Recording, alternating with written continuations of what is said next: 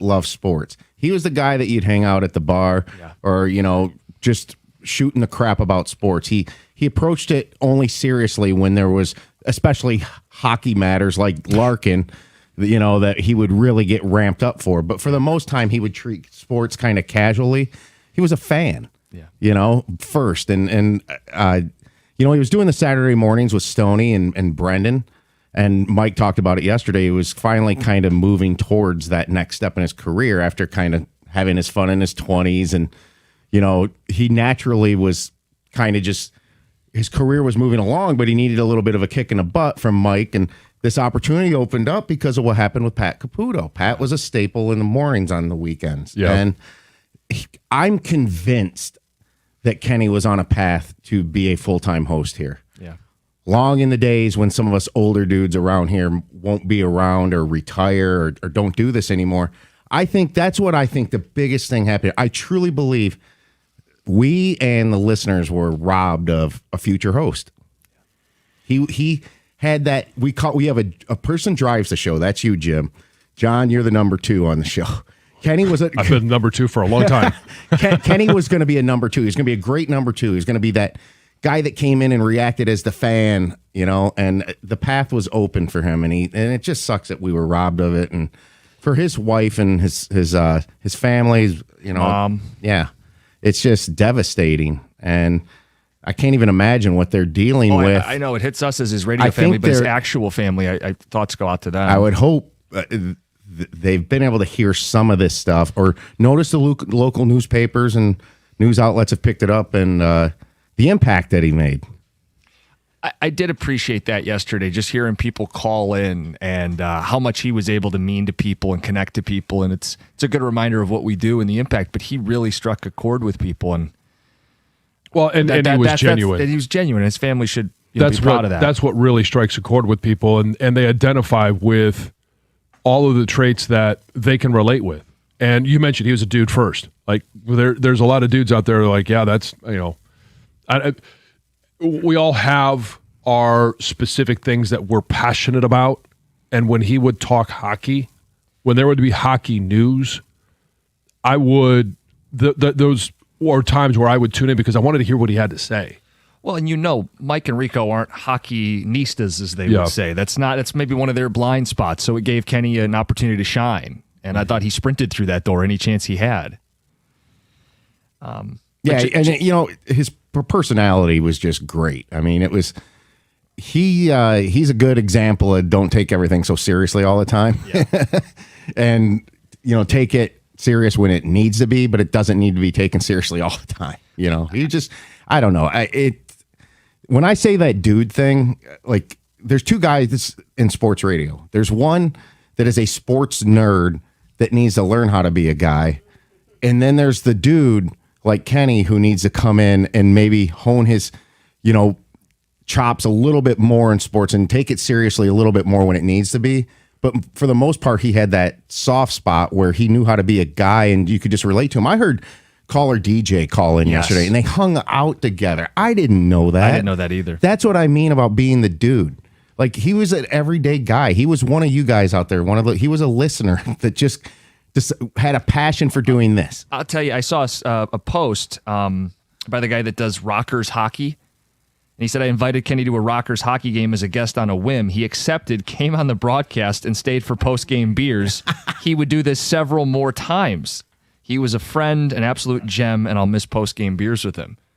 He wasn't too good to come do, Rockers hockey. He loved hockey. He loved having a good time. Yeah. He loved doing this. Yeah. And something that hit me, too, is Mike said Kenny had shared with him he always wanted to be part of a radio show. Part of that environment, hilarity and environment, and Well, what John talked about earlier about there is a chemistry between us. There's stuff that goes on between us that the public never knows, and a bonding, And I went through it with Jamie, and fortunately we had John who came and stepped in because you made life way easier than it could have been. I always think about what if it didn't go so well. What if I sucked? There is a no, or not no, you. Yeah, no. I yes. I Some mean, I always lunatic, handle everything with a little hilarity. So it's going to be difficult for those guys in the afternoons. They got some things coming up with the drop tournament, and You know, it's just going to be a really tough transition. So And everybody, just, they need everybody's support. people know how we talk to them through their speakers, and whether it's through the app, whatever. When we're on Twitch, and sometimes this happens in the morning, right? People can see us even at commercial breaks. Mm-hmm. So whether it's the hour and a half leading up to the show, it's commercial breaks, it's after the show. Last night we were texting back and forth about Jalen Duren. We'll talk about that in a little bit. We were texting back and forth about my disdain for soccer, but the fact that I loved the shootouts last night. You develop relationships, as a lot of people do in work, because I spend more time talking to you guys. Most of the time, by the time I get home, I've used all my words. And so there's a lot of time where I'm silent. And so there are relationships that you build here, and people could see us sometimes at commercial. Like, there are just relationships that you build while you're working, because you are technically with your working family, sometimes more than you're with your own family, your chosen family. So when Jamie was sick and nobody knew except the show and a few people, management here, he said, he goes, what hit me is we talk to each other more than our wives or our family. Seriously, Jamie was like, I talk to you, Stoney, more than I talk to Christy. Yeah. And the same thing goes for those guys in the afternoon with Kenny, that they hang out, and the amount of words that are exchanged and relationship building. It's like when that is gone, it's a huge void. Yeah. Greg? One thing about the niche cult of personality, and I can appreciate that. It's kind of like being in the in-group, knowing the intricacies of Kenny's personality. Yeah. But Sir Pucks-a-Lot. Yes. You mentioned the hockey league, but Sir Pucks-a-Lot is how... Making picks on the podcast. One thing I remember him by. And he was a good hang, first and foremost. Yeah. Just a backup quarterback. The number one trait of a backup quarterback is it's got to be a good hang. And Kenny was that here, and it was enjoyable to have him in the bullpen and to talk with him and joke around with whatever that is about the latest Red Wings. And I do appreciate someone behind the glass having a niche knowledge, like Kenny's the NHL, I'm college basketball, something like that. Yep. Kang's a big NBA guy. Yeah, exactly. I do love how we all have our niche little interest that we can just go on and on and on about. And that's what's fun to listen to, is even if I'm not interested, if I'm listening to you and your in-depth interest in it, that's really fun to listen to. He was great to hang out with. And I think honestly what's going to be tough, and especially for those guys in the afternoon, and I will take it back to when Jamie passed, it was the first thing I had to understand was that Jamie was gone. And then it was harder to understand that he wasn't coming back. Yeah. So that's the next thing that is tough, challenging for the people that are living in his absence. That's why I say hard to accept. 32 years old, I feel like we just saw him. I guess at this point it maybe had been about 3 weeks.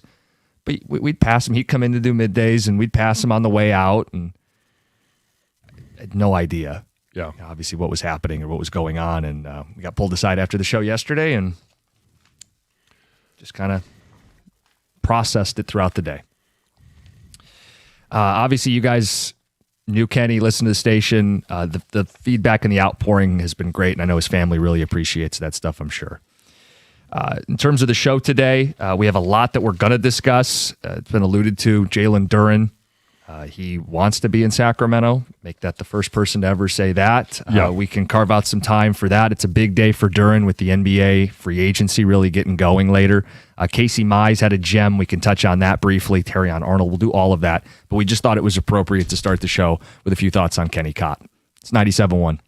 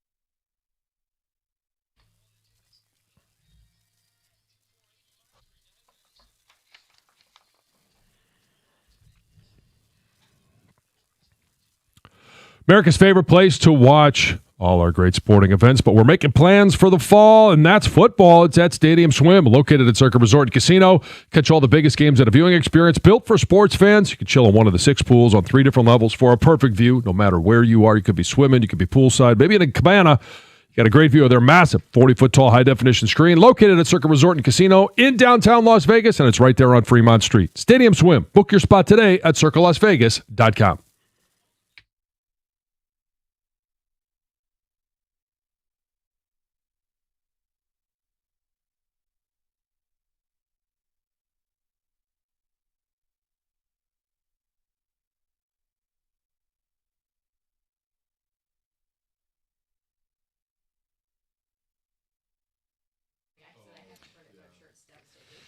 It's Durin Day, and there are teams that are already scheduling meetings with the Pistons' big man. John, do you believe him when he says he wants to be in Sacramento? He'd be the first person I've ever heard say it. I believe he wants to be paid as much as he could possibly be paid, and he doesn't care where it's at. But to actually say, I want to be in Sacramento? So, do you really want to live out there? And do you really want to play for a team? Maybe he wants to play for a team where he doesn't ever have to go to the postseason. Nailed it. That's what it is.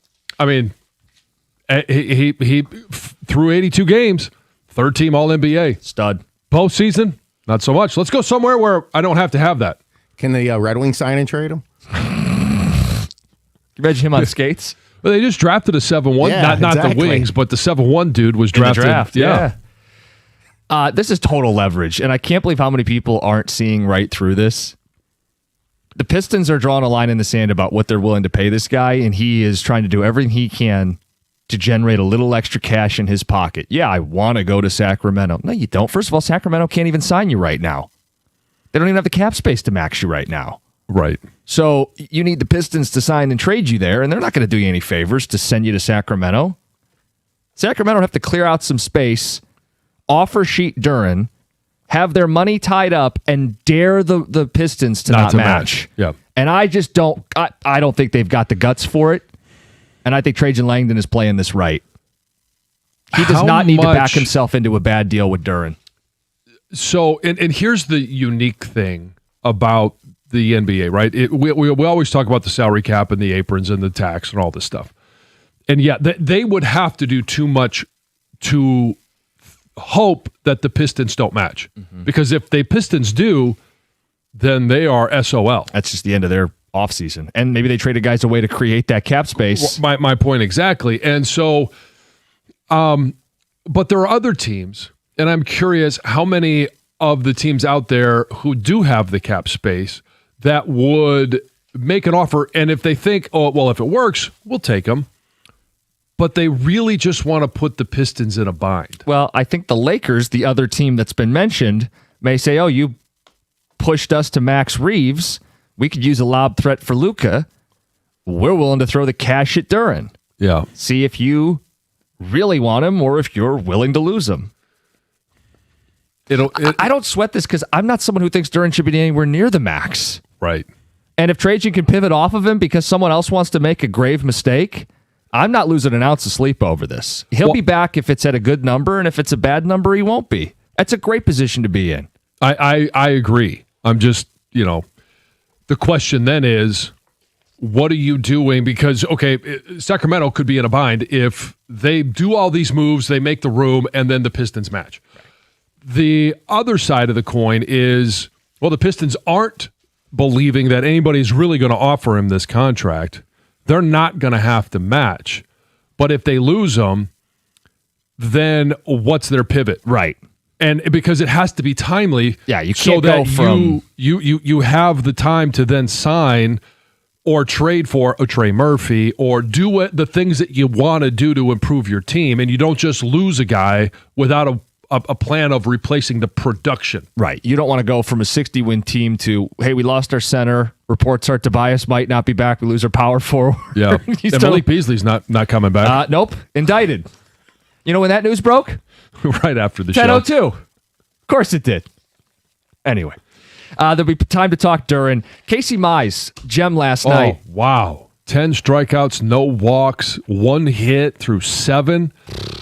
He was dealing. That was fun. The 10 strikeouts, and it's the 3 pitches that he got multiple strikeouts with. The fastball, the slider, everybody knows about the split finger. Yeah. That's a career high, ties a career high 10 strikeouts. And then I started zooming out a little bit because Casey Mize, former number 1 overall pick, figuring it out. Yeah. Last 40 starts this year and last year, a 3.07 ERA, a 1.18 whip, 207 strikeouts to 50 walks. 4 strikeouts for every walk. John, he's figuring it out.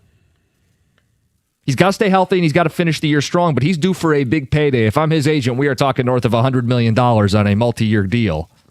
I don't know how that factors into the Tigers' plans. I don't either. And obviously complicated by their record, their status in the league right now, trading Skubal. Do they trade Mize? Because they could get really good value for him. But do you get enough value for him? If you're sitting there thinking, well, we can get all the value we want out of Skubal, we still have to field a good rotation next year because we then want to use those prospects we get. Hopefully their bats to win next year. Yeah. Yeah. Look, Casey Mize is a guy that he's homegrown. He's not going to cost what Skubal costs. And if you feel like he's figuring it out, you want to keep him. The one knock is going to be he hasn't thrown north of 150 innings since 2021, and that was pre-Tommy John. It's important he finishes the year strong. And then if I may, one complication in all of this, should they trade him, should they not, pushes up nerd glasses. If they don't keep him, they can qualify him and get the Comp A pick. Right. So Scott Harris can and should shop him so they don't lose him for nothing. But if they don't get back what is perceived to be more than the Comp A pick, you just run him out the rest of the year, make him a fair offer, qualify him, and if you lose him, at least you get that back. Sure. Yeah, and so you're not going to lose him for nothing. Right. With Skubal, it's like, well, Comp A isn't enough for a player of Tarek Skubal. It may be enough for Casey Mize. Possibly. Again, he's got to shove the rest of the Yes. year, but he is dialed in right now. Let's get to Heather with the news. Good morning, you guys. Well, the Detroit Lions have officially moved on from Terrion Arnold. So the Yep. team announced Monday that it has released the 23-year-old cornerback just hours after a Florida judge set his bond at $1 million. The judge at the time had said, hey, you can go to your practices and be able to go earn some money, and then moments no later, tether. no, just boom, gone. So obviously Yes. we know he was arrested, facing multiple felony charges, including armed robbery and kidnapping in connection with that whole incident that took place earlier this year in February. The Lions issued a very brief statement saying that the organization had decided to release Arnold, but declined further comment because obviously of ongoing legal case. What do you think pushed him over the edge? Because they didn't release him until the hearing yesterday. I'm guessing, only guessing. I don't know what he told Dan Campbell, but Dan had the statement of, we've got to believe the kid. Mm-hmm. There were probably some conflicting evidence. That's a good point. And maybe they thought, well, he's not being completely honest with us, so bye-bye. A St. Clair County woman who is accused of abusing her 2 foster children for years, including locking them in dog cages, was sentenced to 6 to 10 years in prison. 39-year-old Sarah Hager was arrested in March, charged with 7 felony charges. She did plead guilty in May to 2 counts of second-degree child abuse, 1 count of second-degree child abuse in the presence of another child, and 1 count of attempted torture. All the other charges were then dismissed. Yuck. A call about an explosion Sunday night in Livonia led to a deadly shooting involving a police officer. According to investigators, police were called to this home right around 7 p.m. about an explosion. First responders arrived to the home. They put out the fire, but the person who lives there was not immediately located. About 2 hours later, the 61-year-old homeowner was seen in a neighbor's yard armed with a gun. Officers tried to negotiate with him until police say he ended up pointing the gun at them. 1 officer fired their weapon, striking the man. Now Michigan State Police are investigating the incident. Oh, sad news. Former NFL star Chris Johnson is sharing one of the toughest battles of his life. The former Tennessee Titans running back revealed on Good Morning America that he was diagnosed with ALS last year. Says the disease progressed rapidly, taking away his ability to speak, forcing him to use a speech-generating device, obviously making everyday tasks extremely difficult.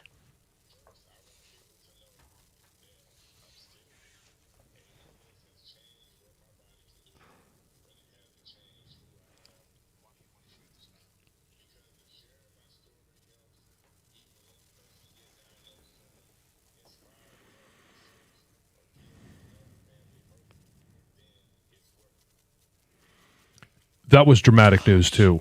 Yeah. It just, to see a guy, 40 years old. yeah, that was peak physical shape, condition, and one of the best athletes in the world. And now being struck with this illness, it's just, man. And what's striking too is how fast it's progressed to. Yeah. Now he's basically immobile, Right. talking through a speech generating device from where we last saw him 4 or 5 years ago, Right. wherever that is. Yep. Yeah. It's jarring, like you said. It is. Jarring's a good word for it. And unfortunately, I'm going to end again with this piece of news. Everyone here at 97.1 is heartbroken over the death of Kenny Cott. He was a beloved member of the Valeni Show with Rico, passed away on Saturday due to medical complications. He was only 32 years old. And I know we spent the morning sharing stories of him. I did meet him and I saw him in passing here and there, but I did not have a connection with him like you guys did, or even some of the listeners. I was reading articles. I mean, there were so many articles yesterday that I found online about him, and all the comments were truly amazing, and how many people really, really enjoyed listening to him every day. He was a radio Sad lifer. news. He came up through the ranks here at the station. I mean, promo team, street team, producing, doing a Saturday show. People got to know him, Yeah. and he made an impact on a lot of people's lives. Yeah, I mean, having watched my in-laws go through losing a child, I just can't imagine what his mom is dealing with right now. And his wife, his new wife, They got just married married. last year. Yeah. I met them a few times. Jen, I'm so sorry you're dealing with this. Yes. It's Heather with the news. It's 97.1.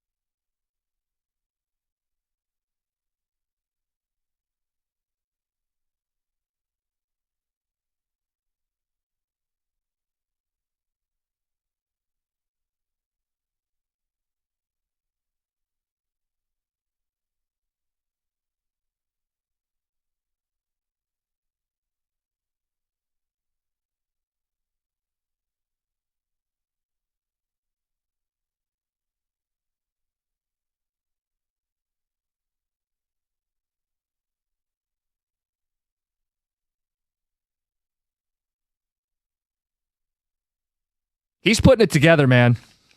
And I get it. That's not the full New York Yankee complement of bats, but Mize has done this now for 40 starts going back to the beginning of last year. Dazzling. Number 1 overall pick, John. He is settled in. Yes, he has, and it's fun to watch. Terrion Arnold. Lions decide to move on, cut him yesterday. I mean, I guess one of the first questions is, did they cut him too soon? No, I don't think so. And because here's what probably was going to happen. He was going to get on the commissioner's exempt list so that it would remove the decision from the Lions. Do we play him? Do we not play him? No, he's going to be on there. But when you're on that list, you continue to be paid. You continue to be paid by the franchise, and you count against the cap unless you're cut. And so they saved some cap space. They decided that this wasn't a road they wanted to go down. And I don't have any issue with them cutting him when they did. They had a chance on, was it Thursday's hearing? Thursday or Friday of last week, and then obviously Monday to hear more of the facts of the case as they were presented. And not everything was presented, but enough to where I think they probably looked at and said, you know what?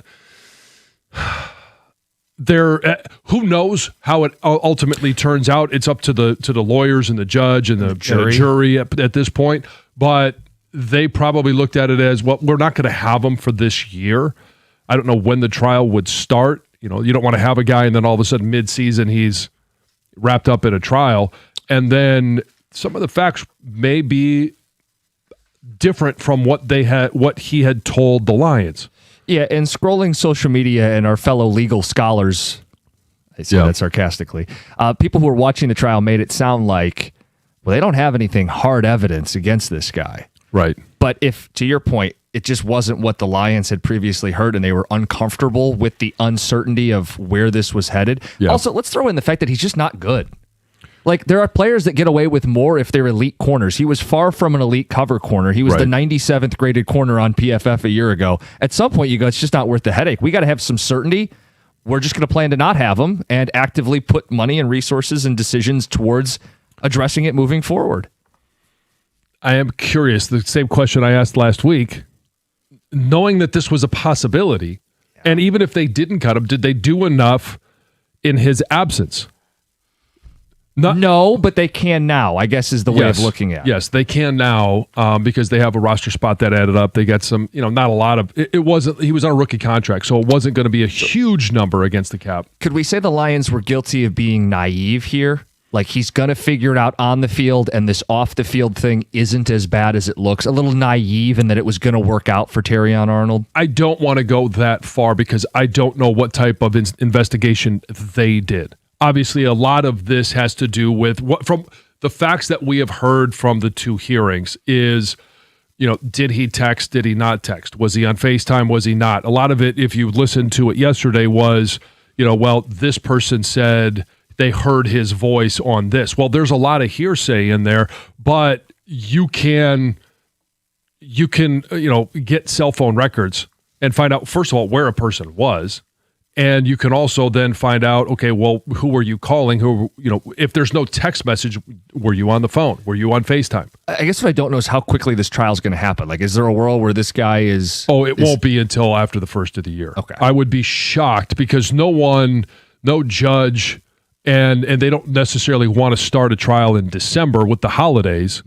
And so it most likely, and this, I'm getting this from my wife who's been in trials and she's, trained as a lawyer. She said it won't be until after the first. She would be shocked if it happened anytime in 2026. The timeline of this kind of matches up with the whole Kamara thing a few years ago in Vegas where, it just was going to linger into the whole season. Right. And that's why the Lions made this swift decision. But the difference there is Kamara played. They kept him on the roster. He was a much better football player. I mean, that's part of this. It is part of this, and I do believe if Arnold was a borderline all-pro, it might play out differently. But I do think also that the team's mantra this year is strictly business. And then this would be a huge distraction. Yes, it would. Yeah, could you imagine? I know they said he doesn't have a tether, but you got a corner out there with a tether lining up across from Justin Jefferson. Yeah, you just don't need that. No. As I would say, the jokes write themselves. By the way, just one note that I thought of the name and haven't heard anybody else say it, but Cam Sutton. Yeah. I feel like they ran with the same thing with Cam Sutton, and I do feel like that there was less on Sutton, and they cut him faster than with Arnold, and to the point where Sutton then played for another NFL team shortly thereafter. Yeah, but in the Lions at that time too, like there was a search for Cam Sutton. Like no one knew where he was. Couldn't find him. Yeah, and so I mean I think that probably played a part of their decision to release him when they did, and it's also the nature of the charges that Terrion Arnold is facing.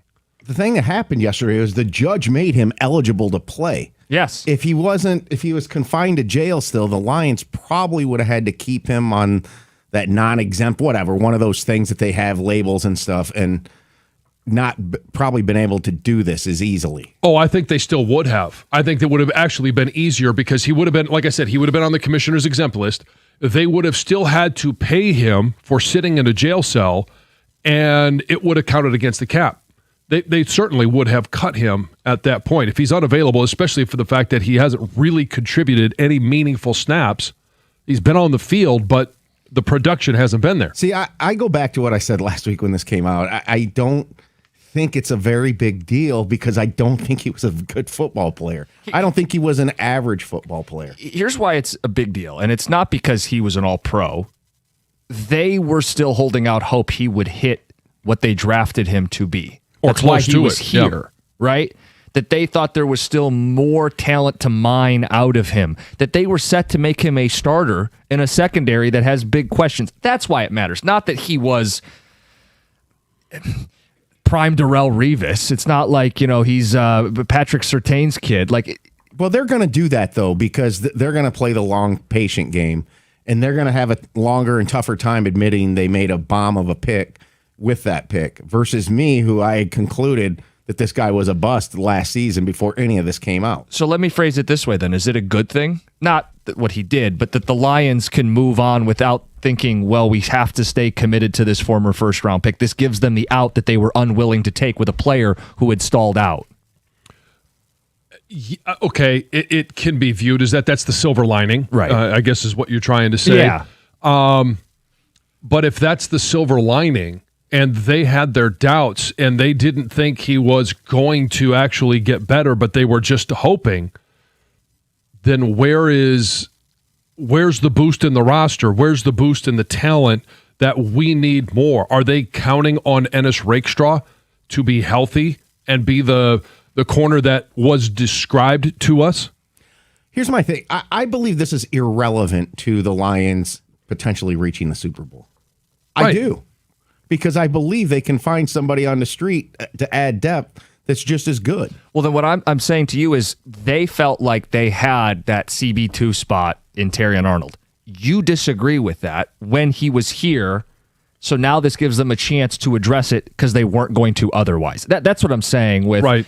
Now they have a chance to upgrade a position that they were unwilling to move off of because of the draft capital and because of the hope in the young man. Now they can chart a new course forward. And we could talk Denzel Ward if you'd like. I know his name came up last week. It could also just be a veteran corner that's available in free agency that they bring in because they addressed losing Amik.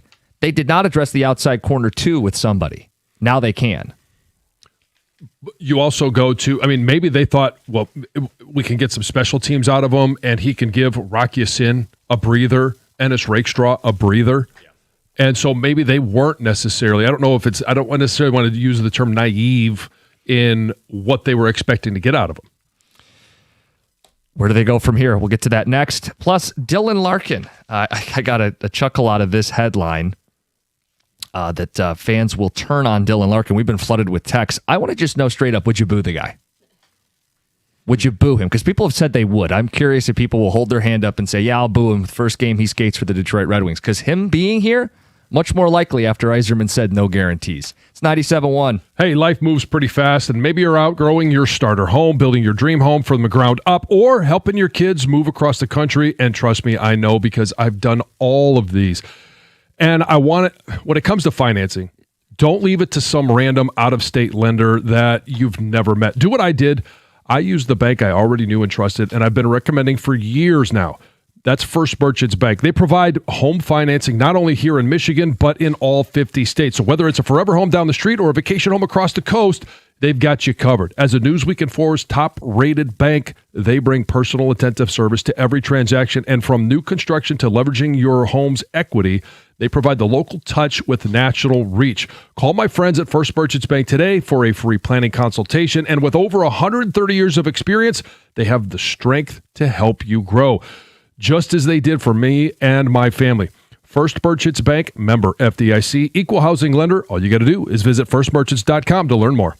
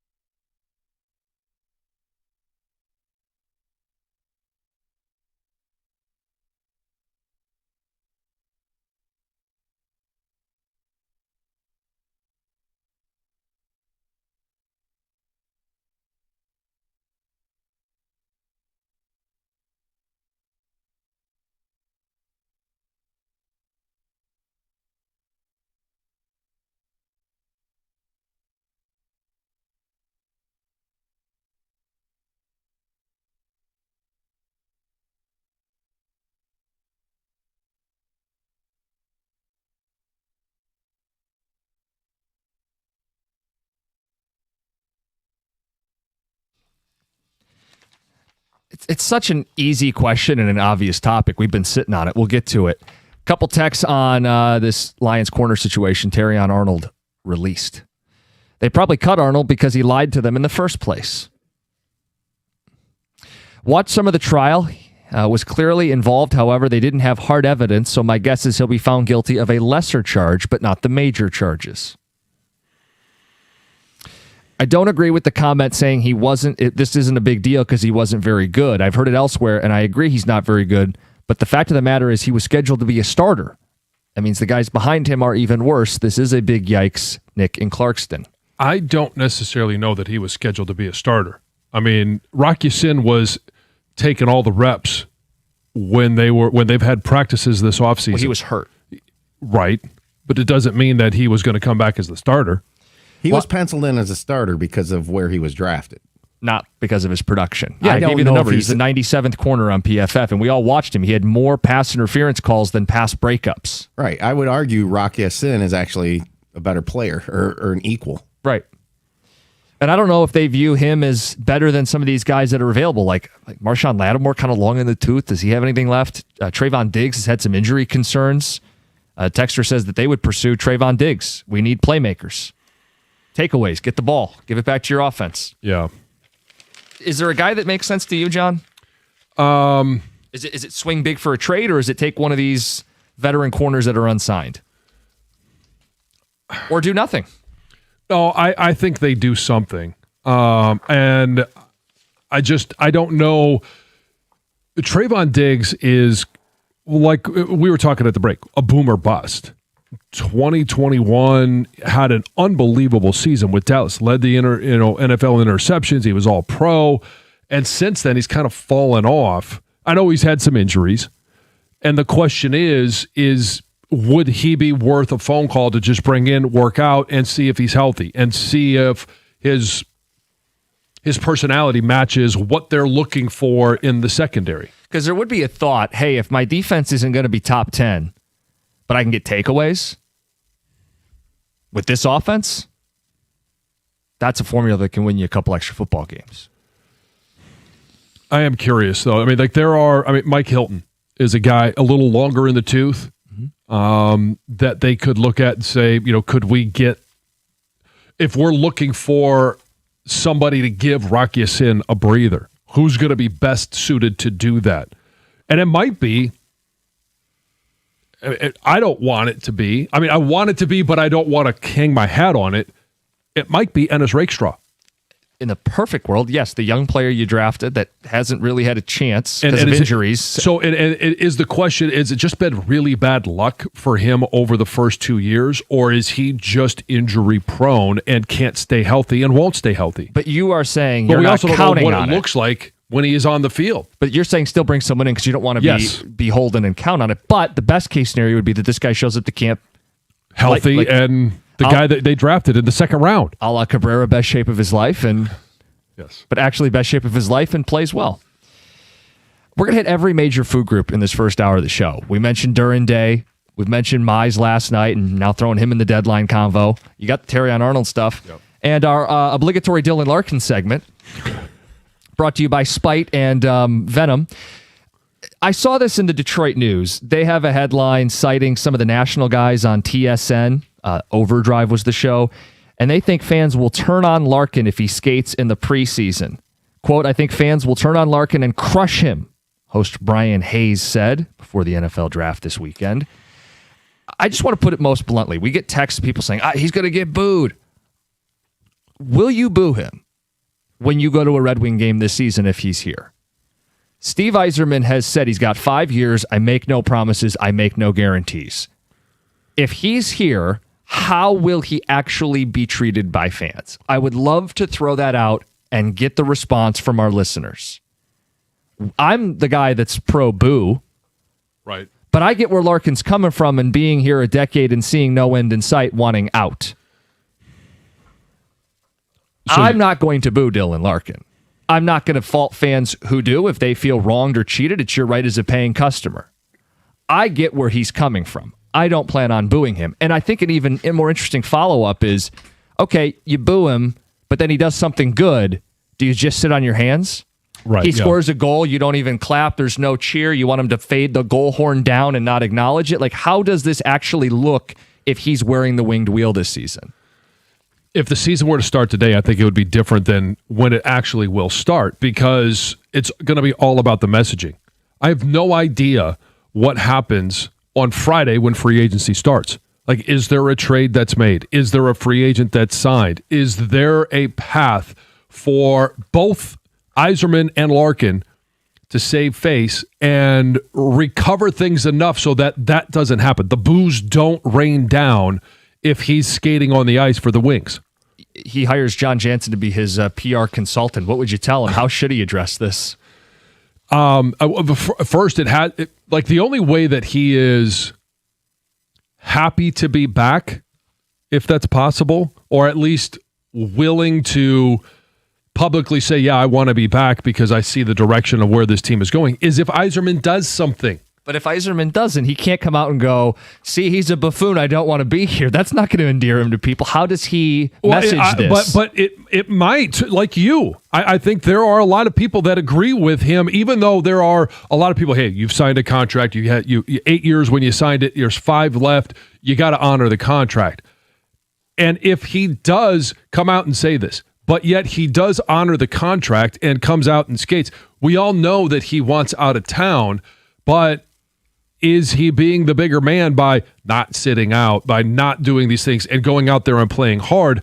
I do think that there's an endearing quality to that. So if you're, hey, I am going to honor my contract. I am a professional. I owe it to these guys anytime I lace up these skates to play 110%, and I'm going to give it everything I have as long as I'm a member of the team. I'm still drawing a paycheck, Yep. and my buddies outside of, hey, front office, and you can have a disdain for a lot of people in the organization, but the guys that are on the ice with you, you still care about those guys. If they don't make any significant moves, as Yzerman said postseason, we need better players. If they don't add any better players, Larkin's going to be sitting there going, this is why I wanted out to begin with, and I think fans are going to be treated to another mediocre season. And you could be mad at Dylan, but I end up being mad at Steve, so I'm not going to boo Larkin for shedding light onto the problem, which is Steve's collective failure. I think there are a lot of people. I think there's more people that will have the opinion that you're sharing right now than will not.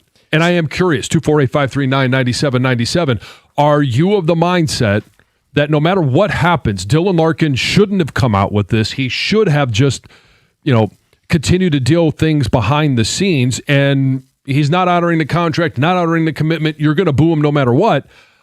I think there are more people that have turned on Yzerman than have turned on Dylan Larkin. And that is an interesting way to put it. So let's get some feedback. 248-539-9797. As the saga continues, as Yzerman says, I make no promises. I make no guarantees. Dylan's got 5 years left. If he's here, let's just distill it to the most basic question. Would you boo him? 97.1.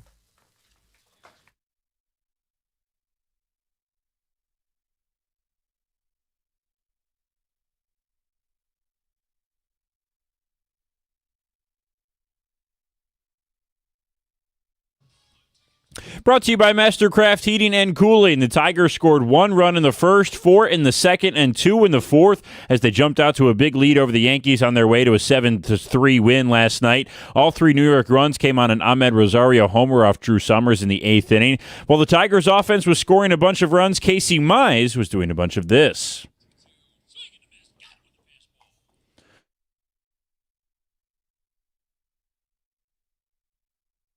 Mize completed 7 innings with only 1 hit, no runs, no walks, and 10 strikeouts. According to Sports Reference, he's the first Tigers pitcher in history to finish with that stat line or better. He's only the 4th pitcher in baseball to do so in the last 2 seasons. Tigers face the Yankees again tonight at 7:05. In the World Cup last night, 3 more thrilling games as Brazil defeated Japan 2-1 with a 95th-minute goal to win it. Paraguay pulled off a major upset of 4-time world champion Germany with a 4-3 win and penalties after a 1-1 draw. Morocco did the same in another upset last night, this time over the Netherlands as they won 3-2 in PKs after equalizing in the 91st minute in stoppage time.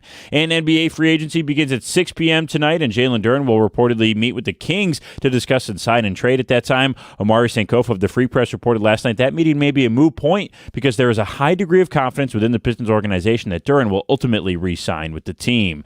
At the Corewell Health Sports Desk, I'm Brendan Shabath. For more, go to 97.1 The Ticket or Odyssey.com.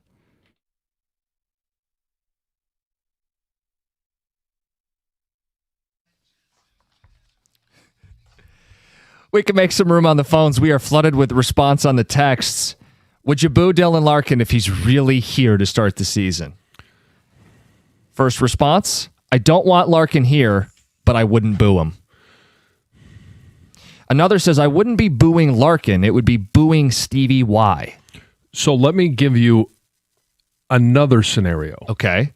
And, okay, well, they can spin it however they want. And Yzerman might say, hey, well, this was the plan all along. We were going to add in a trade or we're going to add in free agency. But if they do add somebody of significance and Larkin is back, is there a chance he gets a standing ovation because he stood up to Steve Yzerman and forced his hand? Like, that's the way it's going to play from the Larkin camp, is that he forced Steve Yzerman's hand. He forced him to actually do something. So we just want this team to win. If they're better going into the season, now, by the end of the year, when they get to March, oh boy, just like it was last year when they had a Justin Falk at the deadline, it's going to be about what the players do on the ice. But to start the season, hey, Dylan Larkin stood up to the captain.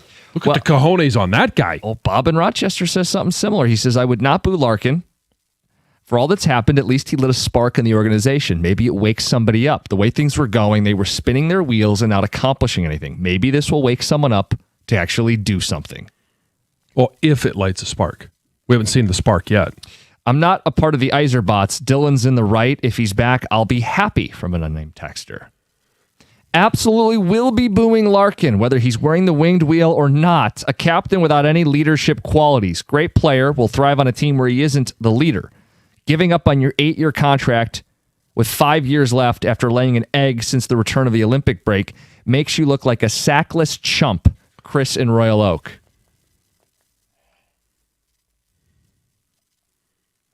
If I'm Yzerman, I tell Larkin, if I land Rowinski or Robertson, will you change your mind? And I need you to talk to those guys and explain the situation. Basically, go recruit these guys here. Right. It's Yzerman's fault. Larkin's playing him like a fiddle. He's calling Yzerman's bluff, putting the spotlight at him to make a move that truly helps the team. Bryce in a car. You can't really boo Yzerman, though. I mean, you can do chants, but there's not like a moment that's conducive to that. Yeah, I mean, it's like, hey, when Jahmai goes in, are you booing Jahmai or are you booing AJ for putting him in? Like that, we talked about it at that time. Like, why... Jahmai Jones addressed it after the game. It's the first time he's ever been booed like that by home fans. But was that the opportunity to boo AJ and Scott Harris for him even being there and AJ for putting him in that position again? This would be the same thing. Like, when's that opportunity going to come up for you to be able to actually express to Steve Yzerman or express to, Chris Ilitch that, like, what are we doing? Right.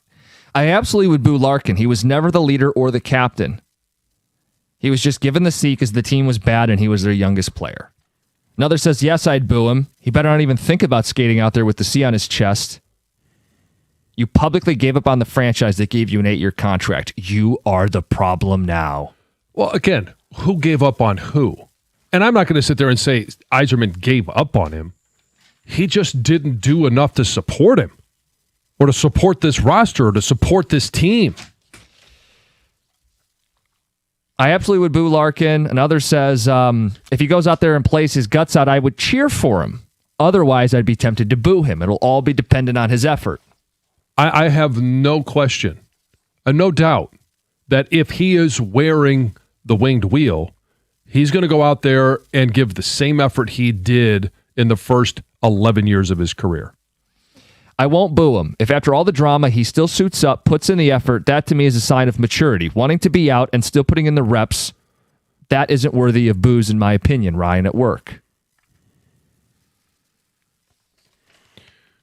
again, I think if something is done this offseason to where he's back and the team is better than they were last year going into the season, I think there's sure, you're always going to have old Resentments. curmudgeons Yeah. that are looking at it going, you know, all the things that we've talked about, the text messages, you signed a contract. Stand, like honor that contract. What does your signature mean? What does your handshake mean? Well, that handshake goes both ways.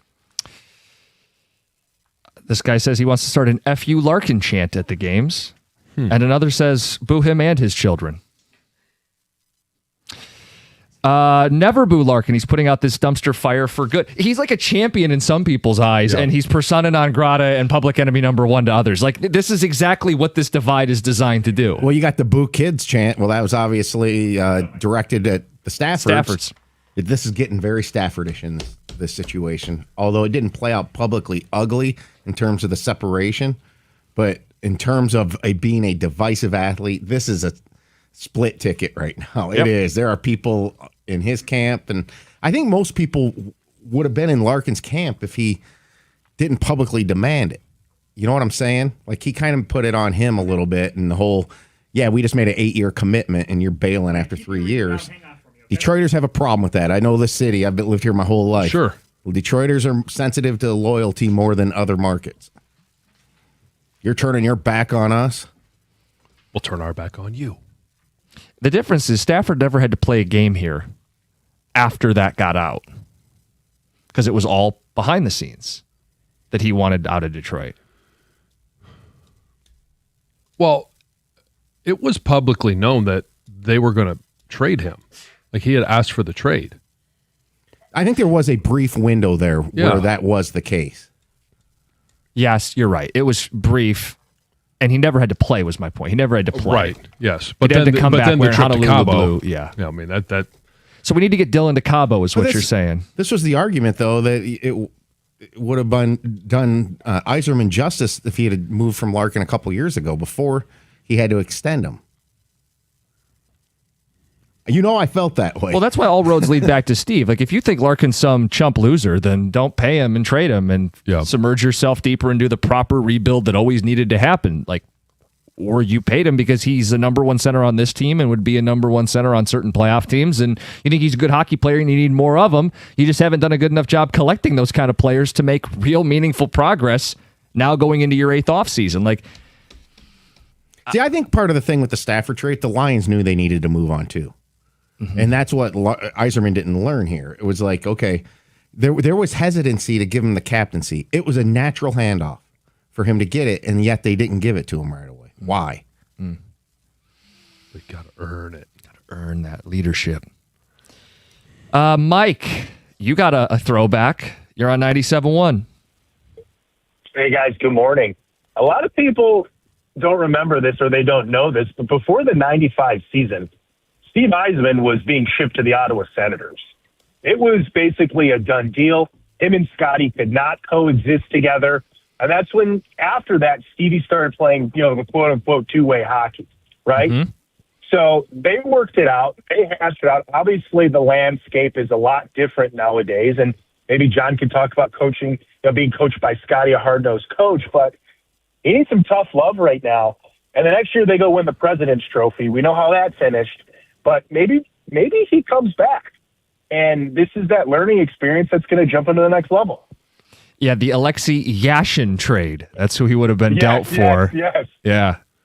So 95, I was pretty young, but as someone who did a book report on Steve Yzerman in school, I'm well aware of the story.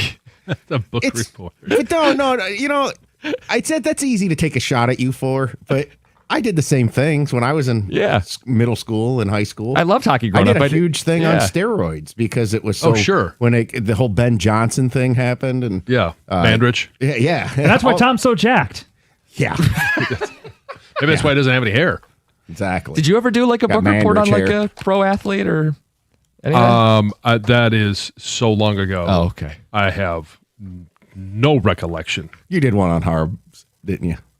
On Jim Harbaugh? Harbaugh? No. Who That would would be you have right done? in your wheelhouse Who of are the age. athletes that you The admire guarantee- growing up? For a quarterback? Here's your Have book- you met me? Your book report would have been the guarantee down in Columbus. No. Who are some of the athletes that you looked up to? Doesn't that be football players? You love baseball. Sure. Kirk Gibson. Yeah, you could have done one on Gibby. Yeah, I may have. Yeah. And it might have been Tony Mandrich at the time. Like Yeah. when that whole, expose on him, when he was on the cover of Sports Illustrated, I cut that out and that was in my locker. I want to be that. Yeah. And then you Who didn't. didn't? At that time, like if you were an aspiring offensive lineman, now all of a sudden we're like, hey, we're on the cover of Sports Illustrated. You could be the number 1 pick overall. Do you remember the headline on the cover? The Incredible Bulk. Yes, sir. Absolutely. I could see him. There was a picture in there of him pushing a grocery cart. Like I could see the article in my mind's eye right now. And so the other guy would have had, that I looked up to at that time was Reggie White, Minister of Defense. Had his poster in my room too.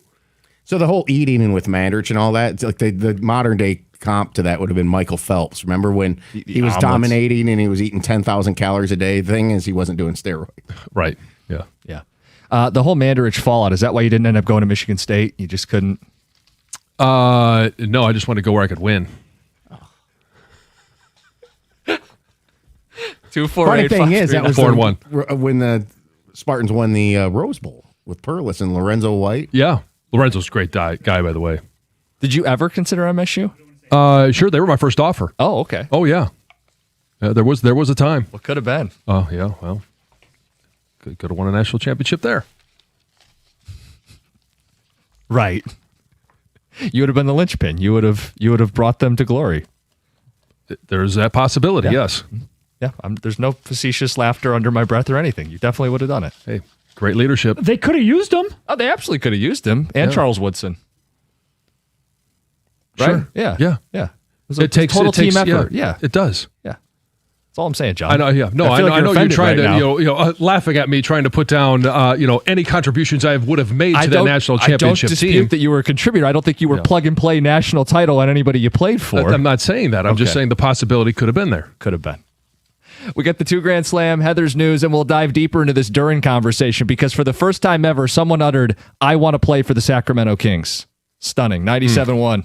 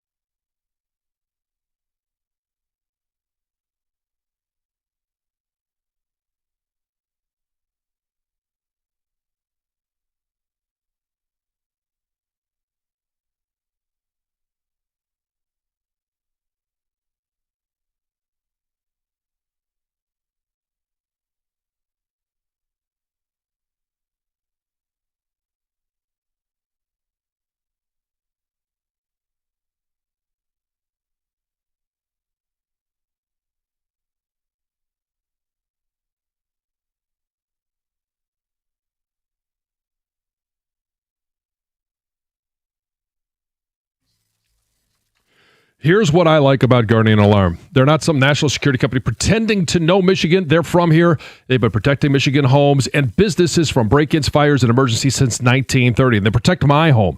No matter where you're located, from the suburbs to downtown and beyond, Guardian Alarm's got you covered with security cameras, fire protection, and real people monitoring 24/7. Local team, local service, real protection. If you want a security company that actually knows this community, call Guardian Alarm. You can give them a call at 1-800-STAY-OUT for a free quote. That's 1-800-STAY-OUT.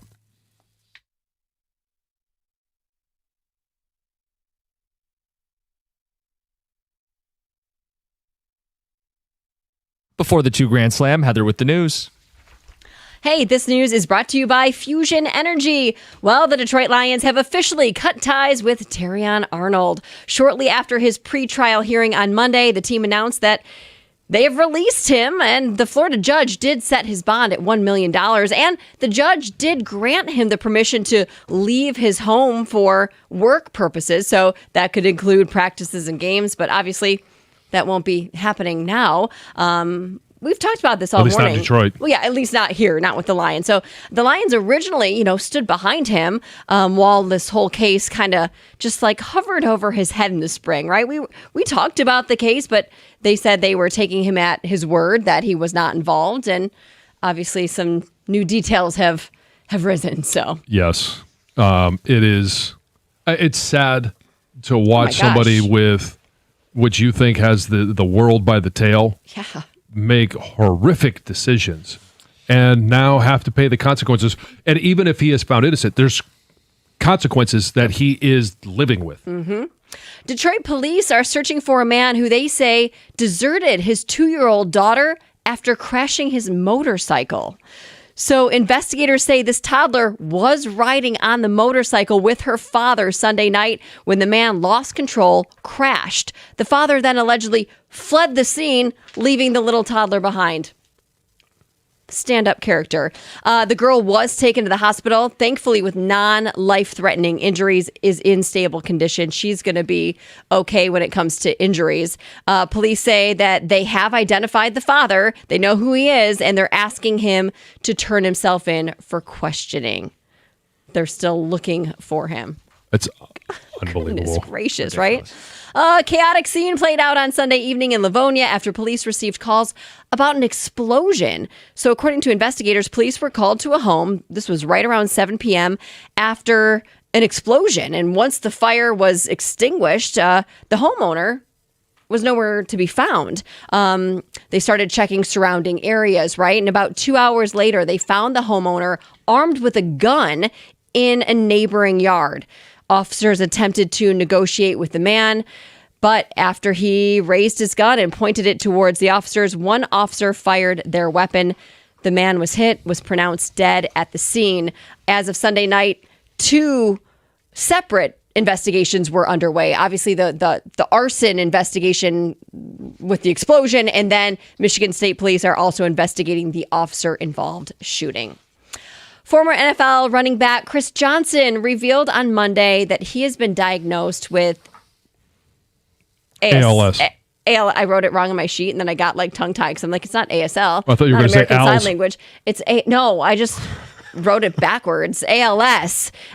Such sad news. During an interview with Michael Strahan on Good Morning America, Johnson revealed that he was diagnosed last year and that this disease had spread so rapidly that he now uses a speech-generating machine triggered by his eyes to speak. He also said that the symptoms first started with a weak grip, which he thought had something to do with his time in the NFL, like maybe a pinched nerve or something like that.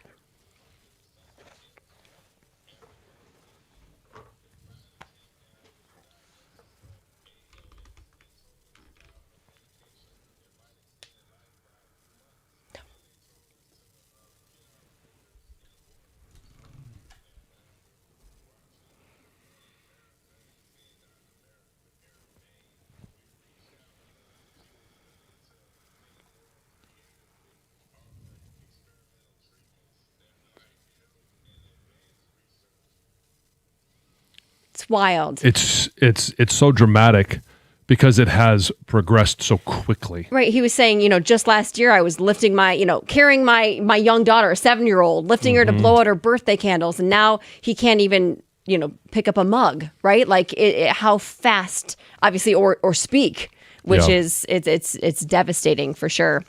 Hosting a 4th of July cookout this year is going to cost you a little bit more. A new survey found that this year's cookout will cost $73.82 for 10 guests, and that's the highest price since this organization began tracking the costs in 2016. $7 a guest, though? That sounds light. Yeah. It does, but apparently it's more than typical. Now, for Michiganders, there is a little bit of good news. We can expect to spend a little bit less.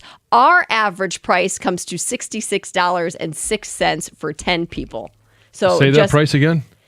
$66.06. That's not a good sign. Well, it's 6606. That's like an evil laugh. Comes to about $6. Wow. when Heather goes evil. Oh my gosh. $6.61 per person. So what are they pricing out? Okay, so the biggest, the things that are going to cost you the most money, ground beef. Yeah. That has increased. Pork and beans increased by 13.8%. Strawberries. How'd they get the beans above the frags? On the rise. Hamburger buns. Those things have increased the most. There are a couple things that have actually decreased. Potato salad. Of dropped course. Who wants that? 17.8%. When I was pregnant with Emily, it's all I wanted. I haven't eaten it since. All I wanted was potato salad. Haven't had that since. But and then chips. The price of chips has also dropped. Finally, if you want to win or attempt to win $2,000, give us a call now, 248-539-9797. Your chance to play the $2 Slam. I'm going to end with this news. It's with a heavy heart that we announced the passing of Kenny Cott. He was a beloved member of the 97.1 family, also a beloved member of the Valeni Show with Rico. Passed away on Saturday due to medical complications. He was just 32 years old. Comes as a shock to everyone, I think, including us here. A They life had no stolen. idea. Yeah, without a doubt, right? Yeah, they addressed it to start their show yesterday. They worked real closely with him, but anybody who listened got to know Kenny Cott. Oh, without a And- doubt. I think listeners got to know him better than Than I we did, knew yeah. him for Oh, sure. sure. I mean, Yeah. with our hours, I'm out of here by 10:15, We didn't cross right? paths We didn't very cross often. paths. Yeah. I obviously had met him and saw him in passing, but that I never got to sit down and have a conversation with him. I didn't get to know him like the listeners knew him. He had and loved him. a wonderfully absurd sense of humor. The hot dog roller. I did You know heard about that one, story. yeah. Floral Fridays. The hockey elite. He loved hockey. He loved radio. I mean, he's my age. He was I know. 32. So it's. Yeah. We found out after the show yesterday, and all day it was just hard to accept because I feel like I'd just seen him a couple weeks ago. Yeah. And it's summertime. Kenny's out. I had no idea. So it stopped us all in our tracks. Mm-hmm. All right. We got the $2 Slam.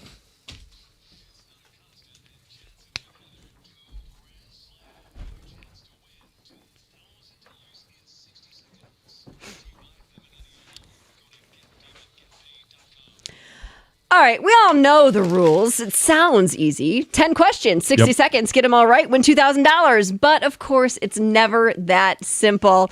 You're going to get $25, though, for each question answered correctly. So that's exciting, and we'll see how you can do. Dave and Warren. Dave, good morning. Good morning. How are you this morning, My Dave? condolences. Well, I'm doing well. I just want to express my condolences to the entire Ticket family. Thank you. Thank you, Dave. All right, Dave, if there's one you don't know, you can say pass. If there's enough time, we'll get back to it. You know the rules. Are you ready to play? Yes, let's do it. Let's do it, Dave. Here we go. Who was the Detroit Tigers starting pitcher last night? Casey Mize. Who does USA Soccer play in the World Cup tomorrow night? Bosnia-Herzegovina. This artist had the 2013 hit Happy. Oh, my God. Pass. Who was drafted number 1 overall in the NHL draft on Friday night? Pass. This team is currently in first place in the National League East. Atlanta. Who played Don Draper in Mad Men?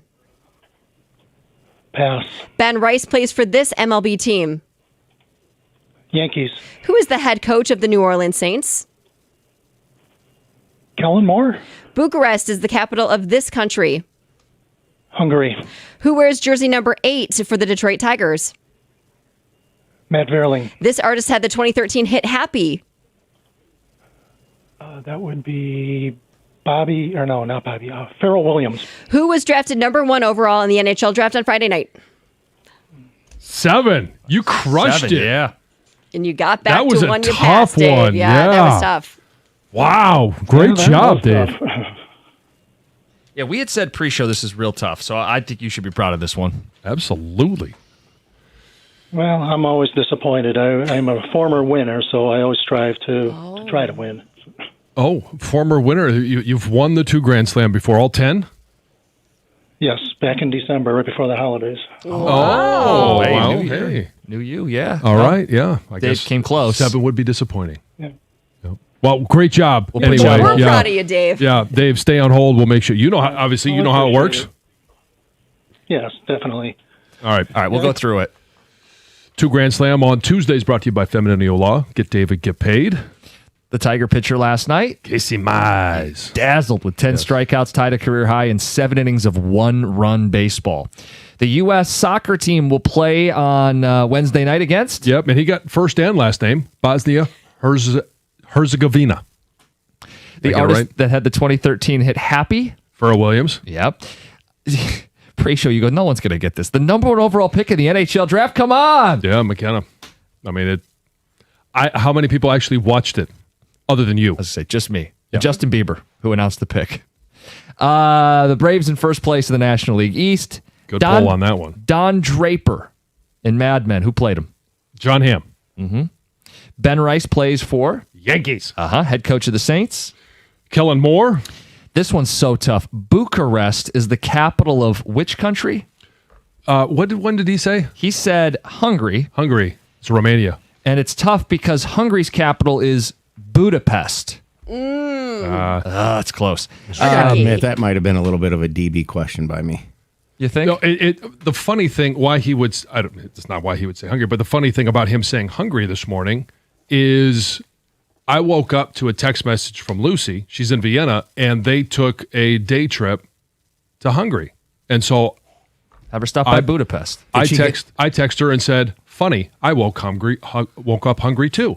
Of course. Thanks, Dad. Dad jokes. Did she get some paprikash?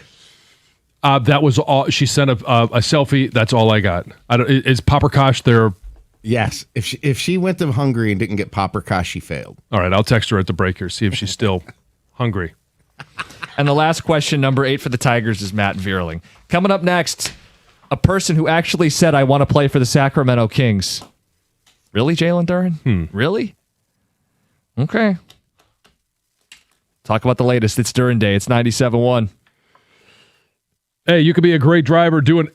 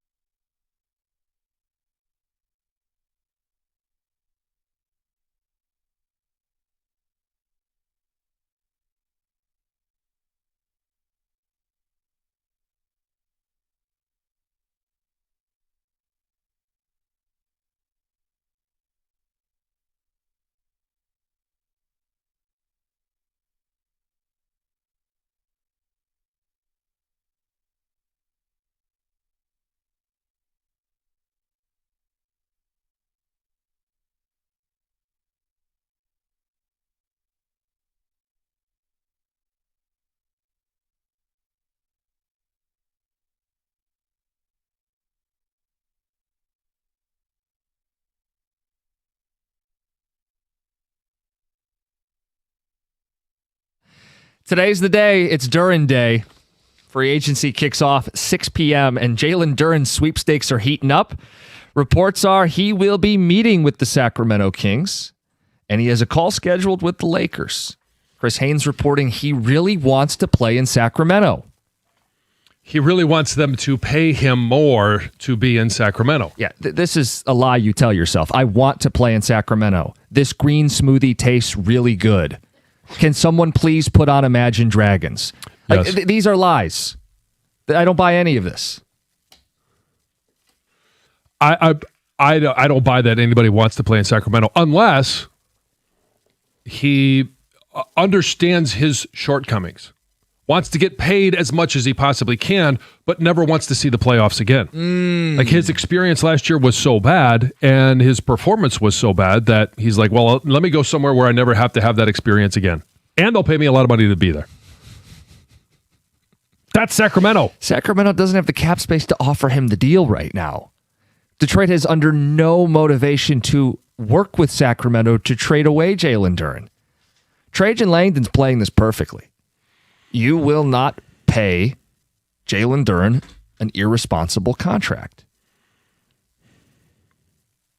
No. Again, same thing. My reaction on Friday was high five to Trajan Langdon. And same thing here. Work the system that the parameters are all there. You can work the system to your advantage. And it feels like he is taking every step to make sure that he doesn't have to overpay for a player that they want, but they want at their price.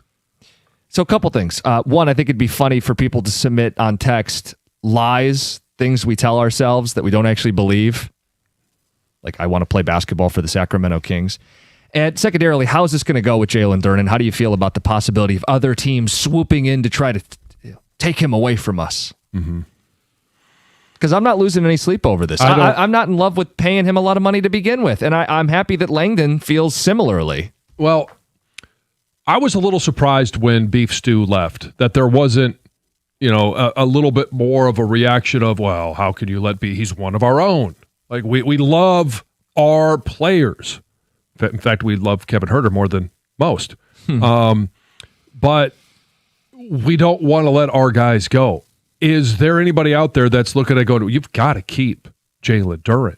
It just doesn't feel that way. Like, this is another one of those where, okay, he was, good and thought he might be a little bit better when we drafted him as a 19-year-old, and maybe he outperformed exactly what you thought he would be over the first year or two of his career, and he did get markedly better. Yeah. But if you're looking at it going, hey, well, we're fine. This could come back to haunt me, but I'll put a hand in the air. I trust Trajan.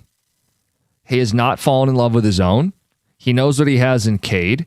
He addressed shooting when he first arrived with guys like Tim Hardaway Jr. and Malik Beasley, adding Dennis Schroeder. Like, they've done some things around Cade. They haven't made any catastrophic mistakes. They've cleared up space to make some moves this offseason, and he's not beholden to keeping Duren at an astronomical number. No, and he's talked about building around the big three. Like, he's talked about him as if he's going to be here. They clearly want him here, but on their terms. Yeah, on their terms. And I think that is, if somebody else is willing to overpay him, then you deal with the consequences. Right. Not us. You go ahead and pay Andre Drummond and DeAndre Ayton max contracts, because we're not doing it here. It feels more like Jalen Duren is looking for any pawn he can use. Yes. To force the hand of Trajan Langdon. Yeah, because he knows he doesn't have the leverage, so he's grasping. So I'll play for the Kings. This is how bad I want out of Detroit. It's how bad I want an extra $5 million a year. Yeah. Or 10, whatever it ends up being. Well, I mean, if somebody was going to pay me $10 million more than obviously what I'm making here. So a doubling of your salary? If only. I would go live in Sacramento. Okay. So I'm not gonna crucify him for wanting to maximize his earning potential. Like, and I don't think it does him any favors to say, well, I just want to maximize my earning potential, so I'd be willing to go. That's what he's telling everyone. I want to go play in Sacramento, AKA I want to maximize my earning potential. I can't fault him for it. Lies we tell ourselves. I'm just having a few tonight. Just one more. Diet starts tomorrow. Yeah. It's above average. Yeah. My wife still loves me. Oh, no. Oh, boy. The earth is flat. These are good. We'll keep collecting these. And on Duran might not be lying. Big money and no pressure. I could see why he'd want to play in Sacramento. Yeah, it's okay. John Morant was just traded to Portland. Is anybody going to understand or follow him in Portland unless the Portland Trailblazers are playing the Pistons or they're playing some other team? Like, I think John Morant is electric. Mm-hmm. He's got his issues, but he's electric. It's the same thing in Sacramento. Like, okay, Jalen Duren, there might be some Jalen Duren fans here that will follow his career, but you're not going to see much of it because no one watches Sacramento. Oh, the Sacramento Kings are the NBA's WITSEC program. Yeah. I got a lie for you. Yeah? And every fisherman will understand this one. Just one more cast. Just one more. 2 hours later. Nobody believes you. How about this one? Networking events. People claim to, I love the network. It's good for my career when you really, really don't. Or reading literary classics.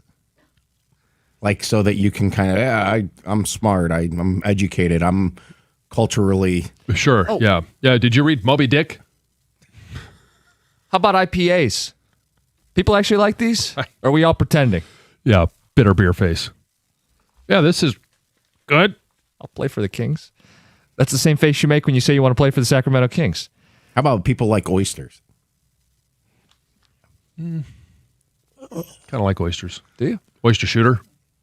Put an oyster at the bottom of a peppered vodka. Float a little horseradish sauce, a little cocktail sauce. Shoot it down like a booger. Oh, well, I don't need that image. It's about what it is. It's another thing that Heather will never eat. Never. I mean, a booger? An oyster. I would try an oyster, sure. Would you? I never have. Okay. But I mean, I would. Lies we tell ourselves. Spartan football will be good this year, signed Rico. Yes, honey, I'd love to watch reality TV instead of the game.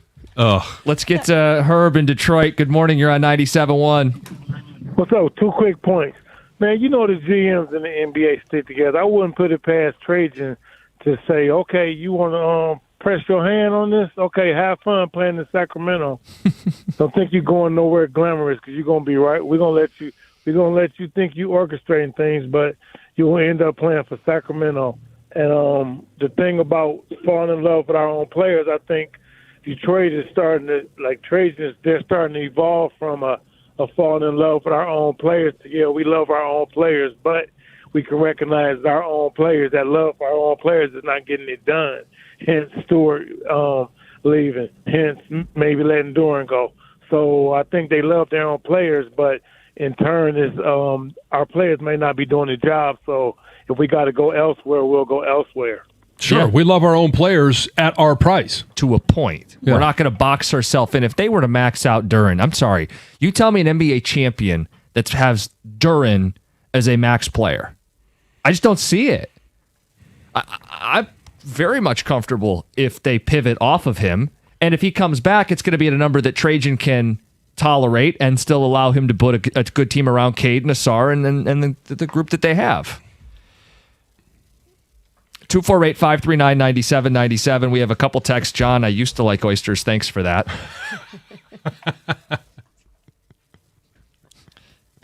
And we'll continue to take more lies we tell ourselves, as well as feedback on this Duren situation. It's 97.1. Hey, you can be a great driver doing everything right and still get hit, and you most likely never saw it coming. That's life on the road, especially with more people out in the nice weather. And we see it every day. You got bikes, motorcycles, e-bikes. Summer traffic's picking up. Construction, they're everywhere. If you're injured, call David Feminino and the accident response team. They're going to help you right away, and David will fight to get you what you deserve. When you're in an accident, get the right team in your corner. Give them a call at 855-65-CRASH. That's 855-65-CRASH, or on the web at getdavidgetpaid.com.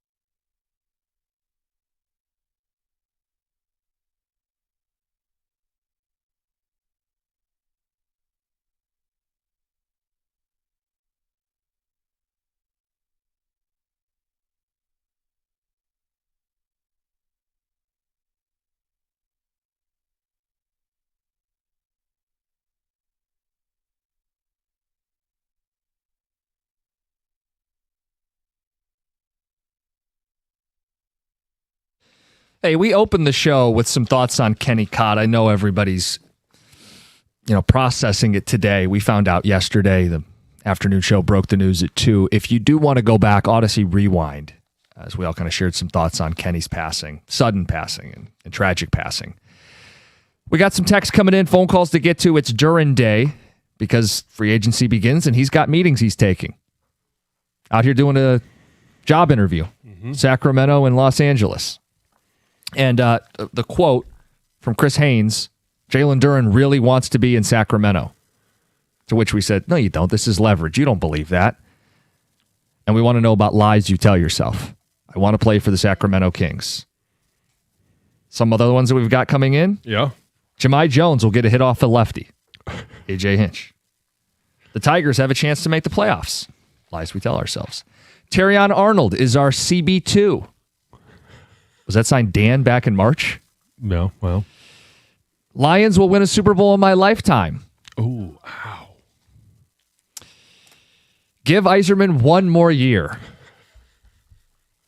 Or this one sent in from Mean Dean. Lies we tell ourselves. A lie I think I told myself walking out of a theater on May 19th, 1999. Yeah, the Phantom Menace was good. I did the same thing, Greg. Don't feel so bad. Yeah. You couldn't even convince yourself. Lies we tell ourselves.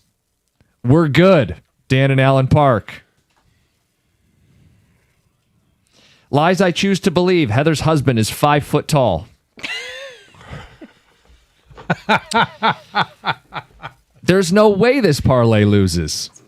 Yeah. When your wife tries a new recipe and asks how you like it, and you tell her it was really good. I really want to play for the Sacramento Kings. Do I look good in these jeans? Never looked better. We tell ourselves Michigan didn't cheat. Blake Corum knew nothing about vacuums.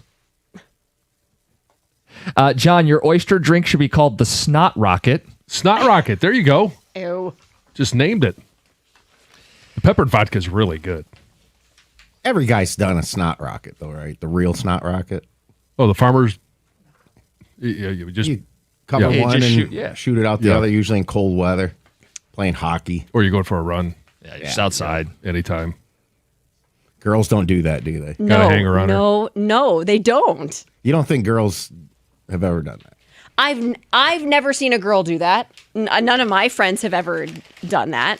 I don't think we do. I mean, I never have. Okay, so But I've seen my husband do it. You're out in the cold, Yeah. and you have no Kleenex, no tissue, but you've got to blow your nose. I've never once tried to what do you say?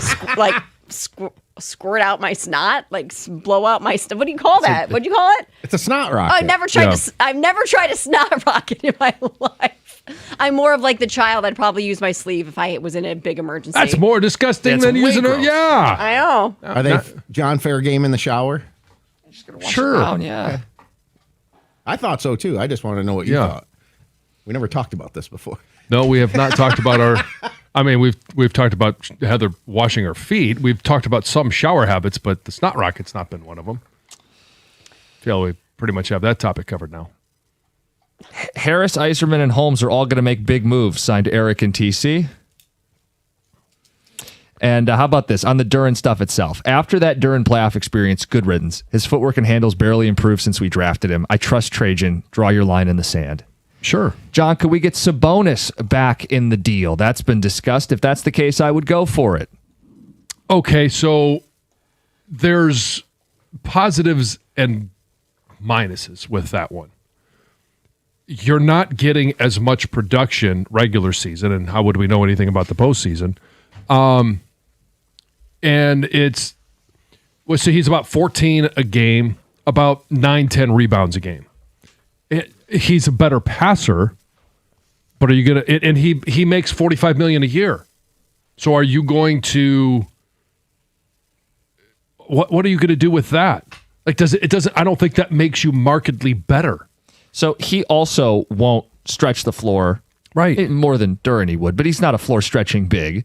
He's not an elite rim protecting big. He makes more than Jalen Duren. He's a good passer. He's also about to hit 30, and he's dealing with knee and back issues. It doesn't wow me. No, I don't know. Honestly, if just straight up given the two, I'd rather have Jalen Duren. I don't know, but because it's.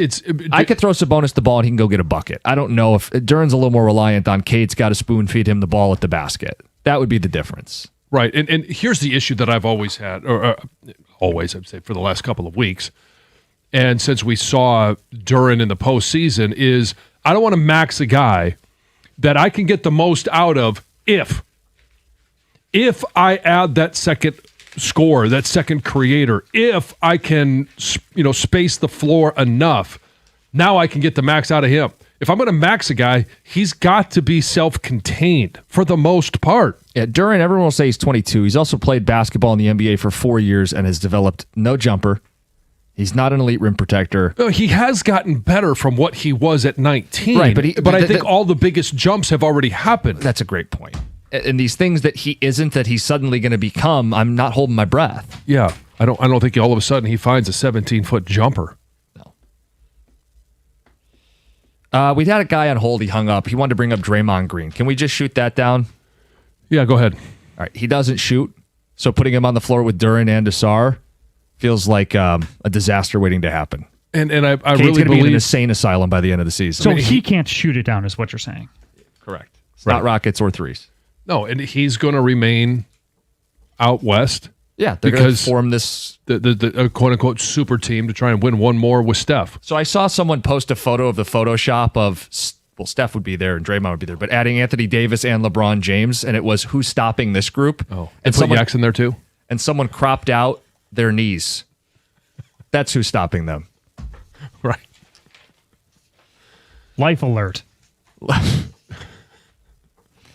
248-539-9797.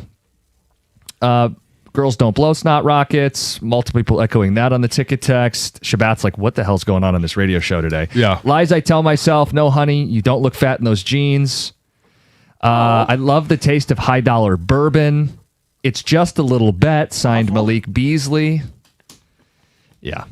Lies we tell ourselves. I want to play for the Sacramento Kings. We did get one girl admit on text there at the sorry. bottom. The last really? one. Good morning. I'm a girl, and I've done a few snot rockets on long runs outside. There you go. There you go. Seems like it's perfectly logical.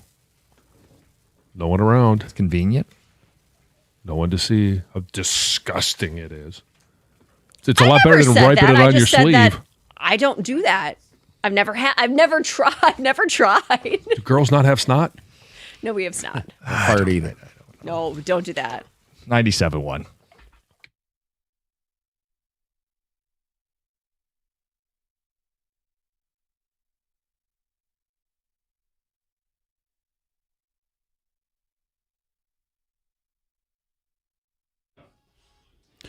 Brought to you by Builder's First Source. It was quite the night for Casey Mize yesterday as he twirled 7 beautiful innings with just 1 hit allowed, no runs, no walks, and 10 strikeouts. He is the first Tigers and 62nd pitcher in baseball history with that stat line or better in a single game. Mize also benefited from some early run support as Detroit led 7-0 after 4 innings with an offensive explosion led by Hao-Yu Lee and Kevin McGonigal, who each had a pair of hits and RBIs. The Tigers would go on to win the series opener 7-3. They'll play against the Yankees again tonight, Game 2 at 7:05. In the World Cup last night, Brazil defeated Japan in heartbreaking fashion 2-1 with a goal in the 95th minute. Morocco upset the Netherlands in penalty kicks 3-2, and the biggest upset of the tournament so far belongs to Paraguay, who eliminated Germany in penalties last night. If you're not sure what this means to Paraguay, here's the final PK call last night from Telemundo Deportes.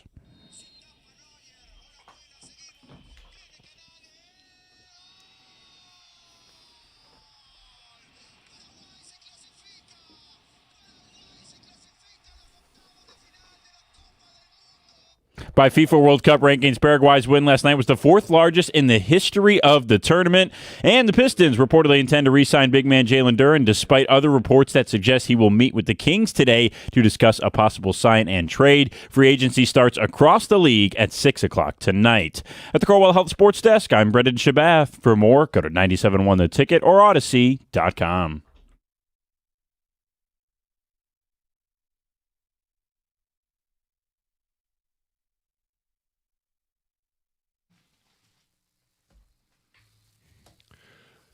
I want to hear that one more time because this is what I listened to last night. I have no idea what they're talking about. I don't understand.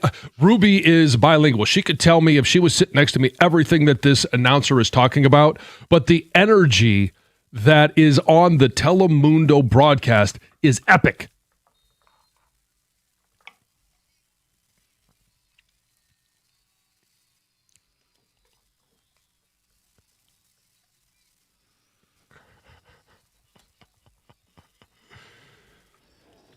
So I don't watch soccer a lot, but when I do, I watch it on Telemundo. Do you really?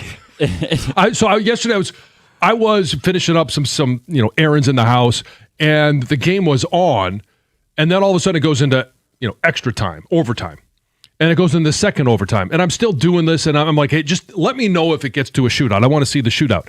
So we start watching the shootout. I'm like, this is amazing. It was so everything was tense and it was exciting, and then Lisa says, we should listen to Telemundo. I'm like, I don't know Spanish. She turned it over to the Telemundo, and it was awesome. I don't think I'm going to watch another soccer game where I'm not watching Telemundo. Hell, I don't listen to the announcers anyway. They put me to sleep. I'm going to watch Telemundo. And again, I have no idea what they're saying, but the energy that they have is awesome. I don't know how much you heard from that goal call last night, but it's actually the full call is like 40 seconds. I just didn't have wasn't able to use that in the updates, but I can send that one. But yeah, the Telemundo guys are great. They're so much fun to listen to, especially when it's a Spanish-speaking country with a big win in the World Cup like that. Like if it's England and Germany, I don't know if it would be as exciting as some of the English broadcasters for those. But yeah, the Spanish-speaking ones, the level of energy they bring is so much fun. Yeah, and again, I don't know Spanish. I know hola, but it's about it. Buenos noches. Gracias. But they do it so fast, and it's like, I mean, they're spitting out these words with that energy. It's just it's so entertaining. One more time, Greg. Yeah.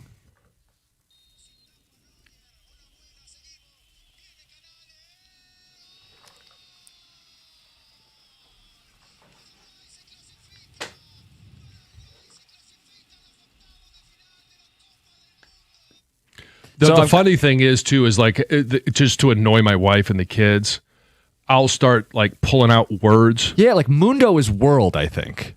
I love the way they say Paraguay. I didn't even catch that. Paraguay. Yeah. And I'm saying it's a classic, I think. Yeah, se clasifica. Yeah, see, all I heard was fritas. Se clasifica. And I'm like, are they ordering fries? If you're just discovering Spanish-speaking soccer announcers, you should look up the Argentinian broadcast from 4 years ago when Messi and Argentina beat France in the World Cup. The final call is incredible. They've got the GoPro cam in the booth. One of the best videos I've ever seen. That one's good. I'm into it, but just not that. Yeah, come on. But I was surprised when you texted us hey, you call it a shootout, the penalty kicks. It's a shootout. Yeah. Yes, okay, penalty kicks. Whatever. And how dramatic, the goalies have to guess. It's this game, and it's the German goalie made those couple big saves to get them back in it. Yeah, how about the guy that airmails it right over top? I'm like, he choked. Kick the field goal. He's doing. Yeah, how do you say that in Spanish? And we get this Paraguay team that the U.S. destroyed. Yeah.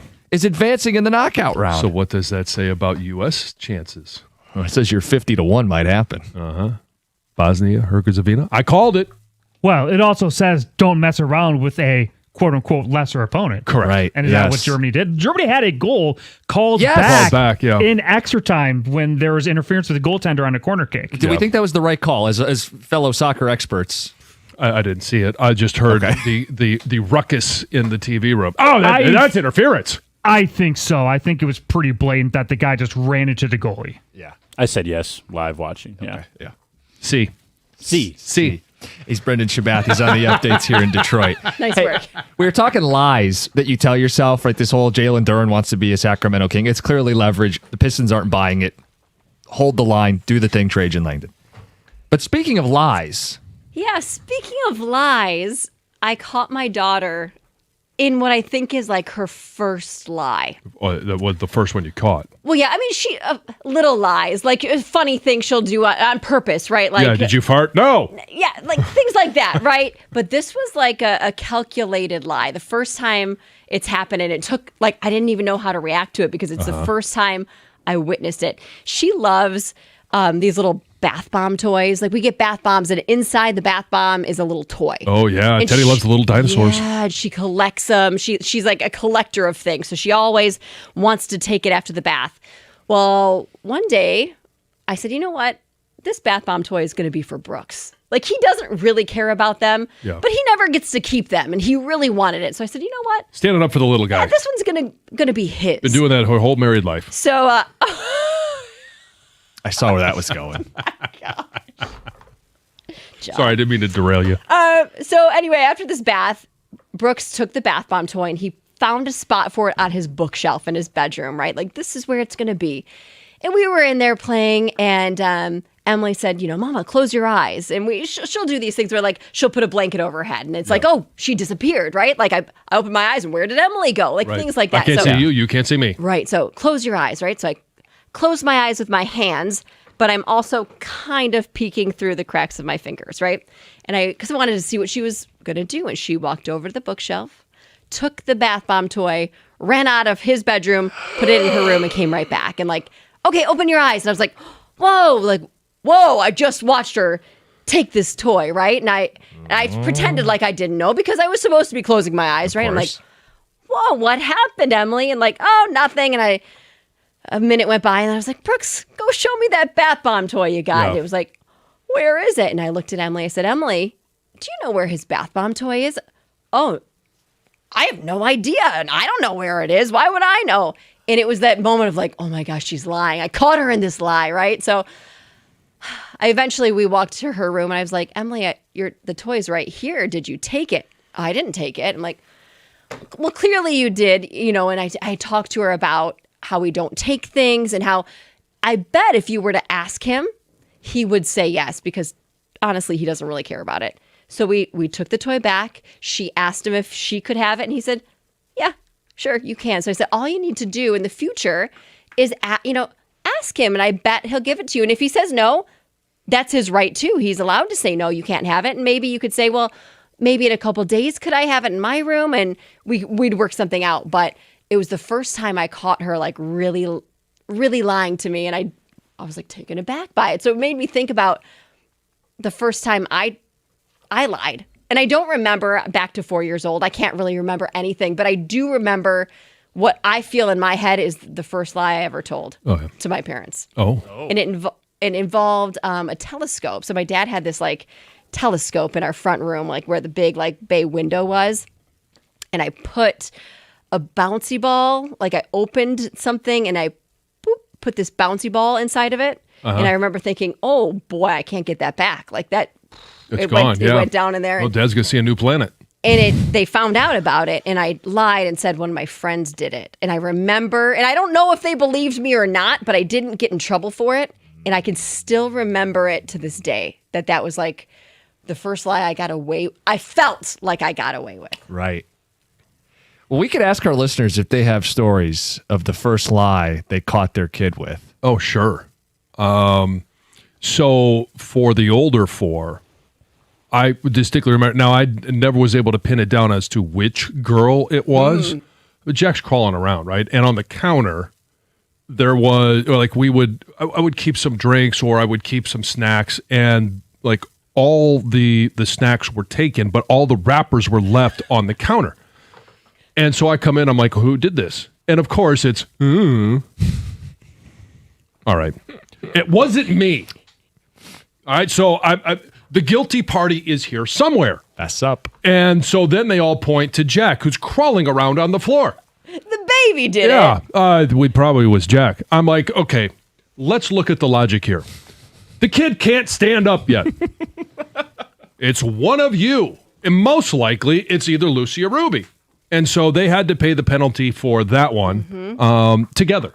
Yeah. And that's the first one I remember from the Teddy's is, and I kind of felt bad on this one.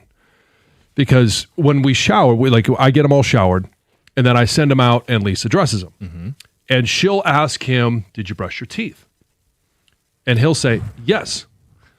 And then she'll say, Dad, did he brush his Right. teeth? And I'll no. He didn't brush it in here because I don't want to get in trouble. Right. And I can never, it's etched into my mind, the look he gave me. Dad, you just broke the bro code. Like you're supposed to be me the out, one that Dad. covers for me. Come What are on. you doing? Thought we were cool. Yeah. And then he marches his little behind in there and brushes his teeth. That's a pretty common one, I feel like. Things that they don't sure. love to do. Yeah. Oh, yeah, I already did that. Of course I did. Sure. Yeah. Yeah. 248-539-9797. We'll get some stories from you guys. We'll get to Terrion Arnold at 8:35 because he gone. Bye. Bye. You can give him your drop. I'll have it ready. 8:35, 97.1.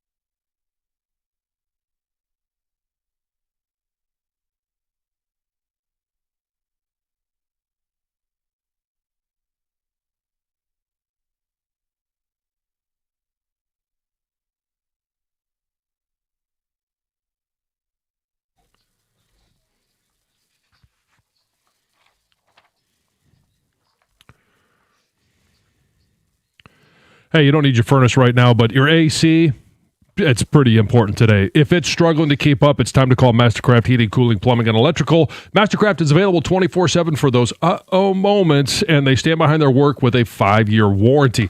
They made a huge difference in my home. They'll do the same for yours. Right now, they're running some amazing specials. You can get an AC tune-up for only $79, and if it's time to upgrade, you can get half off installation when you buy a new AC or furnace. Easy financing options are available as well. Schedule your free in-home estimate at mastercraftheating.com.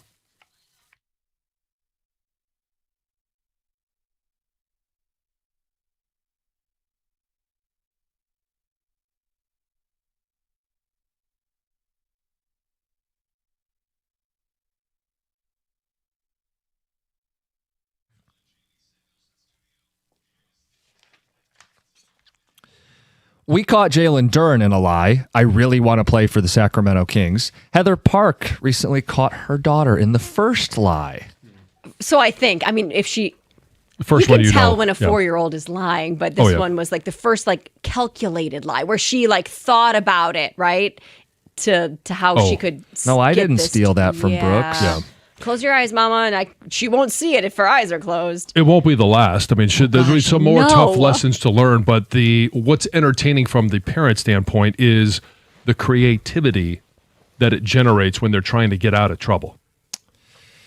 DeVal in Madison Heights, you got a good story. You're on 97.1. Hey, fellas, how's it going? Good morning.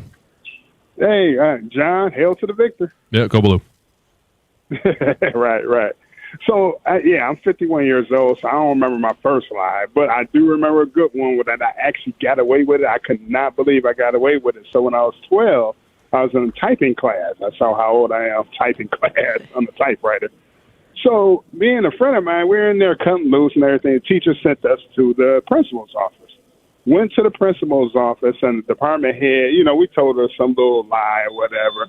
And she's okay, I understand, but I still got to call home.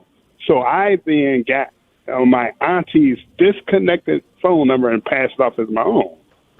So they couldn't get in touch with my parents. Right after that, the next day, the teacher, she was like, well, they couldn't get in touch with her, but I still need to talk to your mother. So everybody at that time at 12 years old told me that I sounded like my mother. So I went downstairs to the downstairs landline, put a towel over the phone, and luckily for me, that teacher was one of the few that gets, to the school that early because my mother worked midnights.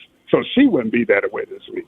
Everything just fell in line. I sat there and imitated my mother, and she believed I was my mother. And I even threw in, oh, he lied to me. I threw a couple of those in there, or he didn't tell me that. So what happened was I ended up going to school, and the teacher said, yeah, I talked to your mother. She was very angry with you. I'm like, you don't even have to do all that. Like that. Like I'm mad. As soon as I pass, I'm like, fuck her. And I was waiting for that other shoe to drop for me to get in big trouble. I just totally got away with it. I couldn't believe it. I never got away with lies. So then I told my mother about it when I was 18. I couldn't wait till I turned 18 to tell her that. In case you had to run. She gave me. Yeah, the dagger she gave me. I'm like, what you going to do? I'm paying bills up in here and 18 and grown. She couldn't do nothing. She was so mad that she couldn't do nothing. That's a good That's a good one, DeVal. One I ever got, yeah. I can't believe you got away with it. That's That's awesome. awesome. That's all. Yeah. Me too. Everything just fell into place. I could not believe that. Somebody wanted me to get away with it for whatever reason. Oh, well done. That's good. I would love to have heard that. Hi. Like, did he pretend to be like, what voice Towel did he over the use? Yeah. phone. This was All muffled. pre-puberty. Yeah. Text coming in. My almost 3-year-old lies to me all the time when I ask if he pooped his diaper. Yeah. Nope. I know. Yeah. Ted will be sitting right next to me, and he'll, fart. I'll be like, dude, Did was you that fart? you? No. Starts early. Wasn't me. And we don't have a dog to blame it on. We always tell the kids, blame it on the dog. Blame it on the dog. And they're like, no, it's me. I'm like, shh. It's the dog. Encouraging the lies. Well, certain ones, sure. When I was 9, I told my parents the video game we were playing at the neighbors was rated E. They asked to see the case, which was rated teen. We cut out a small square and drew a black E with Sharpie. They didn't fall for it. Signed, Ryan. My first lie was to Coach Campbell. Signed, Terrion on house arrest. Oh. Yeah. Get to that coming up bottom of the hour here, but Yep. they released him yesterday. Heather, I don't want to crush your spirit here, but your daughter, if she's 4, that was not her first lie. I'm sure it wasn't, but most of them are innocent. Like, you can tell when a 4-year-old is lying. Oh, sure. You can really tell. And Oh, I'm yeah. sure there's been other, there's small lies, but this one was different. It was very calculated. Like, I wasn't ready for it. Like, I wasn't ready to have like this Yeah. big talk with her about lying Yeah, and taking telling the truth. because there's more to it than just lying. She was also stealing a toy from her brother and trying not to let anyone know she Yeah. did it. Well, Like, did you so didn't there give her was the a crystal lot. ball analogy? Gosh, I was like, Trust wait, and lying. It's like a crystal ready ball. for this. So the stealing breaks. / taking something that's not yours, I think every kid does that when they're young. Oh, I think Yeah. so too. I think And it's they a need very to learn normal that thing. lesson. Oh, Like, sure. Yeah. Yeah. I remember Anna, she took candy from Target. And Oh, we- yeah. We're like, where'd this come from? Mm-hmm. And we eventually got it out of her and we made her take it back. Yeah. I remember that happened to me. I was very young, probably 5. There was one of the, do you remember those pens that had like water in them? And if you turn the pen upside down, something moves? Well, I took it and it was from Perry Drugs. I mean, I remember it. Yeah. And my mom found it underneath the seat in the car. And I was so shy as a kid, but I eventually said I took it and she marched me back in there and I was crying my eyes out having to tell this woman that I took the pen and return it. And but I think I think it's a that's the other normal. thing too, when your parents make you apologize or admit something that you did wrong. It's part of growing up. It is pretty hard. It's pretty easy to crack a 4-year-old's lie, though. Oh, for sure. Yeah, I mean, Yes. I pretty much look at Teddy and be like, "Did you do this?" And he eventually, within about 30 seconds, I know I can get the truth out of him. Look, we're going to hit every major food group in the next hour of radio here. We got a little on Casey Mize, who was phenomenal last night. Dylan Larkin, could get pretty ugly. Simple question we ask the fans. Jalen Duren updates, and yes, Terrion Arnold, 8:35. Did they cut him too soon, and where do they go from here? Let's get to Heather with the news. Well, you guys, federal prosecutors have indicted former NBA players Malik Beasley and Ed Davis in a sweeping sports gambling investigation that officials say targeted at least 4 games during the 2023-24 season. So according to the indictment, Beasley, who reportedly lost millions through gambling, agreed to manipulate his on-court performances so that Davis and other co-conspirators could place profitable bets on his stats. So it sounds like this was during his time with the Milwaukee Bucks. Prosecutors say the scheme involved hundreds of thousands of dollars in wagers, with Beasley really either underperforming or overperforming in at least 4 of those games with the Bucks. Davis, described as like Beasley's gatekeeper, I guess, allegedly provided loans to cover up his gambling debts, coordinated bets with other members of this there's a lot involved. Sounds like he's facing charges, including wire fraud, conspiracy, sports bribery, and money laundering. I think that makes Malik Beasley the keymaster. The keymaster. Yes. Oh, man, you guys. Michigan State Police are concerned for the well-being of a woman who gave birth to a baby that was found dead on Sunday in a porta potty at the Electric Forest Music Festival. I saw this over the weekend and kind of avoided it yesterday because I felt like all the news was doom and gloom. But man, this is so sad. So Michigan State Police say that an investigation is still underway and they're working to determine whether the baby died there in the bathroom or was stillborn. Right. An employee of the restroom vending company discovered the baby Sunday morning during like a routine maintenance check. The music festival kicked off Thursday, June 25th, ended a little earlier than expected because of severe weather in the area. Everyone had to evacuate, but police say they have about 60,000 people to vet. They do say they can do this relatively quickly, and they also say video evidence should emerge that will help them in this investigation as well. Obviously, anybody with any relevant information about this case is being asked to contact Michigan State Police. Ludacris will no longer perform at the National Cherry Festival due to unforeseen scheduling conflicts. That's just ludicrous. So he was scheduled to perform Saturday, July 11th. His team says that ticket holders will be emailed like the next steps to replace him. Organizers say that they're still evaluating their options and will share updates as they become available. So the festival, we talked about this. It's a big deal. Yeah, It's going to take 100 place years. July 4th through the 11th. There's going to be lots of other musical guests there as well. So if you're headed there, have some fun. Enjoy it. Should be fun. If you're hitting the road for the holiday, 60% of traffic restrictions will be lifted in Michigan during the 4th of July travel. All right. So 106 out of 179 MDOT projects statewide will have lane restrictions removed. So this is going to be great. You'll have a little bit little less zipper. to worry about. Yeah, exactly. Traffic restriction removal will begin at 3 p.m. Thursday, July 2nd, and continue until 6 a.m. Monday, July 6th. And for the 4th of July weekend, AAA estimates that more than 2.6 million Michiganders will travel at least 50 miles or more from home. Yeah. Okay, so Will Ferrell, I don't know if you've... Sorry. You're good. He's Okay. talking to me. You're fine. Will Ferrell is the latest underwear model for Kim Kardashian's Skims. Oh, If you haven't seen these pictures. just the Merkin version? No, it's not. He posed in character as pro golfer Lenny Hawkins. This is from his upcoming Netflix series, The Hawk. Okay. And there's a video.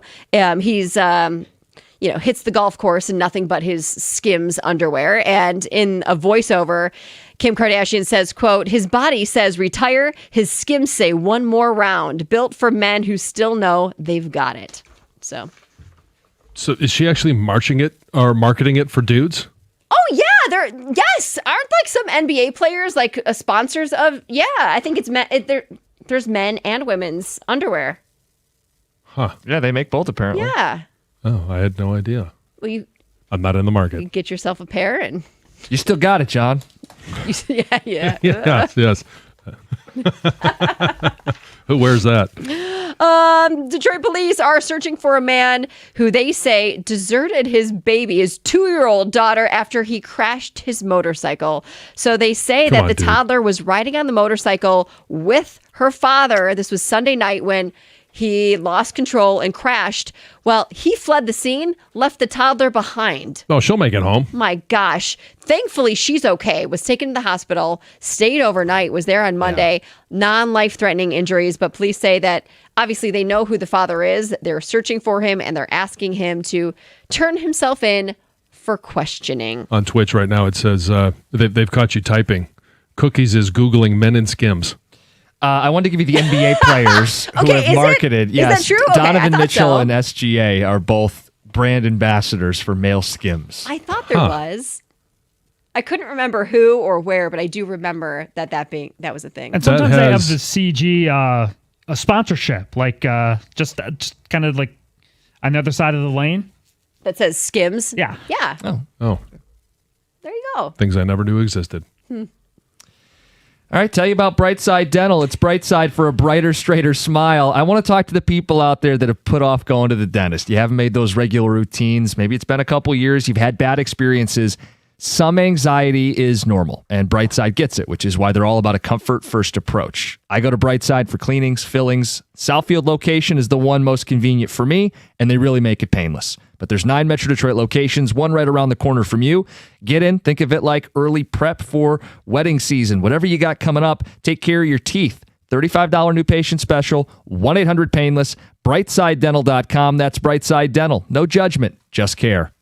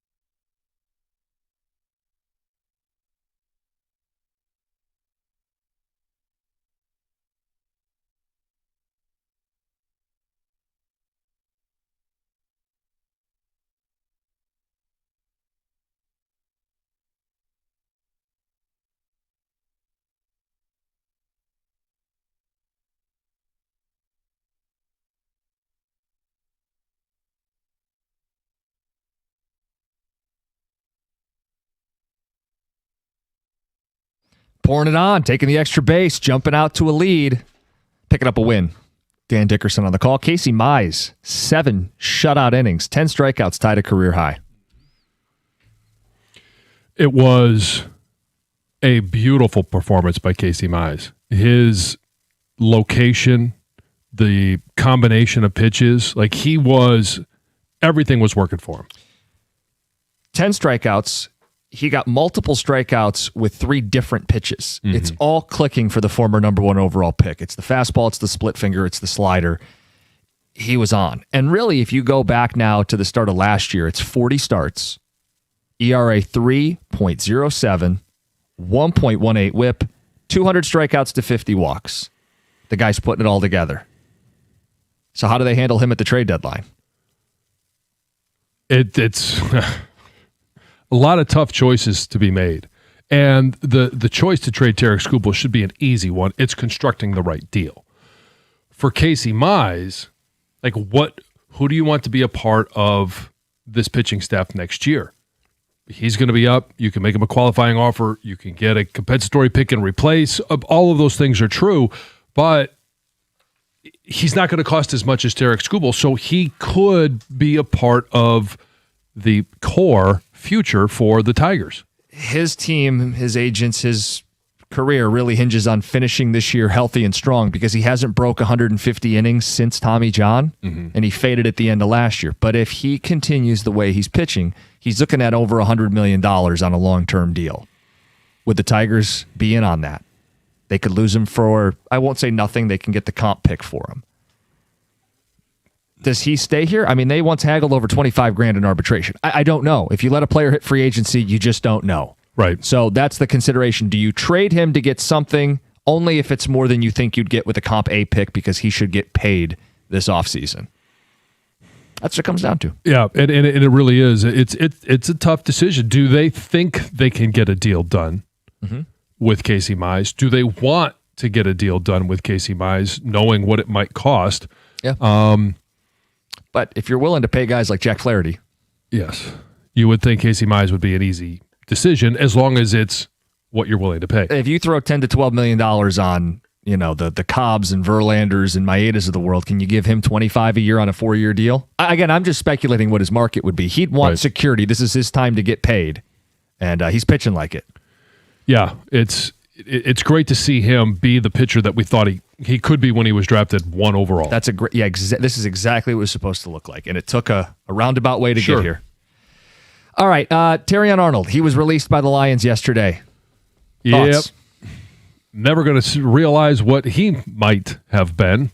I'm not surprised at all that this was the move that they made, even though he was granted bond, $1 million bond, and the judge said, "Hey, you can work, you can you can do all the things you want to do." Didn't even give him a tether, and I think he actually mentioned it was the paparazzi monitor that would be keeping an eye on him.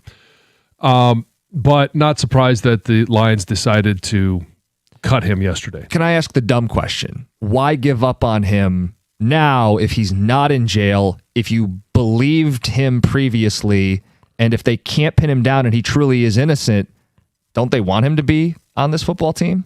Unclear whether or not he would even be available this year. If the commissioner's office decided, hey, you're going to go on the commissioner's exempt list while this is going on, the Lions have to pay him. He counts against the cap. They would have the choice, if the commissioner's office decided to do that, to cut him at that time. So it's not like they had to do it now, but I do believe it was the prudent move. It was the right move to do yesterday. And maybe they learned something in last week's hearing along with this week's hearing that was at odds with what he told them, or some of the investigation that they had done led them to believe that he's not going to be available this year, and moving forward, we don't know if he'll be available again. Look, he's obviously fighting for his life, does not want to be in prison for life. Football is secondary to him, but I think football matters from the team standpoint of you're not good enough to put up with this headache. Right. Yeah, some guys go through some situations like this where you're like, well, they're really good, and you're willing to put up with more. Terrion Arnold graded out as the 97th rated corner on Pro Football Focus. He picked up more pass interference calls than passes defended. Like, the fact that you were the number 2 corner was nerve-wracking enough, and now you got this. It's just, for a team that wants to be strictly business, It was going to be a huge distraction. and maybe this is the out, because they still believed in him, the player, enough that they didn't add an outside corner. And now, John, with him gone, you would think they're addressing this in a more meaningful way. You didn't like when I used the word naive earlier, but if there was some naivete about, hey, he could still be a star, or he's still going to be a Boy Scout and this is all going to blow over, that's gone now, and now they can act with a clearer head and actually make a move. Right. And so the question is, I mean, if this was always a possibility, which it was, and I don't know how remote they felt it was or how likely they felt it was, they're going to have to address the roster spot. Do they do it with a meaningful addition at that position? At this point, it's either swinging a trade or you're picking up one of these vets who's long in the tooth that's just hanging around. Right, yeah, somebody that's just waiting until training camp to make the decision. Yeah, I'll play one more year and see what we can get out of him. Is he going to be better than Rock Ya-Sin, or is it a guy that gives Rock Ya-Sin a break? Is it Ennis Rakestraw, who we've really not seen? I think it was 40 plays he's played in his entire career. First of all, I'm not counting on Rakestraw. If he blossoms, great. That would really help this football team. They were in a position, you could say this isn't a big deal because Terrion Arnold isn't a good football player. They were going to play him. He was going to be a contributor. Yes. So that's why it matters. In a secondary that already has questions at both safeties and their number 1 corner faded at the end of last year, it matters because that's a position group that is the weakest position on this team, the defensive back room. That's why it matters. Not that they lost an all-pro. They didn't lose Pat Surtain. Right. I don't think they went from Super Bowl favorite to out of the playoffs because they lost Terrion Arnold. No, but the position matters for this team. It does. And did they do enough with Terrion Arnold? Right. To say that, yeah, okay, we feel comfortable with the talent level at that position. Well, this is why I say maybe it gives the silver lining. It gives them the out of they were going to hold out hope that he could still be the player they drafted. And now that's gone. Clear head. See, I just think there was a lot of symbolism yesterday in the timing of how this played out. I mean, what was it, 2-3 hours that he was granted eligibility by the judge by not having to stay in jail, and that the only time he could leave his home was practicing games. And it wasn't 2-3 hours later and the Lions cut him. Yeah. They wanted absolutely nothing to do with this as a distraction whatsoever. Mm-hmm. And I commend him for it because I think he was an average. I don't even know if he was a below average NFL player. Below average. And you can make a case that Rock Ya-Sin is a better corner. I think you can. So now you just go get another guy for depth purposes. It's like he wasn't the key to a Super Bowl run unless he blossomed. Right. I don't think there was a chance in. Well, I think they were holding out hope he would. Just because of where they drafted him. Yes. He's a bust. Yes. Oh, clearly, yeah. I mean, you said it last week. I guess you beat us all to the punch. I don't think anybody's fighting you on it. It's the worst. It's the worst pick he's made. Trust Brad me, Holmes. when you go out on limbs a little bit and kind of prematurely project something, you're usually wrong. Last year I proclaimed he was a bust. But my problem with Terrion Arnold is he never got better from game 1 to the last game he played. Right.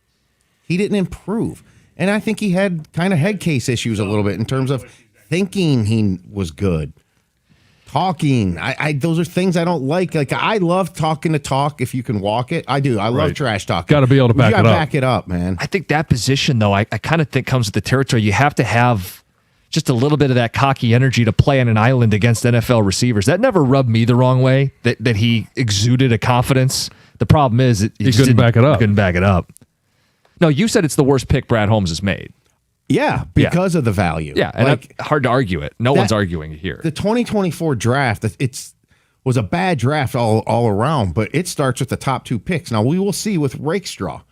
I mean, it's been a long wait. He needs to stay healthy this year, or this becomes a chronic issue. We got to learn from guys early in the career. Stafford got hurt a lot his first 2 years, so you can't label him as a injury guy all the time. But he's got to do something this year to think he's part of it. I mean, that if he doesn't do anything, what good came out of that draft? Maybe Mahogany. Yeah, possibly. Maybe who's in a position battle coming into this fall at left guard. I mean, you are talking about the draft after the NFC Championship game. Right. What's an empty draft? An empty draft while you're on the precipice of a Super Bowl. The draft is in your backyard. And you spent future capital to move up to get a guy like Manu. He also traded up for Terrion, too, by Right. the way. I mean, that is that fork in the road moment. As this thing has gone off the rails, they took the wrong turn. 248-539-9797. What do we want to ask people? Did they cut him too soon? Was it the right decision to, move on from Terrion Arnold yesterday? Will they rue the day? I don't think so. We'll ask people. 248-539-9797. And then we want to ask a very simple Dylan Larkin question. We've had all this squabbling. I think there's just a very basic question to ask about Dylan Larkin. It's 97.1. When it comes to an IRS collection or audit, Abraham and Rose has successfully specialized in resolving all types of tax problems for over 30 years. Their extensive experience means that when you're facing an IRS collection or audit, you can rely on their firm. Many law firms have come and gone, but for 30 years of experience, it's a testament to their success. Their experienced team is ready to evaluate any underlying federal or state income taxes, even payroll taxes. All you got to do is visit abrahamandrose.com or give them a call at 248-539-5040 so you never personally have to deal with the IRS.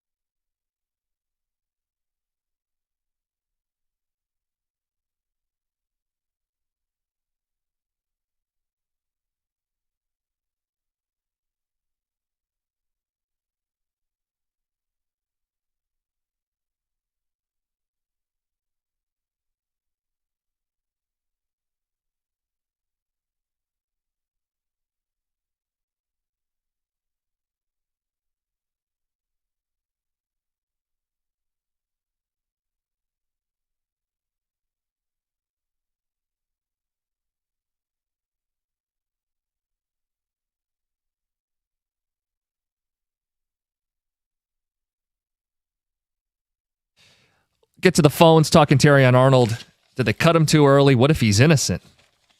Will they rue the day they moved on from their number 1 pick in 2024? Alex in Lake Orion, good morning. You're on 97.1.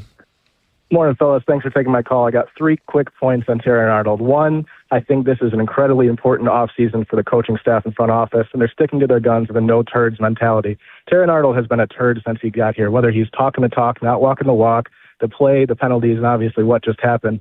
They don't want that looming over the team right now. The second word that comes to mind is distraction. If we've seen anything from this coaching staff throughout the offseason, whether it's the way they release the schedule on social media, Campbell's comments before training camp, they don't want distractions right now. They're all business all the time, and they want to turn the page. And finally, it's a personnel move. They want to see who they have at corner and outside corner during training camp. They don't want to play the game of, is Terrion going to be here? Is he not going to be here? They want to know the personnel so that they can identify that starting outside corner, scheme around that player, and not have to worry about, is Terrion Arnold going to get popped and taken off the team because of these legal issues the rest of the way. So I think it's a cultural move, and they just want to be rid of this guy and move forward. That's my take on the situation. I agree with every word you just said. No rebuttal.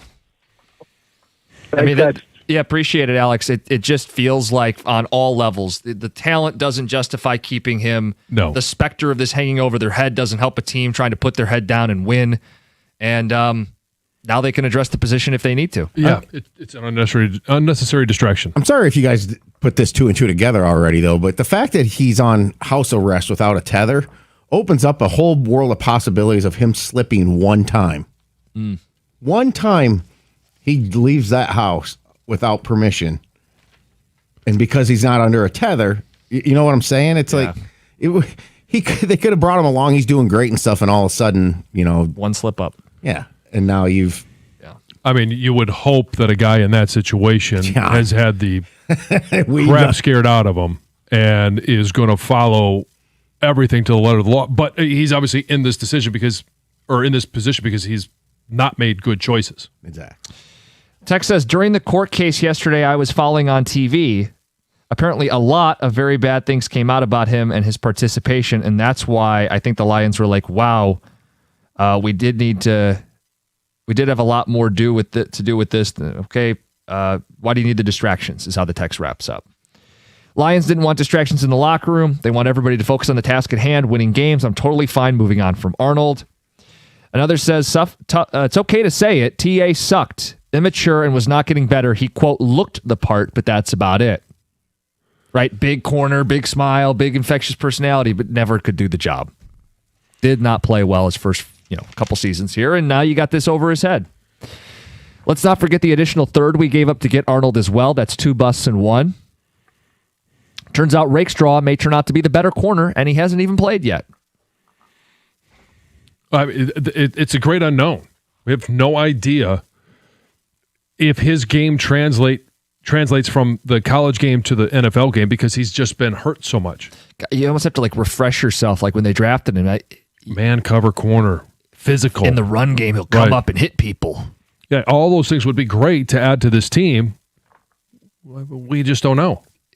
Inside or outside corner? Both? Either? I mean, because they need more outside help now. Yeah. Arnold was a bust before he got busted. I think the Lions finally decided he just wasn't good enough and no longer fit, so they're cutting their losses with him. I think everybody's on the same page here. I don't think there's anybody going, he's going to land somewhere else, and we're going to regret this, and we never should have cut him. First of all, he may be in jail. Right. And in a world where he's not in jail, someone else is going to have to take a flyer on him, and then he's going to have to be a better football player than the guy we saw. And it's going to be basically a year, if not longer, without football. Right. I don't expect him to get better in that time. Right, because we don't have a trial date, correct? No, and married to an attorney, she believes that it's not going to be until after the first of the year, possibly in December, but judges don't like to schedule new cases, especially one of this magnitude, with the holidays on the horizon. So you think this could drag into the new year? Into 27, yeah. I don't think, and there's part of it is just the stakes of this, of sending somebody away for life. Yeah. That there's going to be a lot of discovery. There's going to be a lot of other hearings of what evidence they can use, can't use. There's going to be a lot of things that go on before they actually get a chance to set a date.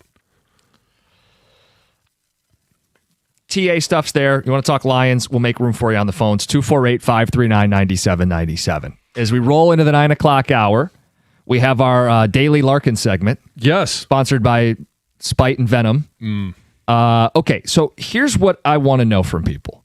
We've been seeing the type of text that come in when we discuss Larkin and Yzerman and how this is going.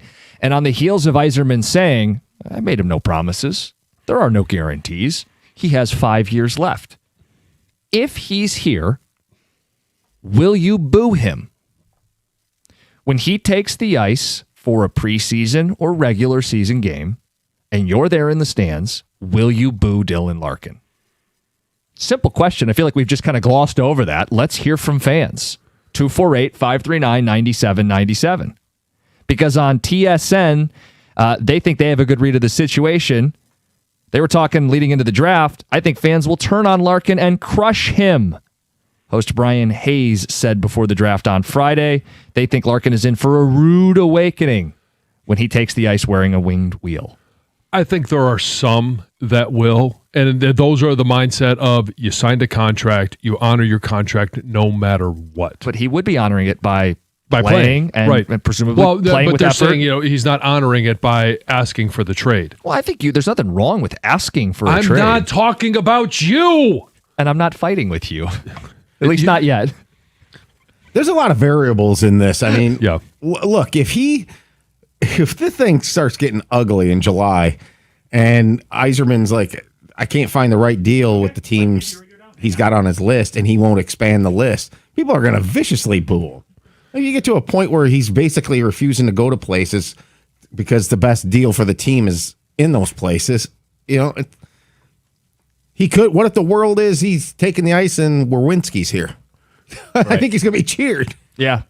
Celebrated. I think there is a world where instead of the boos, he gets a standing ovation. It feels so odd to think about. But you're saying if he kicks Yzerman into gear.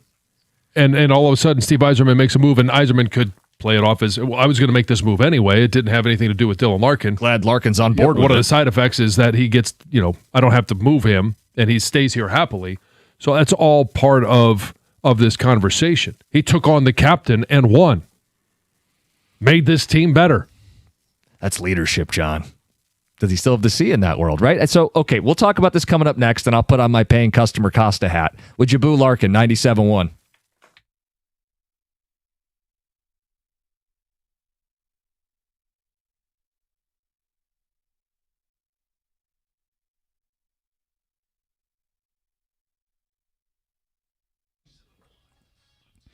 Brought to you by Hamilton Chevrolet. The Tigers had everything clicking last night as they beat the Yankees 7-3 to open their road series in the Bronx. The offense went 11 for 39 and scored all 7 runs in the first 4 innings. Then it was Casey Mize who mowed down hitters for 7 straight innings. There was a whole lot of this going on last night.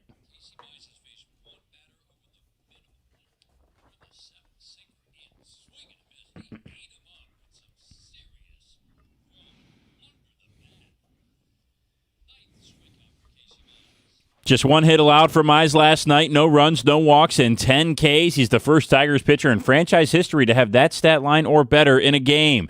After facing the tough pitching of Mize last night, the Yankees get to follow it up with Tarek Skubal tonight in the second game of the series. First pitch is at 7:05. Our pregame coverage here on 97.1 begins at 6:40. And there's 3 more World Cup knockout games today after a thrilling first 2 days of bracket play. Yesterday, we had a stoppage time winner and 2 penalty shootouts. None of the 4 games in the knockout stage have been decided before stoppage time yet. And it's free agency day in the NBA as negotiations can begin at 6 p.m. tonight. Jalen Duren will be involved in restricted free agency talks as he is set to meet with the Kings and have a call with the Lakers today. The Pistons do not have to and reportedly do not plan to sign and trade Duren despite his efforts to find a deal elsewhere. At the Corwell Health Sports Desk, I'm Brendan Shabath. For more, go to 97.1 The Ticket or Odyssey.com.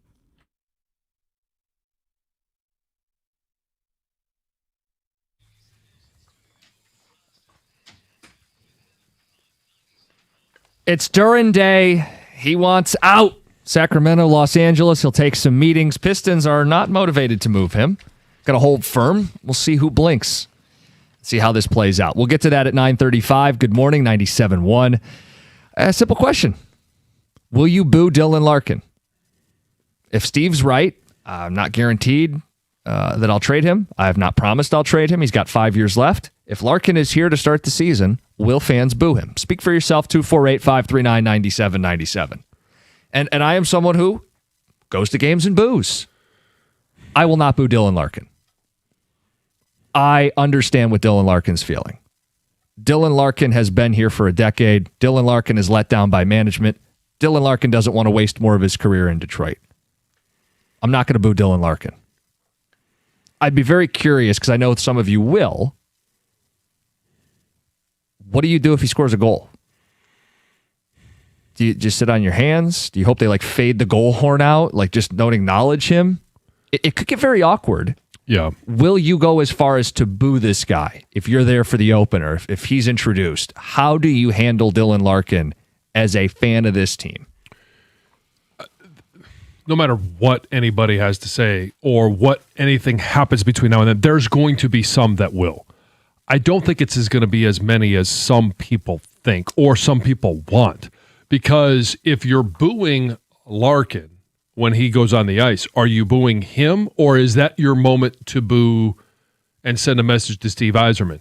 Is that your message to ownership about what has transpired over the course of his 11-year career, but especially since Steve Yzerman has been, general manager of this hockey club? So paint the picture that this is another classic copy and paste Yzerman offseason where they don't add impact players.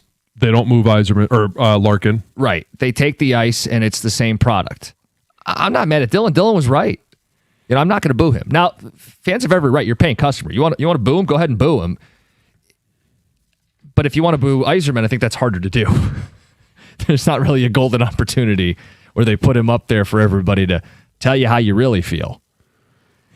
Texter saying, boo him. Is the sky blue? I can't wait to boo him. He's definitely in for a rude awakening.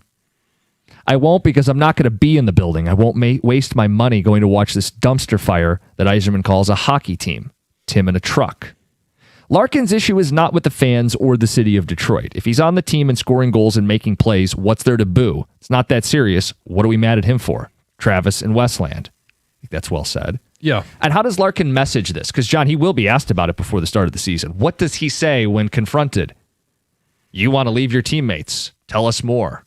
You want to leave this hockey town? Tell us more. How does he explain that? That's going to be important, too.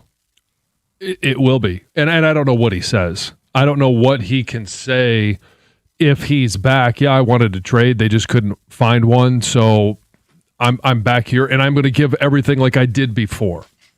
I'm going to try and win here just like I would anytime I'm on the ice. And he could say whatever he wants about the general manager. I don't think he'll say anything personally about it. What I think he'll say is he'll point to his teammates and be like, I want to go out and win for these guys. They're going to do it for me. We're, without going full Dan Campbell, he's going to talk about his teammates like, hey, we've discussed it. We're good. Yeah. As long as I'm here. And I expect his teammates to say the same thing. Yeah, because you're right. They'll be asked about it. Did it rub you the wrong way when you heard Dylan wanted to leave? Your captain wants out. Yeah. And now he's back and he's playing next to you. I mean, there could even be questions like, Dylan, what's it going to be like to skate without the C? If that in fact happens. If someone else is wearing it. Is it weird to be the captain while Dylan's still here? I mean, they'll have to answer all of this if this drags on. Let's go to Ryan in Clarkston. Ryan, you're on 97.1. What's going on, guys? So I would absolutely boo Larkin if he makes it to training camp. And it's not because I have a problem with Dylan Larkin. It's because Dylan Larkin asked for a trade, and he's going to get offers out of town, but it's going to be, if he's not moved, it's because he hasn't accepted any destinations. So in my mind, you boo him just to get him to open up his team list so we can get him the heck out of town. But again, I don't hate Larkin. I just think it was a bad match. I think it was a situation where both sides were just kind of stuck with each other. Local kid, no one else left. Let's make him the captain. We can't go 2 years without a captain. Right. So I just feel like if he's still here in training camp, it's because he's like, well, I'm only going to a team that's going to win the cup. And it's like, hey, bro, you got to open up the book a little bit if you're going to go demand a trade. You know what I mean? Mm-hmm. So at that point, it would be on him. So you think if you and me and enough Red Wing fans boo him, he'll add a couple extra teams to the list? I want his experience here to be so bad. If it now to me, he's going to be gone in a week.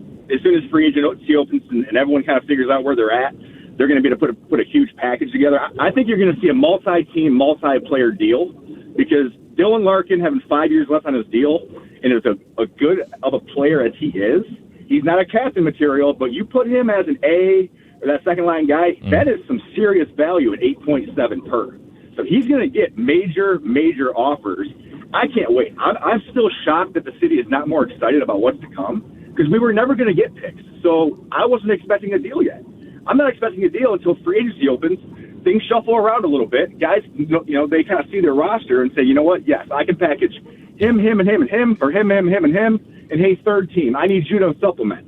It's going to be a major deal, guys, and I'm excited for it. So, Ryan, let me ask you a question. Do you think that the Wings, if this trade goes how you think it is, and we don't know names involved, but it's him, and him, do you think that they're going to be a better team going into this season than they were last year? I think we will see the best season under Yzerman, and I also think Larkin is going to have his first 80-point season once he's moved. I feel like both parties we just got to separate. Great sides on both sides, but I think once they're gone, everybody's going to get a step better. It's a disposition that I haven't heard from many fans. Most people are like, they both suck, and you're going, they're both going to end up looking really good out of this. He said this was a mismatch. From this standpoint, Steve's forever rebuild is taking too long to the point where it's burning into Dylan Larkin's prime. But if we take a step back, when Steve Yzerman arrived, he was announced in 2019, April of 2019. Dylan Larkin was 22, 23 years old. It should have fit.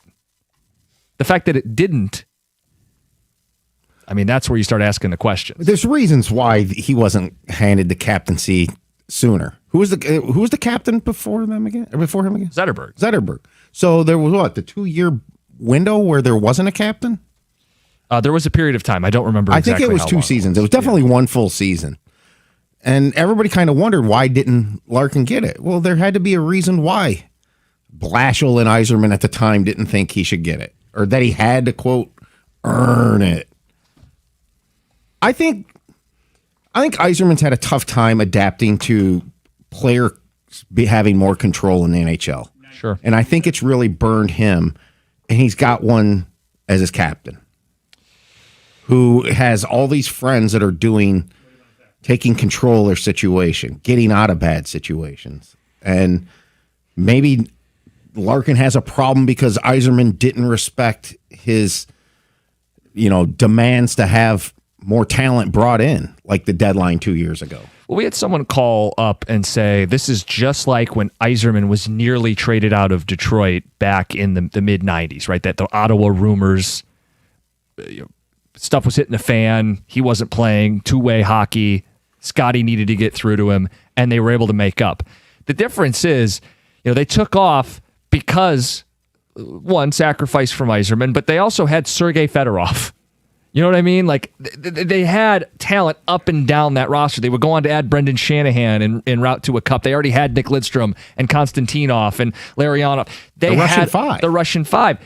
Larkin might be looking around going, hey, as much as it'd be great for history to repeat itself, I don't see a bunch of Russian dudes. I don't see this roster that Steve had in the 90s. And first of all, he's not the player Yzerman was, but he also doesn't have the support that Yzerman had as a player either. But I do think with Yzerman back then, a lot of it had to do with him becoming more of a two-way player. And if he bought in, it would go down the entire roster. Sure. This is the way. You could argue that the Red Wings had a way during their cups. I think the way started when Scotty threatened to trade him, and Steve bought in and said, this is the way it's going to be. In terms of, you've heard the workout regiments and all. And I think some of that stuff has faded away during this time. And I think naturally so, because, it's just a different league than it was back then. Steve has to stop being a general manager that thinks this is 2005. It's funny. I think it was Valenti yesterday say he's acting like it's 2010. So you guys are same page. You've got to adapt to. It's almost like Babcock not adapting as a head coach. Funny, he's getting another chance. But McDavid wants it in. Wants him in, actually. He's selling it. McDavid says they need Babcock's tough love. Let's get back to the phones. I know you guys have been waiting. Mike and Frazier, you're on 97.1. Hey, good morning, guys. First of all, for the first question, no, I wouldn't boo them. I don't boo my own players. I never did. To me, I don't. Must be a different era. But if they're on your team, they're trying, and you're going to boo them. And now, when it comes to Larkin, let me ask you this: who's been a better? Has he been a better player, or has Yzerman been a better general manager, or has the owner been a better owner? He's been a better player. He's been there for 10, 11, 12 years. And do you think anybody signs a contract and thinks, 12 years later, I'm still not going to be in the playoffs. We're still not going to be good. Right. And for some of your callers to say, it's going to be a blockbuster trade. Please tell me what trade Yzerman has made that's been a blockbuster or that's even been very good. And nobody wants to play for him. He's rough to play for. None of the general managers want to deal with him. Yeah. So I don't understand how Larkin, it's his fault. You know what? Yeah, right. If you want to go. Don't open it up to everybody. I agree on that part. But to say it's his fault, I would never want to stay somewhere if you're that bad and you're never – what team hasn't gotten better than the Red Wings in the last 10, 12 years? Well, Mike, don't even have to look that far. Just look in the division over the last 5 years, and it's teams like Montreal and Ottawa and Buffalo. And no, they aren't winning the Cup, but they're certainly playing meaningful postseason games. You know? No, and again, and you know what? It all comes back to you can't blame the owner. You're not going to get rid of an owner. But Steve, he hasn't done anything. I mean, how many players you look, I'm like, he was on the Wings. He was on the Wings. Yeah. Now he's a second line, first line. I don't understand where he became, because he was a great player and he went to Tampa Bay where they are already built, and now he's a great general manager. He has done nothing here. What has he done here other than bringing 2 or 3 decent players to Detroit? Yeah, I was going to say, I mean, it's not like there aren't quality. Like Mo Seider got MVP votes and is arguably the best player in his draft. I think Lucas Raymond's a damn good hockey player, and I'm a fan of Simon Edvinsson. I think those kind of players are important. But the collective, even if I give him credit for the DeBrincat trade and the Gibson trade, the collective it's just not enough. There's not enough talent on this team, even by his own admission in the postseason press conference. Mm-hmm. We need to get better players. So go do it. Got some good points on the calls we got to get to. We'll get to it next. 97.1.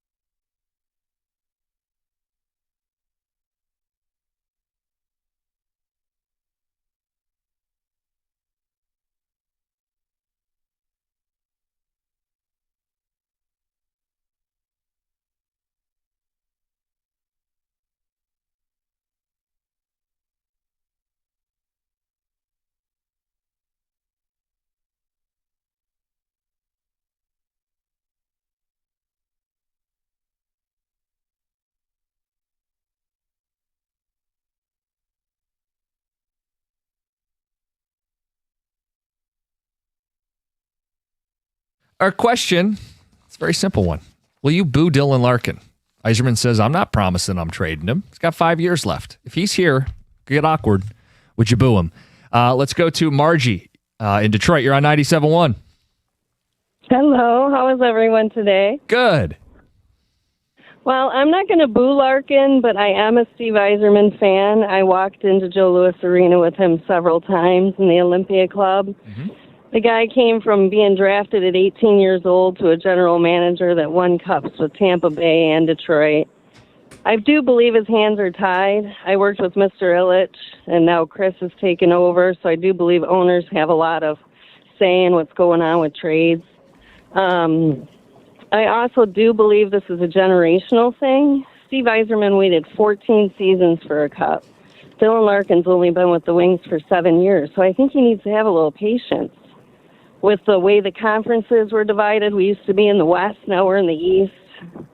All the expansion teams, there's a lot of competition out there. I mean, the NIL's paying high school kids to play professional sports now. So, Margie, it's kind of dynamic. Larkin's been here 11 years. Okay, well, he's still got a few more years to wait.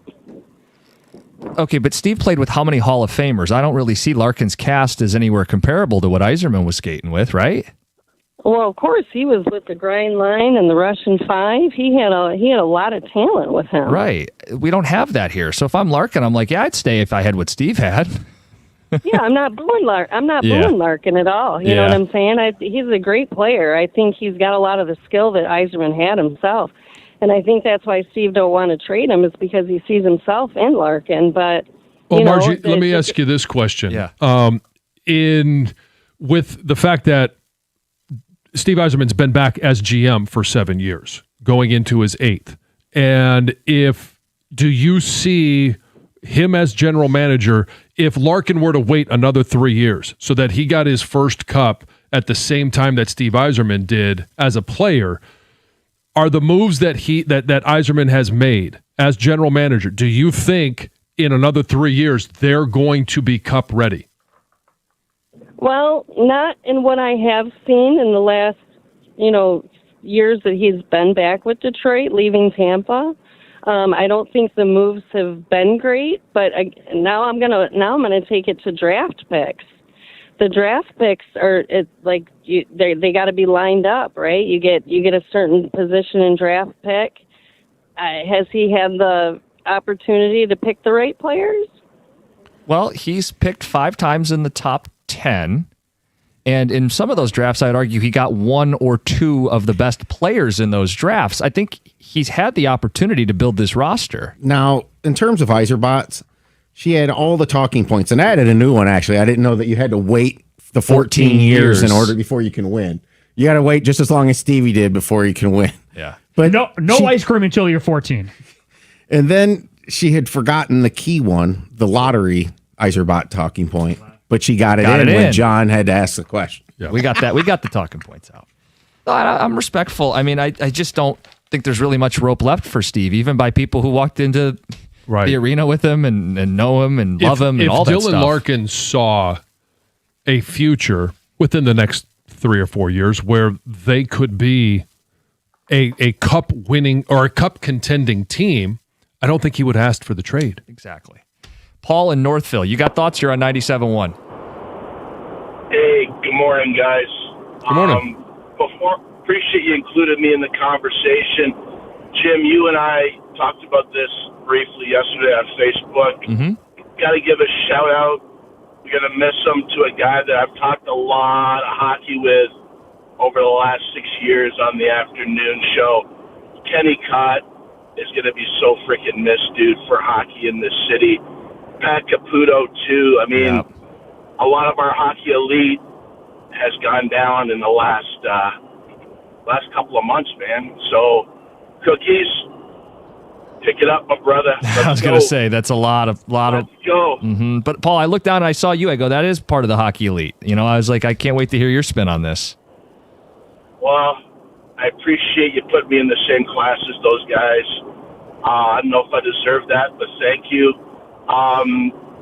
Steve's a prickly guy.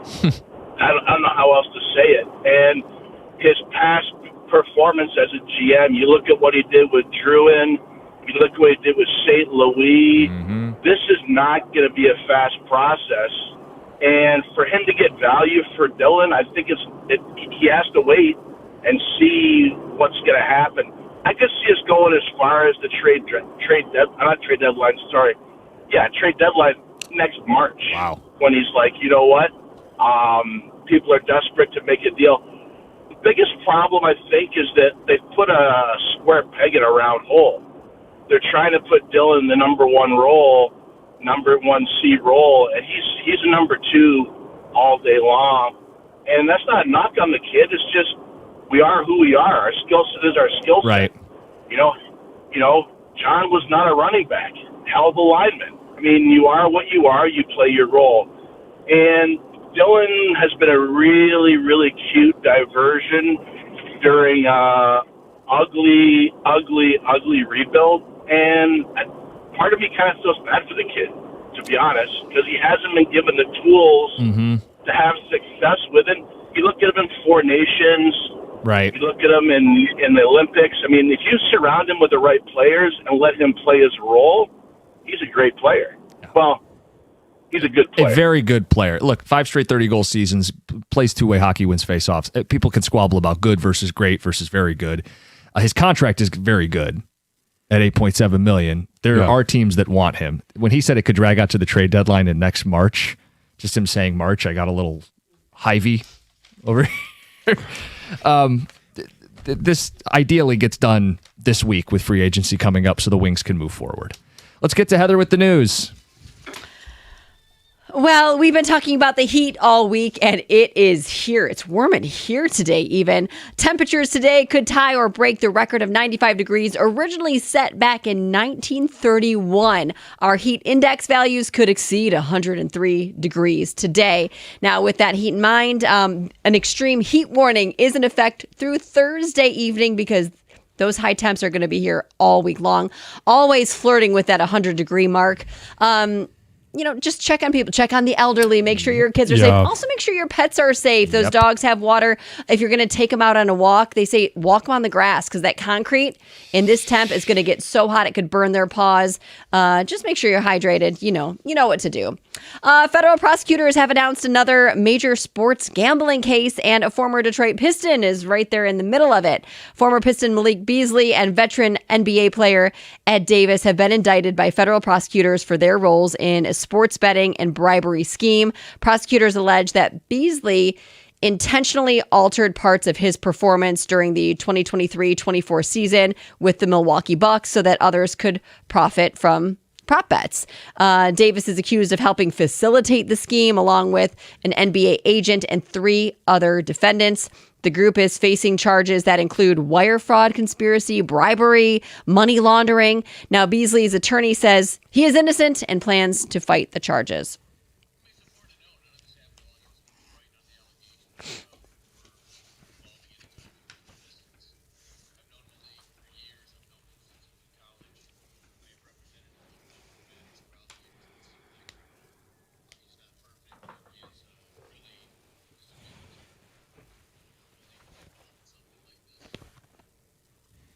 There you have it. Yeah, we'll find out. Yeah, chaos unfolded during Noah Kahan's Friday concert in Philadelphia. This is bizarre. Yeah, where a woman is accused of pooping her pants in her seat. And then basically it kind of got spread everywhere and it's all captured on video. Not the actual act of the pooping, but like the spreading of said video. poop. Yeah, there's video. No, I know, but the spreading of the video or the spreading of the poo?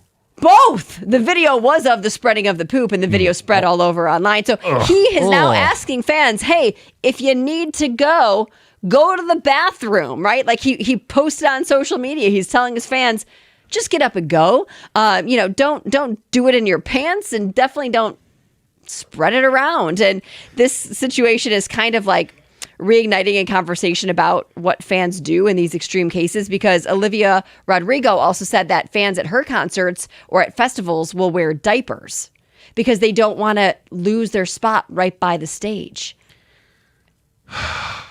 And you guys, I didn't witness the act, but I witnessed the aftermath at Comerica Park. Really? At a game? Before a game. It had to have been after a game. I don't know when it was. No one was in the stands. It was just, we were running through like rehearsal of things and walking through the stadium, and right in front of a seat. Yeah. So a pile of Yes. poo? Was it Bark at the Park night? It was not. This was way before Bark at the Park was even a thing. God. Yeah. Wow. I know. Nasty. And he noted on social media, like, hey, it's the employees at the stadiums, at these arenas, at the venue that are left to clean up your mess. Or the Gross. person standing next to you that might step in it. Well, yeah. Well, the woman that got the video that's all over said her husband stepped in it. Yeah. Now, when you say it was spread, like, Well, you did you see Yeah, the pictures? once you step in it, you spread it around wherever you're walking. It's so gross. That's terrible. Gross. This is kind of cool. Imagine being able to hike or bike the entire U.S. Great Lakes shoreline without ever losing the trail. Well, that's the vision behind this massive new project that is now taking shape. So plans are moving forward for the U.S. Great Lakes Waterfront Trail, which would eventually create more than 3,700 miles of connected pathway along the American shoreline of all the Great Lakes. And then when combined with Ontario's existing trail system, the network would stretch more than 6,000 miles. So here in Michigan, the route would connect existing trails like the Iron Bell Trail, Detroit's Joe Louis Greenway, and then it would use like ferry routes, international border crossings to create this continuous journey. It's still like years from being completed, Sure. but planners say that there's a lot of groundwork already in place, and there's a team of graduate students from Michigan who are creating like a roadmap to help communities fill in the missing sections of the trail. And if it all comes together, it would become one of the largest connected waterfront trail systems in the world. Wow. That's cool. Yeah, very cool. Let's. We are. Oh gosh, we're very late. Sorry, I'm just like, let's were see what else I rolling. got. I got Hey. more and more and more. It's all Got right. stuck on that poop story. Yeah. Yeah, that's nasty. Stuck everywhere, apparently. Coming up next, someone actually said, I want to play for the Sacramento Kings. I don't believe them. It's 97.1.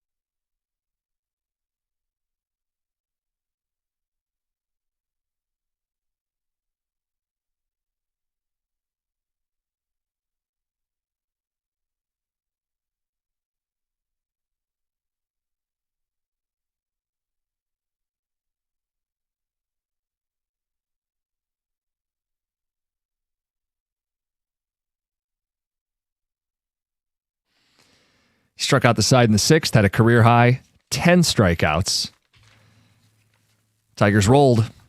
7 innings of shutout ball for Casey Mize. We talked about it a little earlier. He was dealing. It was a gem. He is locked in. He's the guy they took at 101, and well, he's a free agent to be, so they got to figure this out.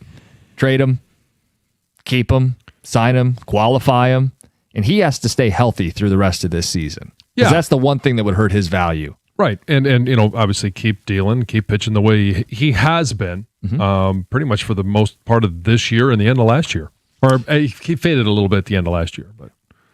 We started the show talking about Kenny Cott. For people who want that conversation, use the Odyssey Rewind. I'm sure Greg will podcast it separately. I've talked to Doug and Kang and Gator. They're going to address Kenny, his passing, to start their show at 10 o'clock. Yeah, but it's been in Heather's News all day. News. It's awful. It's been a tough few years here at the Ticket, obviously, with Jamie and Pat Caputo and now Kenny. Kenny, 32. Yeah. He's my age. I mean, it's shocking. That's really hard to process. So we made sure to start the show with it and address it the right way. Today is a day where we're going to be monitoring the Pistons very closely. Today is the start of NBA free agency at 6 p.m. Trajan Langdon has been, quote, up to something, right? You move on from beef stew, a culture guy, free up cap space. What is he up to? Yeah. Jalen Duren. Reports are his camp's not happy with the offer, which to me says Trajan's got a line in the sand. He's got plans for every dollar. He knows how important this offseason is. He has shared, once I extend Asar and Duren, I lose a lot of roster flexibility. He knows how important this offseason is, and I think he's up to something. And I'm holding out hope, and I'm still trusting that Trajan's going to get this done. With Duren, we got to watch today because he's set to meet with the Sacramento Kings and a phone call with the Los Angeles Lakers. And the reports are, if you can believe it, John, he wants to go to Sacramento? Wants to be a Sacramento King. What is your read?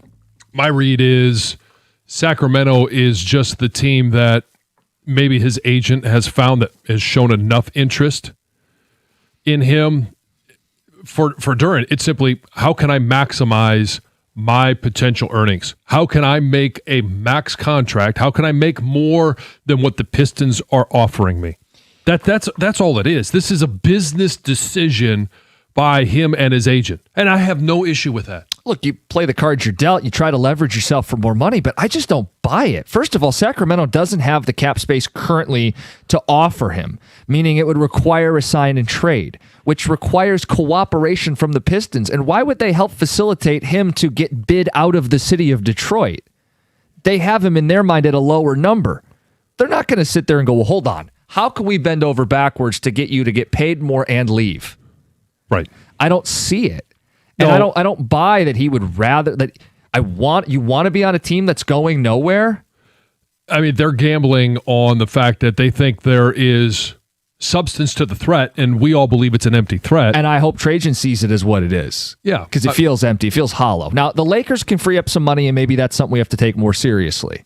But I'm not sweating any of this because I don't think he's a max player. I don't think you win an NBA title maxing Jalen Duren.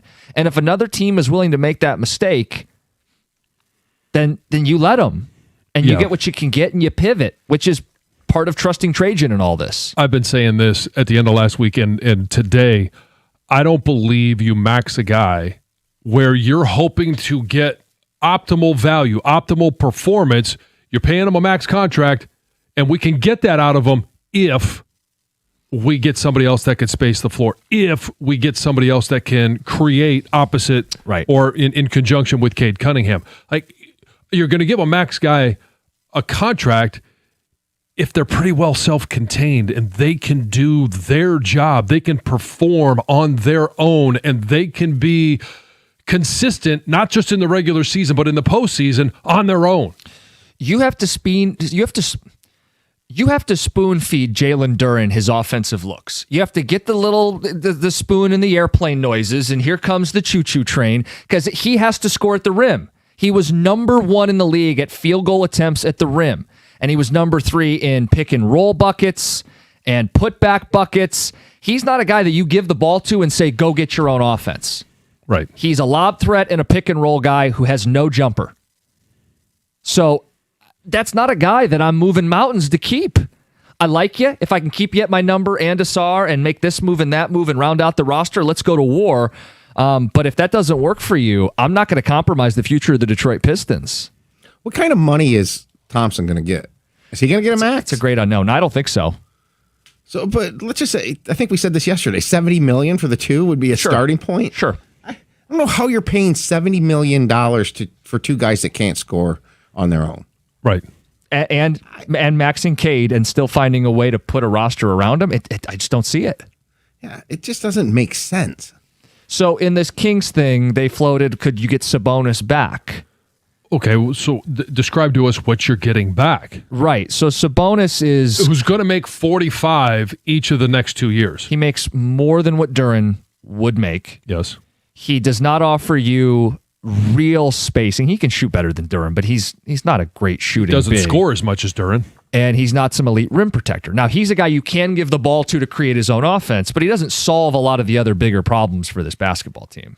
Well, he's a guy that averages 14 a game. Right. And right around 9 to 10 rebounds a game. Knee and back issues starting to pop up, and he's about to be 30. Yeah, I just don't see that as it's not a one-for-one deal. You're spending more to actually get less, maybe a different version, but you're not getting as much production. Are they Do throwing they expect him to be, all of a sudden he comes to Detroit, he's playing with Cade, and now he's going to be a 20-point-a-game guy? Are they throwing a couple picks in this too? I don't know. I don't really think there's much to the Sacramento thing. I trust Trajan. Yeah. You know, the other side about the Duren contract, too, is that what would he have gotten if you would have decided to do this before last season? Less? For sure, right? Mm-hmm. Well, he wouldn't have had the regular season he had, but he also wouldn't have had the postseason he had. Right, exactly. So that's my why point is Sacramento's enticing to him. There's no postseason there. because they're talking about doing Thompson before the season starts. Well, they had the opportunity to do that last year with Duren. Yeah. And it's like if you foreshadowed what was to come, or you thought he was part of the future, why didn't you do it then and do it cheaper? It's probably similar to Hartenstein's contract, right? 25 a year. I don't know. Are you saying this is a mistake by Trajan? Because I'm actually going in hindsight. If Trajan thought he was part of the future, why didn't they do this a year ago when it would have been cheaper? I think Trajan wanted to see what he was and got to see in the postseason what he's not. And it was now a prove it year. And now is holding firm to having seen what we saw. I actually feel like I'm higher on Trajan Langdon through all this. To me, it felt like it was a prove it year. And the risk is he proves it and you got to pay more. And that's what happened with Jalen Duren. You're going to pay him more, even if he stays. You're going to pay him more than you would have last offseason. It's the opposite of doing what Brad Holmes does, though. Brad Holmes would have signed up Duren last year. Right. Brad would have been right. Well, no, it depends what the number was. Right. I don't see a world where this gets past 30. If it was this time last year. You're probably right. Are you a Brad bot now? No, I'm not. I'm just like, I feel like Trajan gets off the hook a little bit for putting the team in this situation where this guy can do a sign and trade in 9 hours from now. And if you wanted to keep him, why you could have kept him last year at a much cheaper rate. Tom, there will be a time and place. Their jobs are supposed to be right in the situation. Yeah. And we criticize after the fact. Monday morning quarterback. And again, there will be room for criticism if Trajan ends up, with a full diaper at the end of this because he just doesn't get it done. Then we'll rip him. How much of it was Trajan not wanting it, or how much of it was Duren saying, I want to go prove it? That could be the case as well. To be fair to Trajan, yes. Something for a little levity as we wrap up the show. Jalen Duren says he wants to be in Sacramento. Something I just don't believe that people actually mean when they say it. What are other things that you pretend to like? Like getting that green smoothie. Oh, this tastes very good. Imagine Dragons. This is top-notch rock music. Little Lies. What? Little Lies. Little lies that we tell ourselves. 248-539-9797. We'll collect some of those, wrap up the show. Get to Carson Anderson. It's 97.1. Tell you about Shaner Roofing, because when you're in the business of making that decision on your home, you know it's going to cost you, and you want to make sure it's a company that you trust. And that's Shaner's deal. 30 years of trusted service. Track record serving Michigan homeowners with 5-star quality for roofs, windows, and siding. Family-owned company. They treat you like family because they are one. They answer to you. No Pressure Promise is a great example. No high-pressure sales pitches. They come out, they do a real assessment, and it's an honest assessment. If you don't need a roof, they're not going to put a roof on your home. Unmatched reputation, 4.9-star Google rating. That's thousands of satisfied homeowners. It's a reputation that they have earned doing the job right.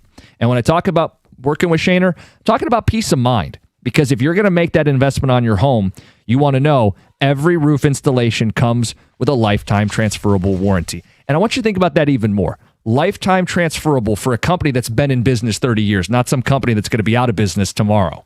Locally committed, Shaner's here, committed to their Michigan customers. If you want to get started, get your quote today, mymichiganroof.com. That's mymichiganroof.com.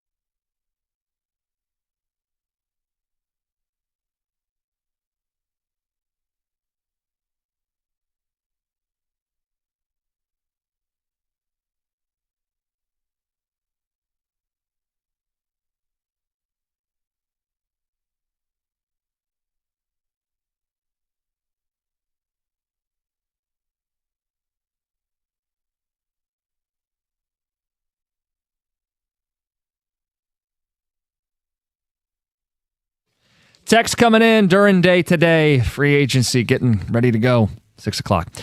Duran is so young, man. He's going to get 2 more contracts. I don't know why he can't take a small deal now to bet on himself at 22 years old. That's Alex in Plymouth. Just a hot take here. More money is better than less money. Yes. Sacramento taxes, he would lose money going out there. Well, it depends how far apart the two sides are. Right. That's always going to be the question. Is Langdon blowing smoke to increase Duran's trade value? Matt in Novi. Because anytime a national reporter says there's a gap, Duran wants out, he wants to sign and trade, here's who he's meeting with, one of the local writers always comes out with a piece shortly thereafter saying the team loves him, they want him, they plan to keep him. Yeah. Well, we're about to find out. There could be part of that. I think they want to keep him at their number. Well, but this is also with the context of when he did his press conference a couple of weeks ago, he talked about building around the big 3. And so this wasn't a part of that conversation at that time, unless he's just playing chess while everyone else is playing checkers. And he was planting that seed at that time, thinking, well, we want to talk about him being a part of the big 3, but we just want to inflate his value so somebody else overpays him and we can get out of having any decision-making process. It would not be the first time a coach or executive has strategically lied at a podium or a press conference, but I truly think he wants him back, but he doesn't want to max him, which is the position I think most Pistons fans feel. So I don't know. I trust that the guy's got something cooked up here. And I think he can pivot if the Duran stuff goes bad because he's not going to put himself into a corner. Look, I could be wrong putting trust in the guy, but I feel like he's already shown some stuff the other GMs in this town wouldn't do. Not blindly loyal, rush the deals, get stuff done, keep culture guys. He's willing to move on. Yeah. Would the Kings give us Sabonis and Murray in a deal? Maybe. Text says, I've heard rumors are going to go after Michael Porter Jr. Is this a reset back to the trade deadline, John? Right, yeah. Damn, Imagine Dragons catching a Costa stray wasn't on my list today. They are Nickelback, right? Yeah, they're this generation's Nickelback. Which you might like their nobody loves their stuff. Nobody says my favorite band is Imagine Dragons. You just made me pop out my eyeball. His glasses broke. My glasses broke. Yeah, I fixed them. See? That's the same thing I tell. Daddy can fix anything. We were asking people the things you pretend to like I want to play basketball in Sacramento. I love IPAs. That green smoothie tastes so good. No, you're doing it because you're being health conscious. It's not the best option out there, all right? But there's other stuff out there. We've gotten text, lies you tell yourself. Yeah. Jahmai Jones is an optimal hitter against lefties. Yeah. I mean, on Twitch, a catio is normal. It's like Jim Costa. Terrion Arnold can be our second corner. Lies you tell yourself. Yeah. This is the year for Yzerman to get it done. Right. Just one more cast. Just one more. The most depressing one we got, lies you tell yourself. The Lions will win a Super Bowl in my lifetime. Yeah. I was hoping that was coming from somebody that was about 85. Do you feel you'll see one? I do. I do too. Yeah. I don't think I'm lying to myself. I don't think so either. I mean, I feel like I got a good number 20 in me. I mean, I'm in my mind, I'm only halfway. Yeah. So I got another 50 years to put up with this. Just as long as they don't do it when I'm 99. I want to be able to celebrate. Right. Appropriately. Right. Not like the grandma that we had yesterday in the news at 96. Yeah. She's throwing parties at the retirement home. That's right. Living it up. Mm-hmm. Yeah. Go ahead. Kick me out. Other ones we got, diet starts Monday. Mm-hmm. I'm only going to have a few. I won't drink on the golf course. Things like that. Yeah. I want to play basketball in Sacramento. Lies you tell yourself. Mm-hmm. Gator, what's up? Hey, everybody. Hey. Good morning. Morning. Everybody watched soccer yesterday? I We did. were thrilled. Yes. And actually turned it over. My wife convinced me to turn it to the Telemundo broadcast. And I am hooked. I don't think I'm going to watch soccer any other way. I have to watch it in Spanish. Really? Oh, yeah. The energy, especially in the shootouts. Yeah, well, the energy, I agree with that. I mean, the Spanish language is so passionate anyway. Yeah. That it's wild. Maybe that's what it is. It's Yeah. the passion of the language. Mm-hmm. But I mean, they speak so quickly. I remember growing up, and there was a friend of mine who was whose parents were from Spain, and so growing up in his house, it was a bilingual house. They spoke Spanish all the time. Yeah. They also spoke English. But remember going over there as a kid, and his mom was talking to him, but she spoke like loudly, and I'm like, "Hey man, Alvaro, you in trouble?" Yeah. And he's like, "No, I'm not in trouble." I'm like, your mom Sounds like it. heated there. Are you sure? He goes, "No, she's fine." I'm like, "Oh, okay." And every single time this mom would speak to me, I swear to God, I'm like, I was in trouble, man. I don't know what we're gonna do here. But it's just the language. It's great. Yeah. Well, people say like German sounds angry. German definitely sounds angry. Yeah. Yes. Yeah. Very, very pronounced. Well, I'm sure they were Truncated words. very angry yesterday when their goalie gave him such a good chance with those 2 saves. Yeah. I mean, look, Doug and I actually talked a little bit last night about it. It's amazing that the goaltender is just guessing, right? Yes. That's all you can do is guess. You have there's no real skill unless you guess correctly, and then you see the ball coming at you. There's skill in a reflex and try to figure that out. I'm saying this. Yeah, well, I played goalie for years too when I played, but it's just, I mean, it's funny. We'll talk about it. Carson Anderson next, 97.1.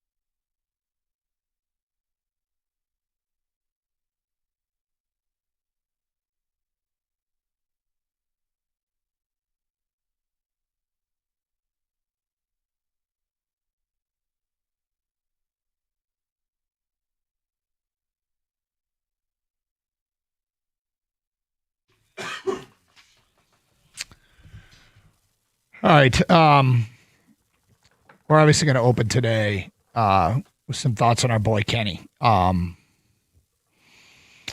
Yesterday was a very tough day here at the station as we lost a contributing member to this show and many other shows as he did weekend work and obviously was on with Mike and Rico after us. But he answered phones for us and contributed to our show on the air and off. And people have been asking about him. And he had a medical issue and we were monitoring and I texted him and obviously a lot of people cared about Kenny and it sucked to see texts coming in and people posting and asking, can you please just give us an update? What's happened to Kenny? What's happened to Kenny? And, we kept it private as, anybody would want. And to find out that he'd actually passed was shocking. And nothing other we can say that we love our companion here at the station and part of this 97.1 team, and he will be missed. And he was just getting started, like where he is in life. He was just getting started. Just got married. It's brutal. I'm 32 years old, and I was told after the show and literally seconds before Mike and Rico and David went on the air to talk about it. So I was completely shocked by it. We knew that there was something was up.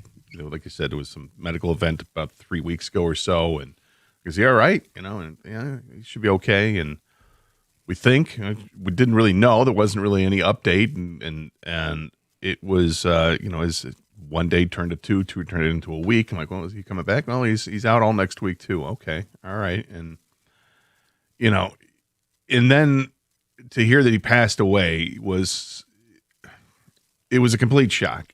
And then when talking to Mike and Rico and Jimmy and other people, and then they said, yeah, well, things took a turn over the last couple days. And when that happens, you're like, oh no, because it wasn't good to begin with. So it's sad as hell. He was, as passionate a hockey fan as I've met. We've had a couple of those here through the radio station, but Kenny was the latest and maybe the greatest of them. And it wasn't just the Red Wings. He was an NHL savant. And when trade deadline came around, we're like, Kenny, give an opinion on these players. And he was, what I loved about Kenny is that he had a very well crafted opinion. And it wasn't just fly off the handle. I'm pissed. I want some damages. I want my pound of flesh right here. It was, no, let me think about this. Let me think what's best in this situation, and then I will present it to you. And he did it in a way that was great. When he would crack open the microphone, we would ask him to talk with us and be part of the show. He always had something to say. He didn't stammer through it. It was articulate. And that's who he was. And, it wasn't just, of course, he wasn't just limited to hockey. He was a huge Georgia football fan. Like all of us here, we all love all sports. And, for him he loved participating in the, are you going to eat that portion of the show? And what about Kenny? You talking about eating stuff out of his beard. And, there are two guys here at the station, aside from myself, who really like hot dogs. Evan is one. But Kenny loved himself some hot dogs. The fact that he had a hot dog roller in the house and we had a standing conversation. Hey, is the hot dog roller still in the living room? Yes, it is. How long is that going to stay there? We're going to find out. He was a great guy. He's going to be sorely missed. He every once in a while would come up with something really funny, but most of the time when he talked, he just came up with something insightful when he would crack open the microphone. So he's definitely going to be missed. It's weird. No offense to Corbin looking behind the glass here. It's great to have him, but not to see the big beard. It's been weird for 3 weeks, and it's going to be weird for the next who knows how long. Okay. Yeah, most people are going to know him through sports, but I like when the stuff like this happens. First of all, this is so surreal to even be having this topic or whatever to start the show like this. I can't. It's so sudden. So sad. 32 years old. Kenny had so much more life to live, obviously. Like you mentioned, just recently got married. He didn't go through all the... We brought up a topic with Kenny being married. Remember? With the whole ring thing. And me and Kenny would laugh all the time because the first guy offered opinion was Gator. And so me and Kenny would be like... That's right. Of course Gator offered up the first opinion. But to me, he had so much more life in general, live being married and all that stuff. And I'll bring up the non-sports stuff because that's how I remember Kenny is... We had a very similar sense of humor. He would help me write some of the Tub of Pretzel questions, and the best ones never make it into the Tub of Pretzels. The stuff we say back here is insane, ridiculous, not for the air, not PC, and we laughed all the time about the stuff we would talk about. The questions I would ask him, he would ask me. The things we would talk to each other about back here were some of the best shows that no one ever heard. We behind the glass guys are different than on the air guys, and we know this, right? Yeah, we have a different relationship because we're literally talking about things that can't go on the air a lot of times, and so that's when you really get to know a person when the mics are off, and it's crazy that we're talking like this, and like I said, that's what I enjoyed most about with Kenny. I could say anything to him, honestly. I would not offend him, and he would not offend me, and we knew that about each other. So. Well, there is, as far as here at the station, there are challenges with working with everybody. And with me, I'm always looking for quick turnaround. I'm always looking for, hey, press conference right now. We just saw that Colton Pouncey tweeted, Dan Campbell said this. Can you get that sound? Kenny has to go get the sound. And he's got to get it turned around quickly because I want to get it on the air quickly. Right. And I'm always asking, we got to get this, we got to get that. When you're on from 10 to 2 and there's stuff going on, somebody posts on Twitter, here's Stephen A. talking about LeBron to the Pistons or something, or whatever it is. Kenny, go get this. Kenny, we need this. We need this by in the next 5 minutes. So I can tease it going into the break. We'll have it next segment. Like we're constantly doing that. And I was constantly sending Kenny on these runs to get sound. Yeah. People have no idea how difficult it is to screen calls during Who's on Top. When we do Who's on Top, when we do that segment, we have a list of usually 10 things, top 10 fast food French fries, whatever it might be. Kenny had to pay attention to whatever your answers were.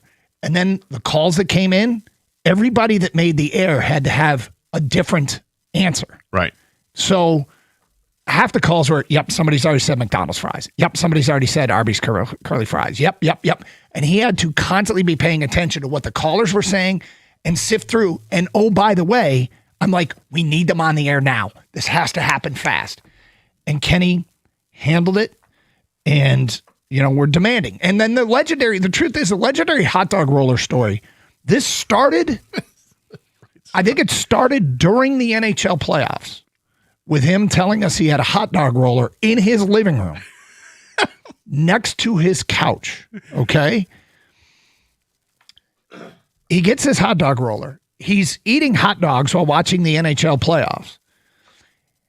Kenny then gets engaged. And this becomes a bit of a journey. What's going to happen with the hot dog roller? Right. How is Kenny going to negotiate the hot dog roller as someone else is welcomed into the home? And Kenny, the negotiations landed the hot dog roller back in the kitchen, but it was eventually, but it survived for quite a while. Yep. And again, his hockey knowledge has been talked about on the air. We leaned on Kenny for a lot of stuff, and it's just hard to believe we lost Pat, we lost Jamie, we lost Big B, I lost my sister, I lost a cousin. Like it just father. Yeah, that dude, right? There's a lot. This is unfortunately this is life. Yes, this is life, but you shouldn't see somebody who's 32. No. Yeah. That's leave this early. 32, just married. Our thoughts and prayers are with his family. His wife, Jen. We are going to, we're going to try to get back to the show. I will tell you, it's obviously tough on us. And it's tough. The thing that I discovered yesterday is how tough it is on the audience, too. Kenny had carved his niche here at the station. We have a lot of talented people here that don't get the credit that they deserve. And we try to make sure that we acknowledge what the people behind the glass do. Kang is incredibly valuable here, and Kenny was as well. And show's not going to be the same without him. And we just really feel terrible today. And may he rest in peace. He probably willed the Kosa trade. He probably willed the trade. Steve Yzerman trading Sebastian Kosa for the 23rd overall pick. There's so many reasons to feel awful, and just one kind of comedically on top of that is, there was nobody who was more in tune to what was going to happen in the Larkin situation than Kenny. No, and when it first broke, that's kind of about the time that we stopped seeing Kenny come around here. So I feel awful the whole way around. It sucks. I do want to speak for Kenny on one thing. He hated Who's on Top. Just want to let you know that. He hated it. I just want to let you know that I feel comfortable saying this. Kenny, I think would be like, go for it, Kang. Say it. hated who's on top. Who's on top Because of all the calls, man. And I always say the same thing. We got to get him on the air fast, man. We got to get through these. And he has to say to everyone, already been said, already been said, already been said. And I'm sitting there going, spinning my finger, going, come on, man. Let's go. He would come This in. segment has to move. Before we would start the segment, you would ask me during the commercial break, okay, I need your 2 picks so that we can, get these right. I would tell you that. And then Kenny would come into the studio with this exasperated look and go, all right, well, what are you saying? What are your 2 picks? It's like Ecuador and Bolivia, Kenny. All right. Great. Got it. And he'd always have a list with him, too. But anyway, Kenny Cott, rest in peace. It's Carson Anderson here on 97.1.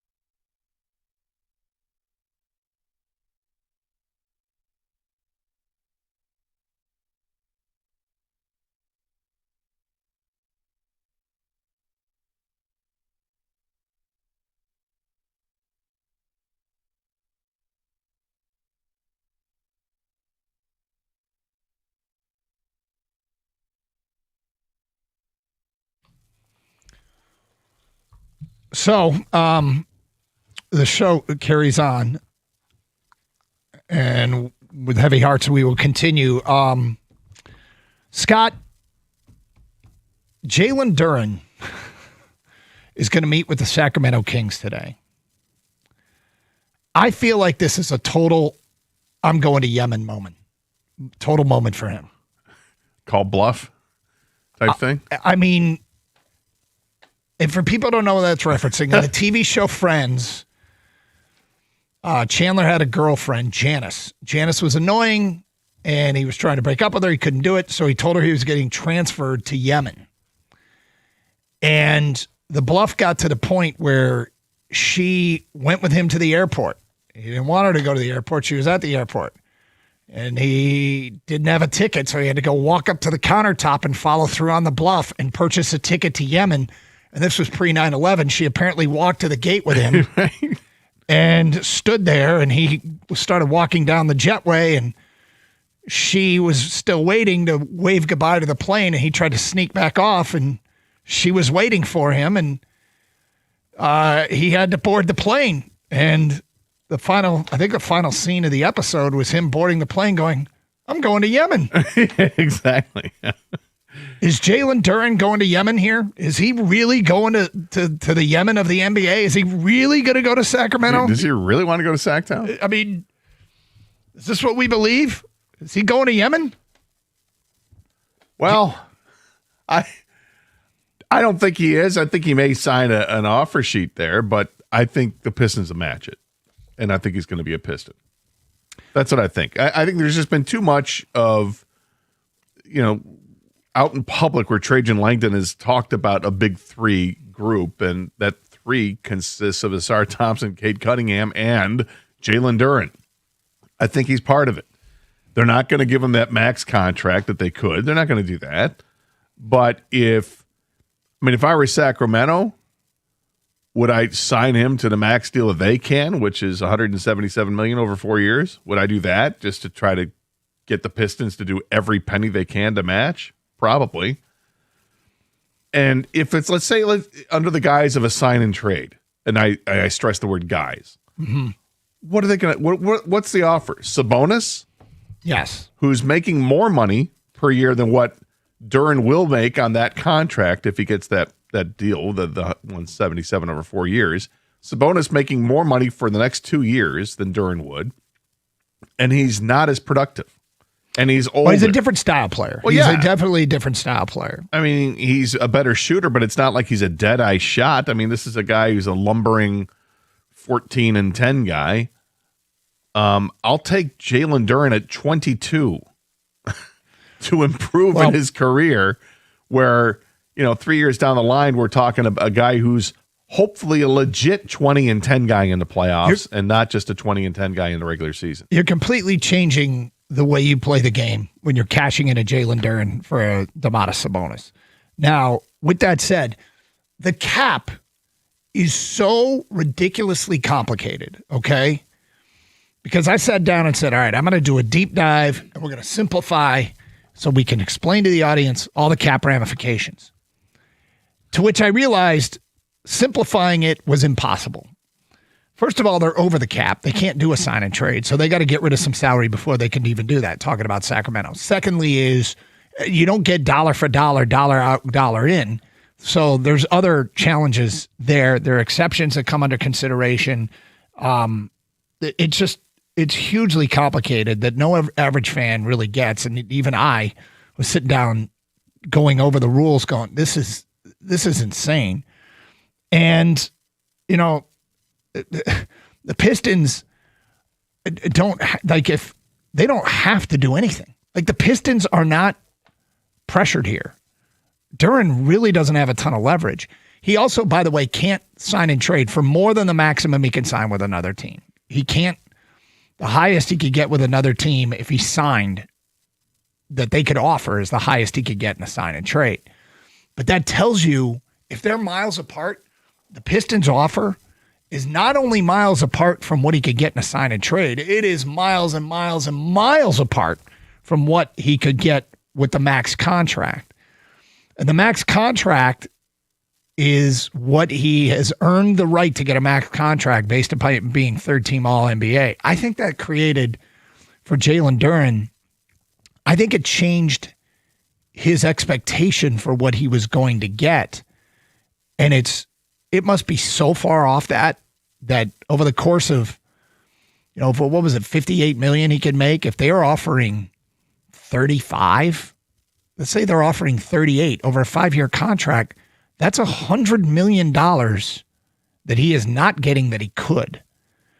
And even though, well, if he earned it, yeah, but he didn't. He hasn't earned that max. I mean, he's earned the right. He's earned the right to get but it. Doesn't mean he's literally earned it. But that doesn't mean he doesn't see it that way. That he's leaving $100 million in unrealized revenue, or that his agent sees it that way. Yes. And so the Sacramento stuff, I'm just not sure that can be done. The Lakers are under the cap. They're going to meet with Duren. And this deal is much easier because the Lakers have cap space. They want Duren. Tim McMahon on ESPN questioned if the Lakers really even want LeBron at this point. They haven't offered. They're kind of slow playing him. And they might really just want to build around Luka and Austin Reeves and add Duren to that mix and let LeBron go. Brian Windhorst said LeBron hasn't told them what he is planning on doing, and they expect some news today. The Warriors just cleared cap space with the Draymond contract that he turned down because they're expected to make a run at LeBron, and they're now the Vegas favorites to get LeBron if LeBron doesn't go back to the Lakers. I think this is mostly posturing, okay? My guess that this is mostly I'm going to Yemen. And I swear I'll go to Yemen.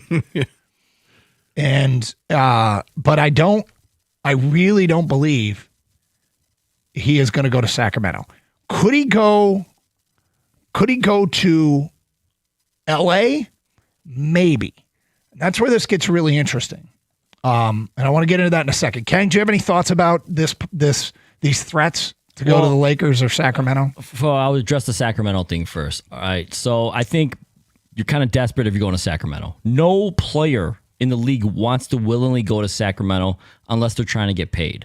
Now, you just mentioned the Kings have cap issues, so I'm not sure how they can pay Duren, but let's say they find a way, because that's the only reason why he's talking to Sacramento. It's like, hey, can you guys find a way to get me my money? Then we'll talk. So I think that's a kind of desperation type move on Duren's camp to go to Sacramento, but he wants to get paid. I understand that.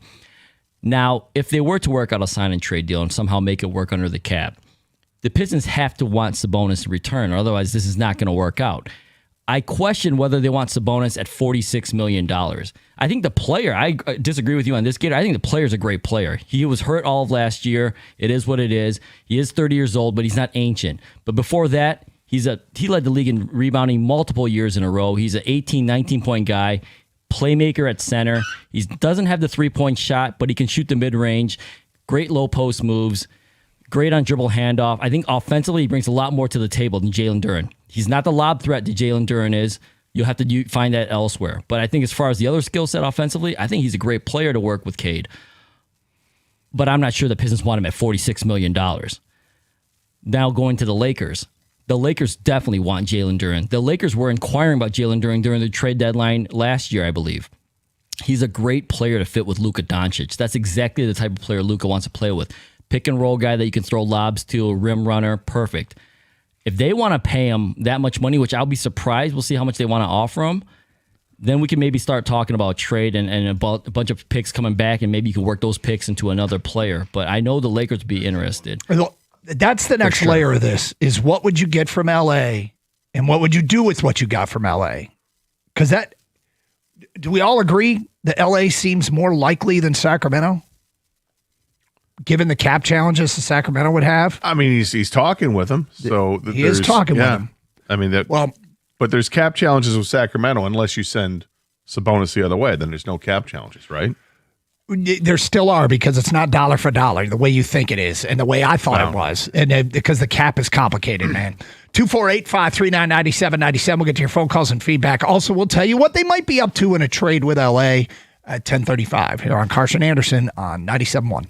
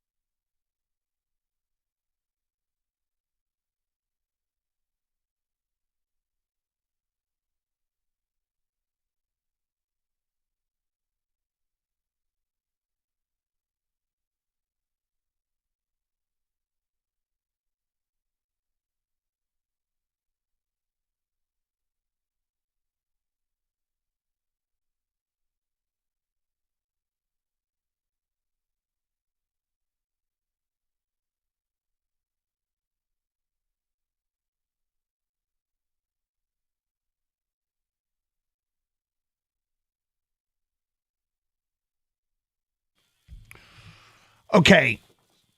So in some of the reading about this, it sounds like the Lakers could send Duren to Detroit. Or sorry, Duren could sign and trade. The Lakers could send draft picks to Detroit for Duren. And multiple first-round draft picks. And there might be some other cap considerations that need to get moved around. But what would Detroit want with future draft picks? This is where it gets really interesting. Because they could try to take those draft picks and go trade for Trey Murphy. They could try and take those draft picks and go trade for Lauri Markkanen. They could try and take those draft picks and go try and trade for Jaylen Brown. They could take those draft picks and go try and trade for Michael Porter Jr. They could take those draft picks and spin them into the player that everybody wants them to trade for, and that is typically a shooter, a scorer. And, you know, it was really interesting today listening to the reporting on Get Up. Tim McMahon said the Celtics aren't getting the 4 first-round offer. They want 4 first-rounders. They want to start there. And they said what's really weird about the Celtics shopping Jaylen Brown is everybody knows that Jaylen Brown's on the market. And they're not getting any calls. They're calling teams to gauge their interest. And if you're making the phone call, you're probably not getting what you want. Right. If a team's calling you, that's a little different. Celtics have called around, and according to Tim McMahon on ESPN, basically the analytics front office people don't like Jaylen Brown's game. So they might have to lower their asking price if they're hell-bent on moving on from Jaylen Brown. Now, they might also now reconsider, well, maybe we need to make good with Jaylen Brown and mend fences there. But I don't know if it's clearly been reported what Trey Murphy costs. There have been rumors out there that they were looking for 3 first-round picks. Well, if you go out and grab a couple of first-round picks from the Lakers and assign and trade with Jalen Duren and package with one of yours, send the 3 first-round picks to New Orleans and get Trey Murphy, who they could fit under the cap. And I think they could still do more if they got Trey Murphy because he doesn't have an exorbitant contract. So I don't know what Trajan's up to here, but he's up to something. We will see if they renounce the rights, if they waive Duncan Robinson. We will see if they don't bring back Tobias Harris. Those things are being reported, but I'm not so sure I necessarily 100% believe them until I see them because I just feel like, or you know the other thing Trajan could be doing? He could be war chesting for a massive trade deadline deal. Take a team into the regular season, see how it's going, and then try and make a move at the trade deadline? You can. I mean, there's all types of things you can do. And when you're talking about getting picks in return and, you know, you end up being multiple picks and then you could always move up in a draft situation because you've got those. But, you know, it's interesting you bring up Duncan Robinson when they renounce his rights, or is Duncan Robinson part of another trade? You know, when they re-signed Kevin Huerter yesterday to a 3-year, $27 million deal, it's very reasonable. Now, we didn't see much out of Kevin Huerter, and in fairness to him, he was hurt and was hurt in the playoffs and hardly played. But down the stretch when he wasn't hurt, he actually looked like a nice piece off the bench, and that's all he is. He's not a starting guy anymore, but he's a piece off the bench, and he's a guy that they really trusted because of his basketball IQ. In a way, he was like a non-vagabond version of Schroeder. You know, it was a guy you trusted in certain situations because he's a veteran, knows how to do things you're supposed to do, makes the right pass, can play some defense, and can shoot when you need him to do. And Huerter does a lot of that. In the shooting end is supposed to be much higher end than what we saw last year, not only as a Piston, but just as a player in general in Chicago. He didn't have a good year last year. But his track record suggests that when healthy, he's a really good shooter. So signing him to that deal may be a big nothing burger to a lot of people, but it's only $9 million a season on average. And it's a guy that you can count on to shoot off the bench, you hope, because he's going to be healthy. So does he effectively, because Isaiah Joe also signed, does that push Duncan Robinson out? Is it, like you said, they just renounce his rights, or do they try to make a trade? Because I think Duncan Robinson still has value in the league. So can they make something happen there? There's a lot of moves the Pistons can make. You mentioned all these players, you know, that we're talking about in trade, whether it's Jaylen Brown or Michael Porter Jr., Trey Murphy, some of the other names are going away. Right. Kawhi Leonard, LeBron James, these are names apparently going to Toronto. LeBron, if he does opt for free agency, everybody thinks he's going to Golden State now. Yeah, so there's players that were hot and bothered by last week when we were up at Shanty Creek. This now it is Tuesday and not so much, but that doesn't mean there aren't players they're available or could be available to help the Detroit Pistons become a better team next year. Well, let me just state this: there's no way that Trajan doesn't have a plan. I agree no with that. way, and so I'm trying to figure out what he's up to. And people out there, we're spitballing ideas. What do you think he is up to? What do you think he's up to? If he gave a team-friendly offer to Duren, if the reports are true that Duncan Robinson and Tobias Harris aren't coming back, which we'll see if they're true, that would mean 3 people from your starting lineup are gone? And how many starters have they added? None so far, right? Have they added 1 starter? I mean, Isaiah Joe could be a starter ahead of Duncan Robinson. He could. But to me, it's clearly Langdon's. What he's doing is creating flexibility to do something. You know what I mean? The Isaiah Stewart, as much as you guys love, and I love the Isaiah Joe trade because it was like, oh my God, only 2 second rounders. Yep. The Grizzlies was like, oh my God, all we gave up was future second rounders for Isaiah Stewart. And this happens both ways when teams are just trying to alleviate contracts and move players to get flexibility, There's right? truth to that. So the Pistons moved Isaiah Stewart to get flexibility. They got a good player. The Thunder moved Isaiah Joe because they didn't want his contract anymore, and the Pistons get a great player because of it. This is all setting up for something. I agree with you, Doug. I think Trajan Langdon has targets this offseason, clearly, and he's going out and trying to get those targets. One might have been Austin Reeves. Now it's on to the next because Austin Reeves goes back to the Lakers, right? So I think he doesn't want to sign Duren to a big deal for a couple reasons. One, he probably doesn't think he's worth that much. 2, it keeps him under a number that he wants to be comfortable at so he can go get somebody who he thinks is worth it. Now, is that Trey Murphy? Is that Norman Powell? Is that Tyler Hero? I'm not sure. Did they want to be in the Kawhi sweepstakes, even if Kawhi doesn't want to come here? But I think Trajan's leaving himself a lot of options here because he knows he's got to get this team better with somebody alongside Cade. I would say that there is, I would think that's true, but I would have to think there's a plan. Like a plan. What is plan 1A? Not plan 1B. What is plan 1A here? Plan 1A might be bring back Duren and add somebody plan, else. I think that's plan 1A is they're gonna match an offer for whatever Jalen Duren gets. Is Sacramento signs with an offer sheet? Okay, the Lakers do it. Okay, we got this. Jalen Duren's coming back, and those teams are going to have to pivot. And we'll get into some of the ramifications of that in a minute. Let's get the callers. Another Friends reference. Well, you went with Yemen. Al in Birmingham. Hi, Al. Good morning. How are you? What's up? I have no clarification for anything except the question, which is, you got rid of Stewart already, so there goes one of your bigs. Now you're talking about Duren. Who the hell's going to play number 5? Well, they've got Paul Reed, who obviously played very well for the Pistons down the stretch, and in the playoffs, Paul Reed was very good. But I don't know if you envision Paul Reed to be your number 1 center, but he's definitely going to get elevated minutes, and that was just widely known because of the Stewart trade. So does he even get more? Does he become a starter, or do they go out and look at, is it Walker Kessler? Walker Kessler feels like a guy they would have. He's a center out of Utah. Played at Auburn. 7'2", big guy, averaged 14 points and 11 rebounds last season, and he's only 24 years old. So is that where the focus pivots? Because I think that's where it's going to pivot for the Lakers in Sacramento. If they're not going to get their guy in Duren, then they'll look to Kessler. Al, it's a very valid question. If they move on from Duren and Tobias and Duncan, that's 3 starters off of last year's team. Gone. Yeah, and Stewart, your number 1 guy off the bench. And really no other starters brought in. Isaiah Joe could. I mean, there are other guys I guess you could make Ron Holland a starter, but that's starting to feel like a depleted team, not a better team, and they would have a lot of moves yet to be made, it feels like. And big ones. Yeah, I agree. And to me, you still need somebody who can handle the ball and score from the paint. And, there's not that many of them out there in the market. No, and they retain. I mean, look, this is by no means is it meant to say, oh, here's your solution. But they did retain the rights for Tolu Smith and Danis Jenkins are both brought on.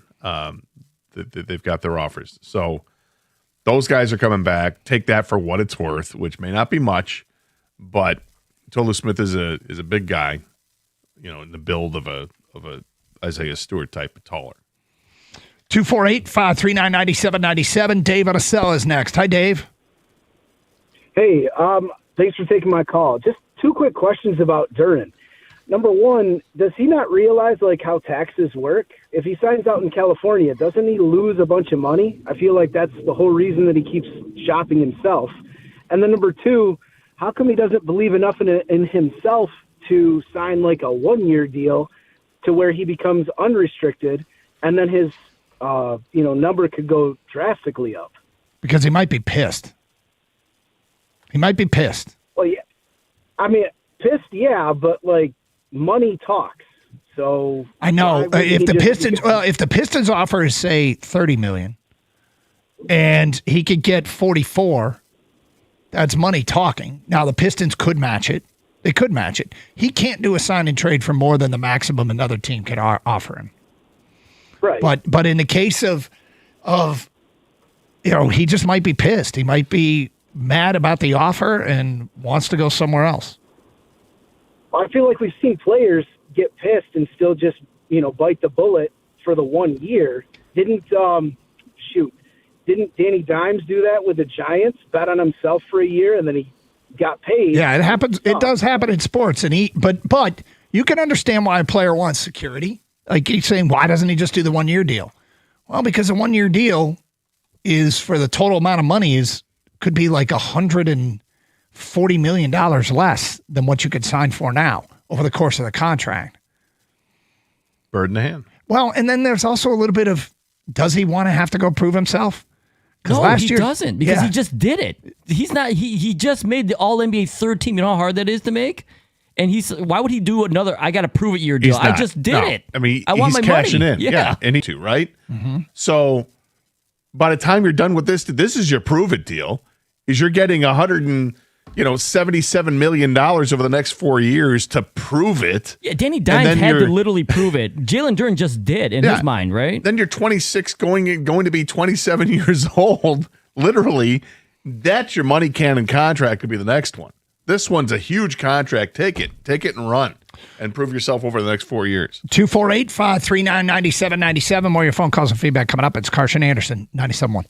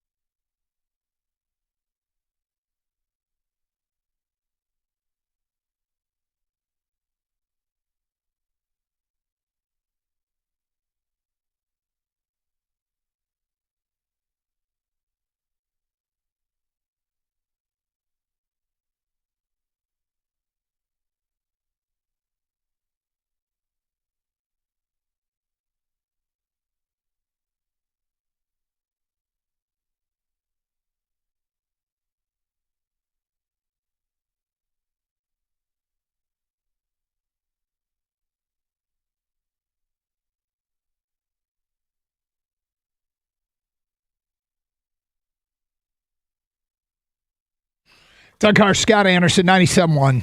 Open lines 248-539-9797. A lot of reaction coming into the stories about Jalen Duren meeting with the Sacramento. Free agency opens tonight at 6, and he's going to meet with Sacramento and L.A. to try and work out a sign and trade. When I say L.A., I mean the Lakers.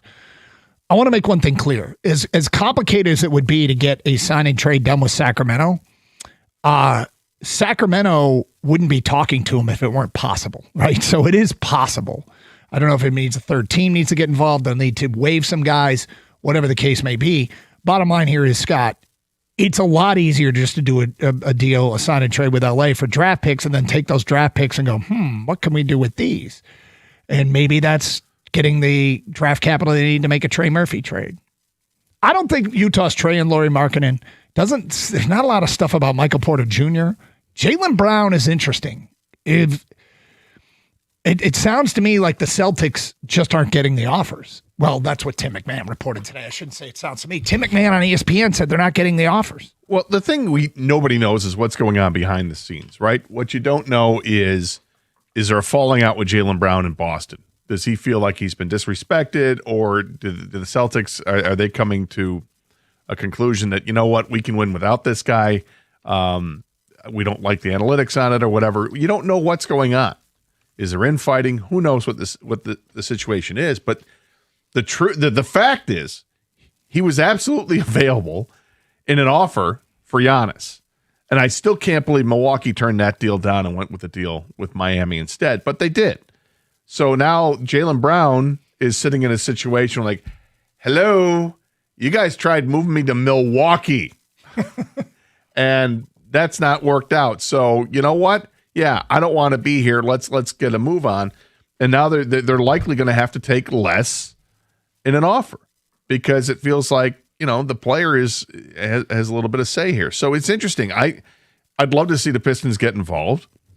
They clearly have draft capital if they want to before this whole Duren stuff gets going. But I wonder if they can still make something happen and re-sign Jalen Duren, which I think they're going to. I'm like 80%. 80% of me feels like they're going to re-sign Jalen Duren. I'm at 55%. Oh, more than 51. Yeah, nice. I'm at 55%, maybe pushing 60. Ken, where are you percentage-wise? The Pistons re-signed Jalen Duren. I am at 67%. Okay. All right. There we go. More than the devil. I like that. Let's go to Rich in a truck. I just want to do 6-7, guys. There it is. Rich in a truck. You're on 97.1. Hi, Rich.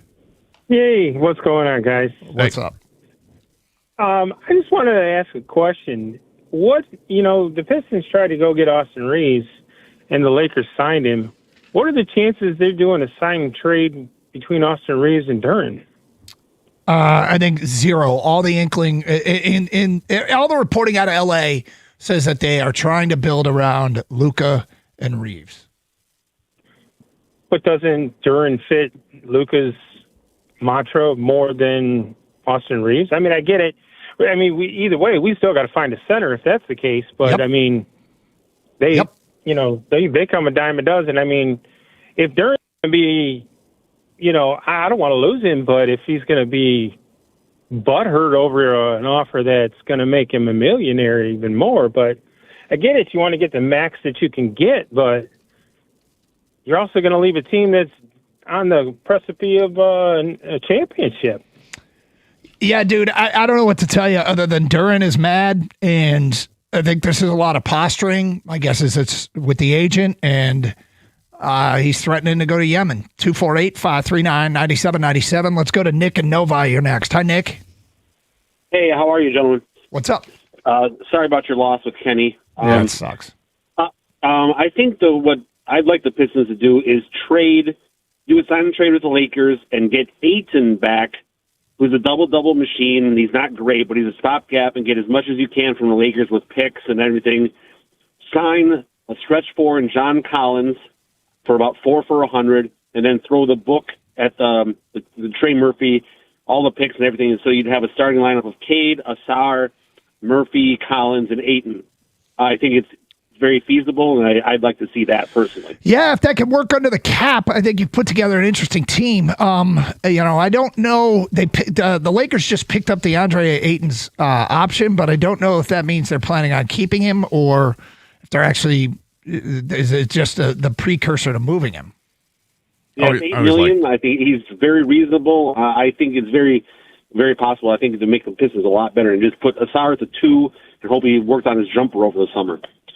I'm sorry, Gator. I missed what you said there. I've always liked DeAndre Ayton. Maybe it's because he was drafted first overall years ago. But yeah, he's a double guy, a legit double guy, and I don't think costs as much, right? Yeah, my correction here. He picked up his player option.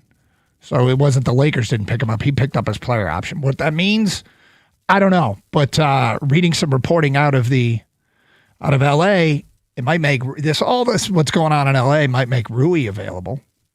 And I don't. Because is he a free agent or restricted free agent? Or is he I think he might have to get waived. To reach the figure, a team would have to renounce its current free agent. So that would include Rui, and it might be LeBron. But LeBron now seems to be, everybody thinks Golden State's war chesting for LeBron. Free agency starts tonight. Things are afoot. We all think Duren is coming back. Here's the question I have about that. What's become abundantly clear is the Pistons have offered below what other teams could sign him for. So that's 4 years, 187. Is that what it was, Ken? 4 years, 177. 177. Sorry. 4 years, 177. 3, I believe, yeah. So what's that annually? That's 44 $44 million. Are we happy with Jalen Duren at $44 million? Because it's well below what he could have got in Detroit. He's not getting the max in Detroit. And everybody after last year was shouting, no max, no max. He doesn't deserve a max. You can't give him the max. Well, this wouldn't be the max. No, do I think it's overpaying? I think it's overpaying, but it's the NBA, and you can pay a luxury tax if you have to, and it is what it is. I mean, I don't want to see him go, to be honest with you. Yes, now, there's way too much meat left on the bone on his career. He's just getting started. 248-539-9797, and it feels like so much of the Pistons' offense is generated through pick and roll. And if you move on from Duren and get Sabonis, I almost feel like that part's gone. Like that part of your offense is gone. Now you can bring up some other pick and roll players, but Cade has had a ton of success in that, and quite frankly, so is Duren. Duren's got to expand his game so that what happened in the playoffs doesn't happen again. Well, and now they might actually have shooters too. So if you've got somebody who's going to, let's say like a Corey, who is your rookie, that drives the lane and he's being contested, he can ship it out to Isaiah Joe, who can knock down the shot. He can ship it out to Herter, who can knock it down, or to Duncan Robinson if he's still on the team. They've got shooters. Or he can find Jalen Duren underneath for an easy lob. Scott writes in, Duren going to Yemen sounds like Bluff City, but so did Hammond, Indiana at first. I talked to some people over the weekend from Chicago about Hammond, Indiana, and how they feel about the Bears going, and they just kind of shook their head. Well, it's not done yet. Like, yeah, but kind of seems like it's going to happen. He was still skeptical that was really going to happen. And this is somebody from Chicago. I think nobody believes it could possibly happen with all the evidence telling us it's going to happen. Right. That it could be the Hammond Bears. There's a team of excavators going down to Hammond right now. Ground is being broken in Hammond. Not going to happen. Nobody's going to believe it till the Bears kick off in Northwest Indiana. They're building a wiener circle right next to it. They're selling Chicago hot dogs right there. Nope. Carson Anderson, Open Lines, 97.1.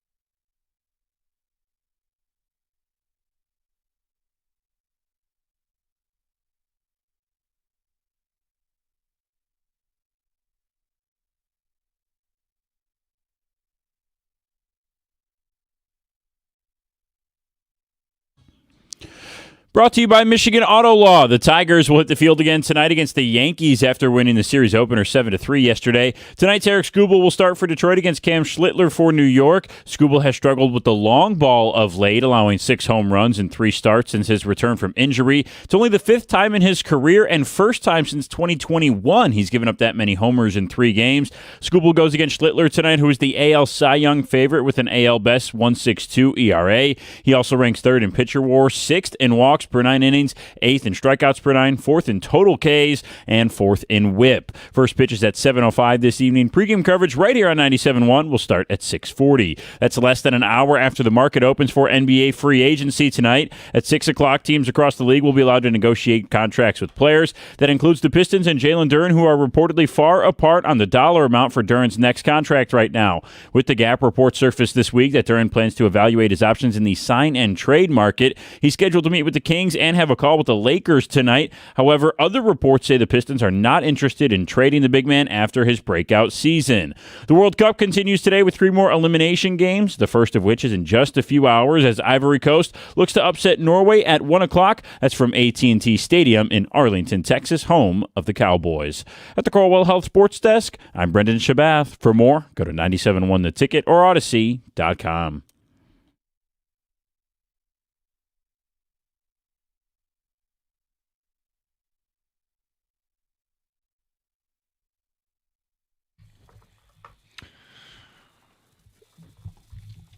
Jalen Duren is reportedly going to talk to Sacramento and the LA Lakers about a sign and trade.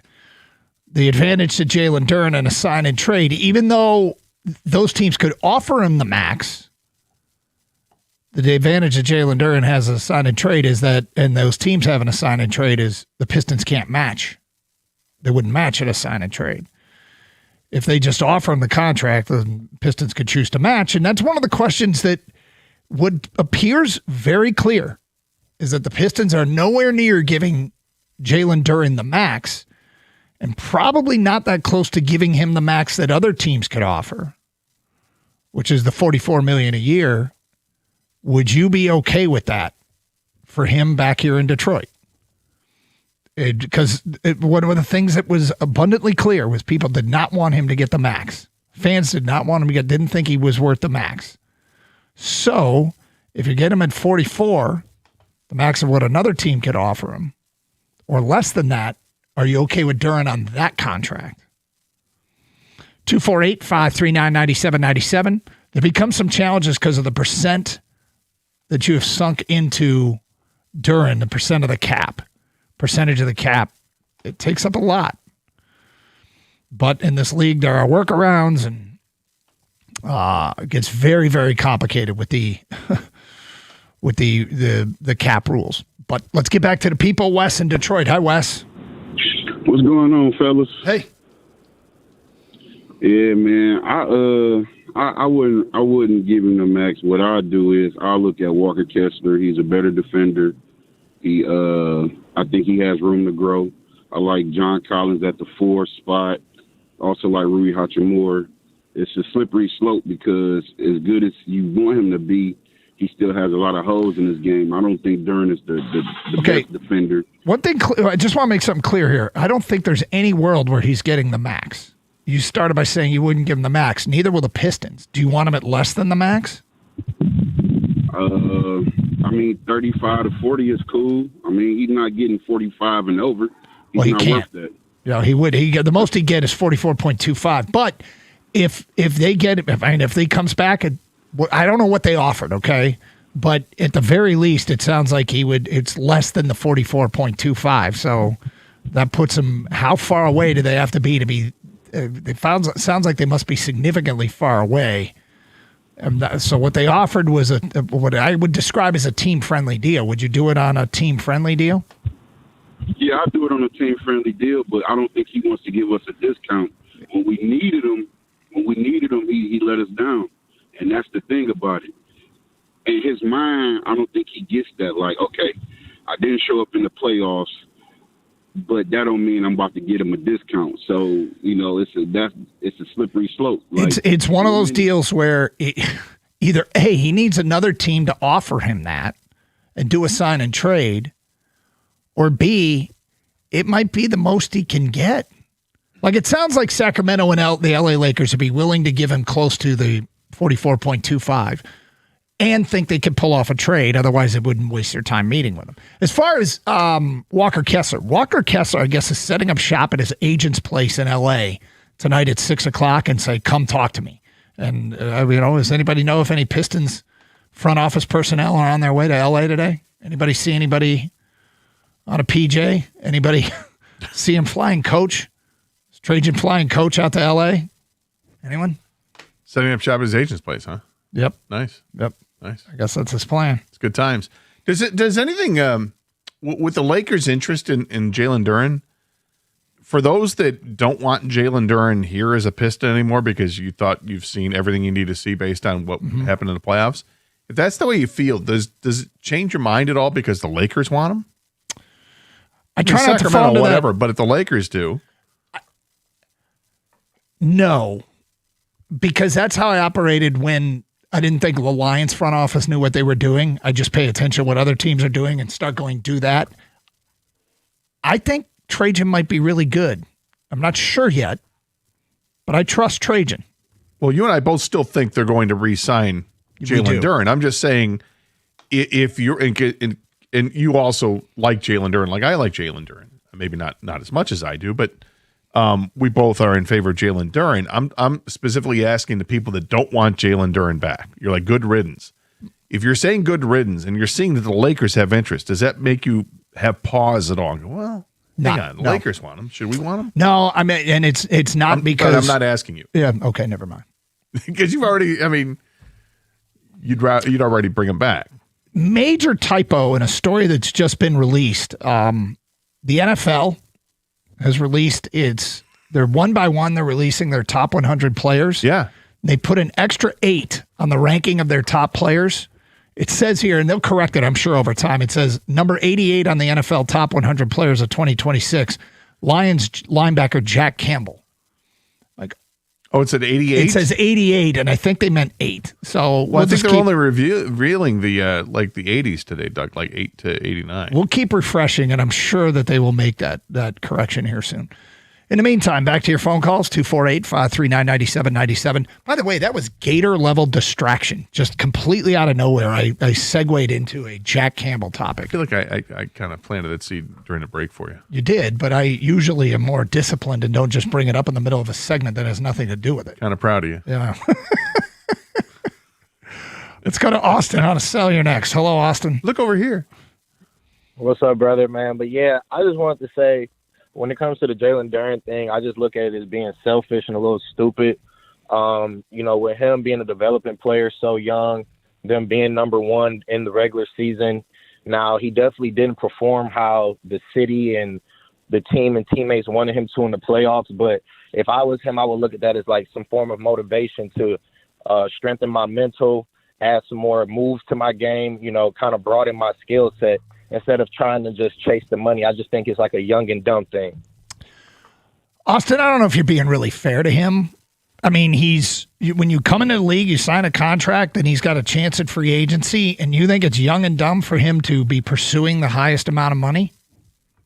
Yeah, well, I see where you're coming from, and I definitely agree with you. But from the standpoint of being on this Pistons team and like knowing that this season they can come out as champions with him being a big part of this team, I do understand it's a business. I definitely understand that. But just from a winning aspect at the highest level in this league, I feel like he's a core piece to this team. So that's why I feel that way.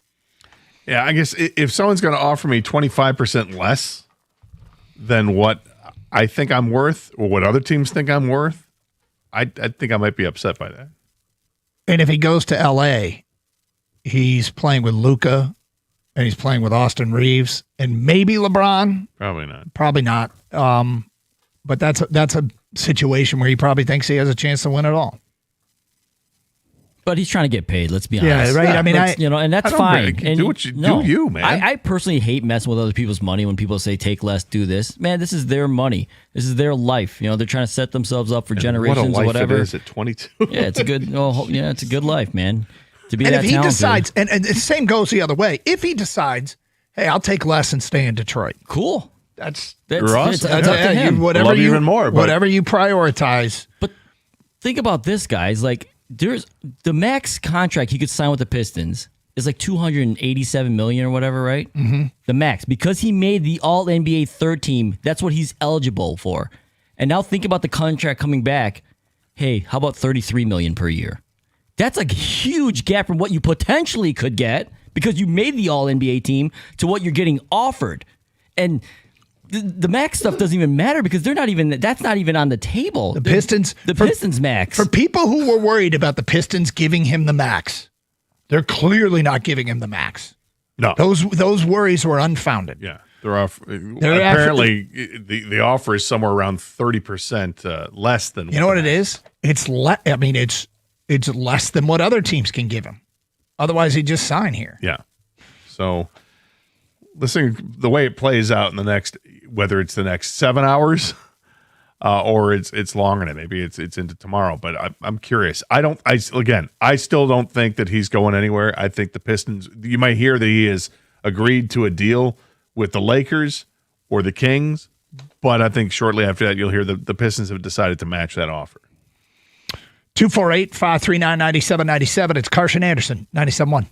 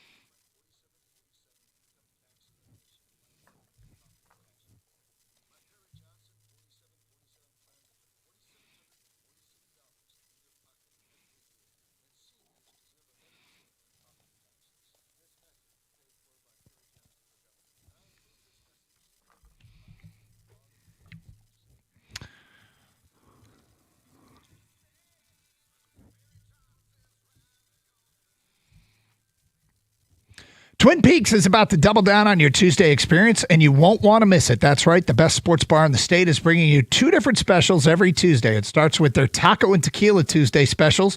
They offer up 20% off all tacos, as well as their chips and queso and triple play, along with $4 tall Twin Peaks light drafts and house margaritas. Imagine enjoying the house margaritas in the ultimate mag cave with the Global Soccer Championship going on with 50-plus TVs tonight, and Mexico back in action at 9. But the deals don't just stop there.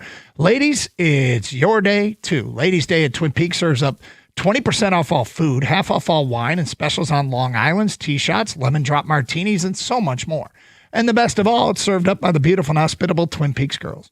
Come take advantage of the best Tuesday lineup in the game. Twin Peaks. Eats, drinks, scenic views.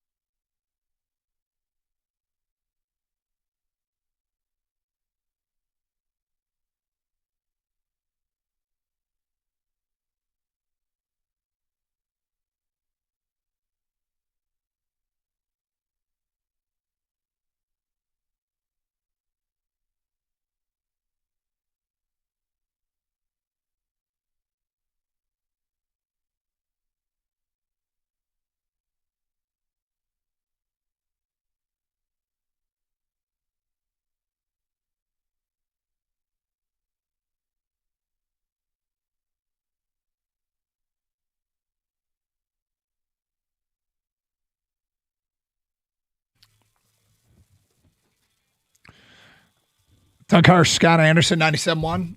Free agency day in the NBA, and Pistons, one of their key players from a year ago, is being courted by others, and that is Jalen Duren. Both Sacramento and the LA Lakers reportedly are going to meet with Duren in an effort to try and strike a sign and trade deal. It feels like it's pretty responsible what Trajan has done. You can't be stubborn, though. If you can get him in at a price closer to the max of what other teams could offer him, which is 44 instead of the 57 million per, you leave yourself more flexibility. It's still a big portion of the cap, and some people probably won't like it. But everybody said no max, no max, no max. Pistons offered well below the max. And Duren might be so pissed he just wants out. And that could be a possibility. Sacramento would take a lot of gymnastics to get it done under the cap. The Lakers not as much, and the Lakers would probably be sending draft capital back to Detroit, which allowed Detroit maybe to go out and make that bold move to go get Trey Murphy or Jaylen Brown or something like that. So 248-539-9797, because both Murphy and Jaylen Brown, reportedly the asking price is draft picks. And if you could get a bunch of draft picks, send them to Boston for Jaylen Brown, who apparently they're not getting the takers they thought they'd get with him on the open market. Trey Murphy, is it 3 firsts? Is it 4 firsts? Well, if you go get a bunch of extra first-round picks at a Jalen Duren sign and trade, then you still have some positions to fill. But bottom line here is it would be a drastically different team. It looks like there's a real emphasis on surrounding Cade with a bunch of shooting. That's if you can't work it out with Duren. And we all think it's more likely than not. Various degrees, but we all think it's more likely than not they work it out with Duren. Shooters and ball handlers, Doug. Yep. Shooters and ball handlers. Let's go to Bobby and Romulus are next. Hello, Bobby. Hey, how you guys doing? What's up, Bobby? Hey, I got a question for you after I make a statement about the Duren situation. Listen, man, we were barely good enough to even if we hadn't gotten knocked down, we had no chance of beating New York, right? I don't know about so that. The concept of not having Duren, we've already lost Stewart. You guys that call in and talking about, we don't need Duren, this, that, and the other. They're not going to win with him or without him.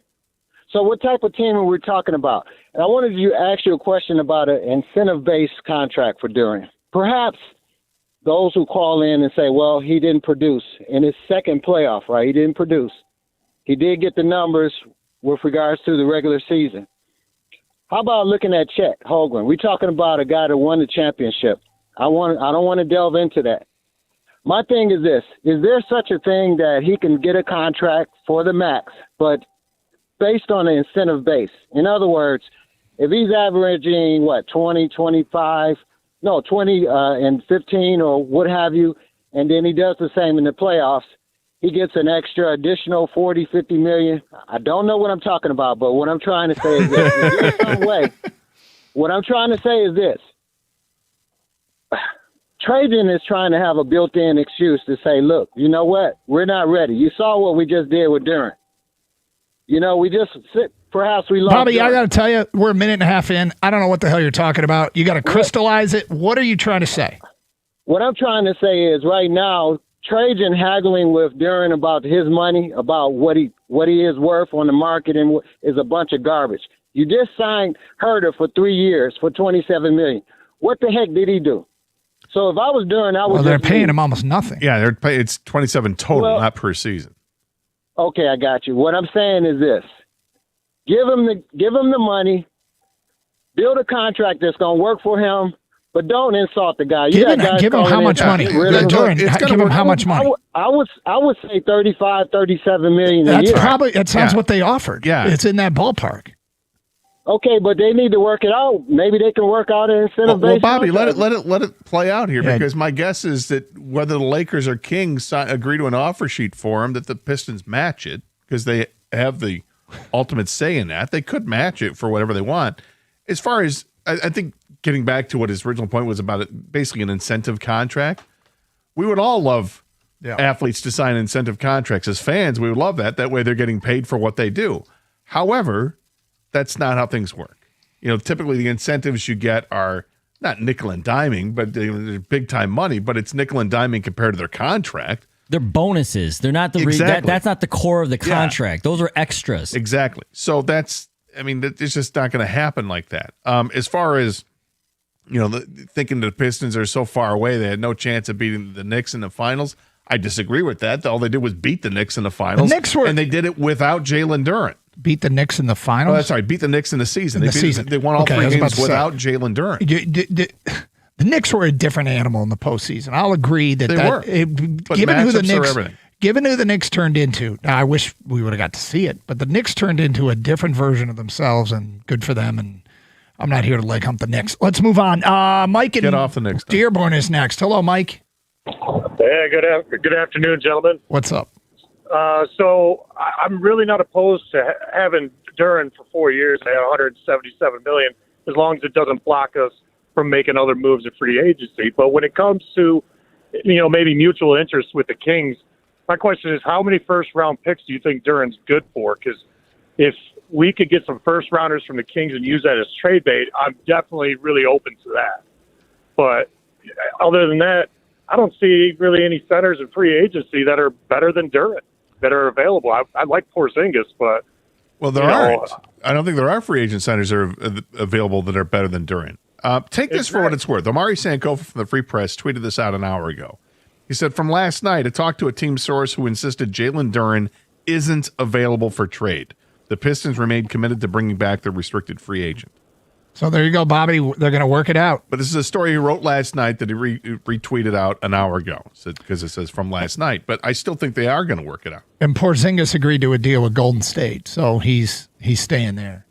Right. So how much money would, I'm not a really good math guy, but how much money would that leave us if we sign him to 4 years, 177? It depends on what else they do with the rest of their roster. They can obviously afford it. Look, they were courting Austin Reeves and planning on bringing Duren back. So they obviously think they have some cap space to make another significant move. If they bring Duren back and don't get any draft capital out of this whole Duren thing, I'd still trade the 3 firsts to New Orleans for Trey Murphy. Provided that works under the cap, and I suspect it would. If they thought Austin Reeves and Duren would work under the cap, I think Trey Murphy and Duren would work under the cap. And I don't think Jalen Duren's going to get the max restricted offer because I think the other teams have to.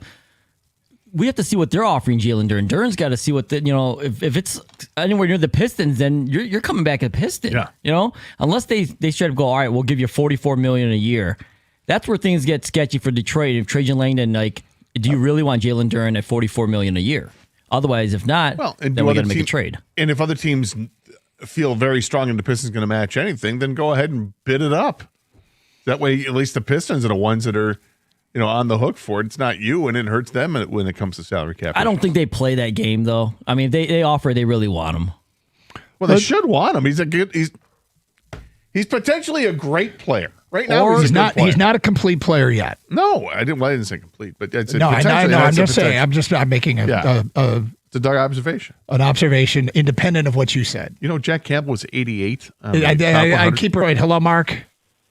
Hey, how you doing? These fans, like that guy that called, they don't know the salary cap. Let me tell you something. Sacramento is in the is in the first apron. They can't even sign Duren until they would have to release. They have to cut a bunch of people. Yep. It wouldn't work. And then think about this. I mean, look, Sacramento. Hold on, though, Mark. They obviously know they could do it, or they wouldn't be meeting with him. They just would have to cut some people. Right. Okay. Or trade what I'm some saying people. is, for him for Sabonis, I'll make that trade because he's not worth. You got to produce in the playoffs. I don't care what you do in the regular season. You got to produce. He's not worth no $44 million plus. Think about this. Who on the Lakers? Well, there's no plus. There's no plus. Keep in mind, there's almost no scenario that it's more than $44 million. Okay, and think about this too. The Isaiah Stewart trade, it hasn't been finalized yet. You know why? Because Trajan Langdon has a plan. If you look at the Isaiah Stewart trade, he was traded for 2 picks. Why hasn't it been finalized yet? It's a good question. Got something up their sleeve. You're 100% correct. Things are afoot. Trajan Langdon, I love what he does. He doesn't tell nothing. He goes about his business. I think Durham is going to be back, but I think It's a certain price that I understand he's doing it for business. He got to look out for his family and everything. And I like Jalen Durham, and I would like him to come back. But every team has a certain price to where they can spend, to where they can still be. I don't think the Pistons is lowballing him like that. I think I don't understand why he can't take a bet on himself and take a 2 or 3 year deal and then come where he can be unrestricted. Then he'll get the full amount. Well, what's But wrong with he's the not worth no $44 million right now. Well, if you I can can't get give it, him you that. take I it. think The deal would be a 4-year deal. I mean, at the end of the deal, he's 26. I mean, don't take a 2-year deal. Take the 4-year deal. Take the It's only 4-year 4 deal, years. make the $180 million. Yeah. And then get your next money cannon contract after that. Prove yourself. you know, he feels like he's already proven himself. Kang put it earlier in the show. He already feels like he proved himself. So he is it's like, well, I want to get paid now. Well, he proved himself to get this contract, yeah. Now, as far as, you know, the postseason, that's probably why there's all this haggling. It's probably why this isn't easy. It's because the Pistons want some assurances, or they don't want to overpay for a guy that has raised the question about whether, you know, about how much his game still needs to improve. Right? He still has to show that his game can improve. It's a catch-22, right? Because if he had performed in the playoffs, yep, the Pistons would have been playing in the Eastern Conference Finals with a chance to play for an NBA championship. And then they would also have to pay him a max deal if he had performed in the playoffs. He didn't, so they didn't advance to the conference finals. And now they're talking about, you know, can they get him for considerably Get him in less cheap. and still having that same potential of being the guy you saw in the regular season and better, as he's only 22 and will continue to grow and become a better NBA player, because that's what NBA players do when they're only 22. Well, many of them. I mean, Most of them. Yeah, and if I were the Pistons, you know, that's what you're signing him on. You're signing him on for what you think he's going to do, not for what he just did. Yeah, but what does that tell you that they haven't offered him close to the restricted max? Tells me they think they need to make another big move, But and they tells me need to what- save money. Okay, so it doesn't have anything to do with what they think about Jalen Duren and his ability to hit a ceiling? Well, let me tell you, if they thought that, then I wouldn't want them to offer him anything. Or maybe they think he's a $30 million player and not a $44 million player. Moving down the Do you know what I mean? priority list, yeah. You know what I'm saying? Like, I mean, he's not all NBA third team every year, but he's a really good player. He's solid. He contributes, but we're not paying him $44 million. We're paying him $30 million. We're paying $33 million. That's what he's worth. And that's, you know, where his ceiling is. 248-539-9797. So another player on Detroit, they're getting calls on him, according to an NBA insider. We'll get to that today at 11:35 here on 97.1.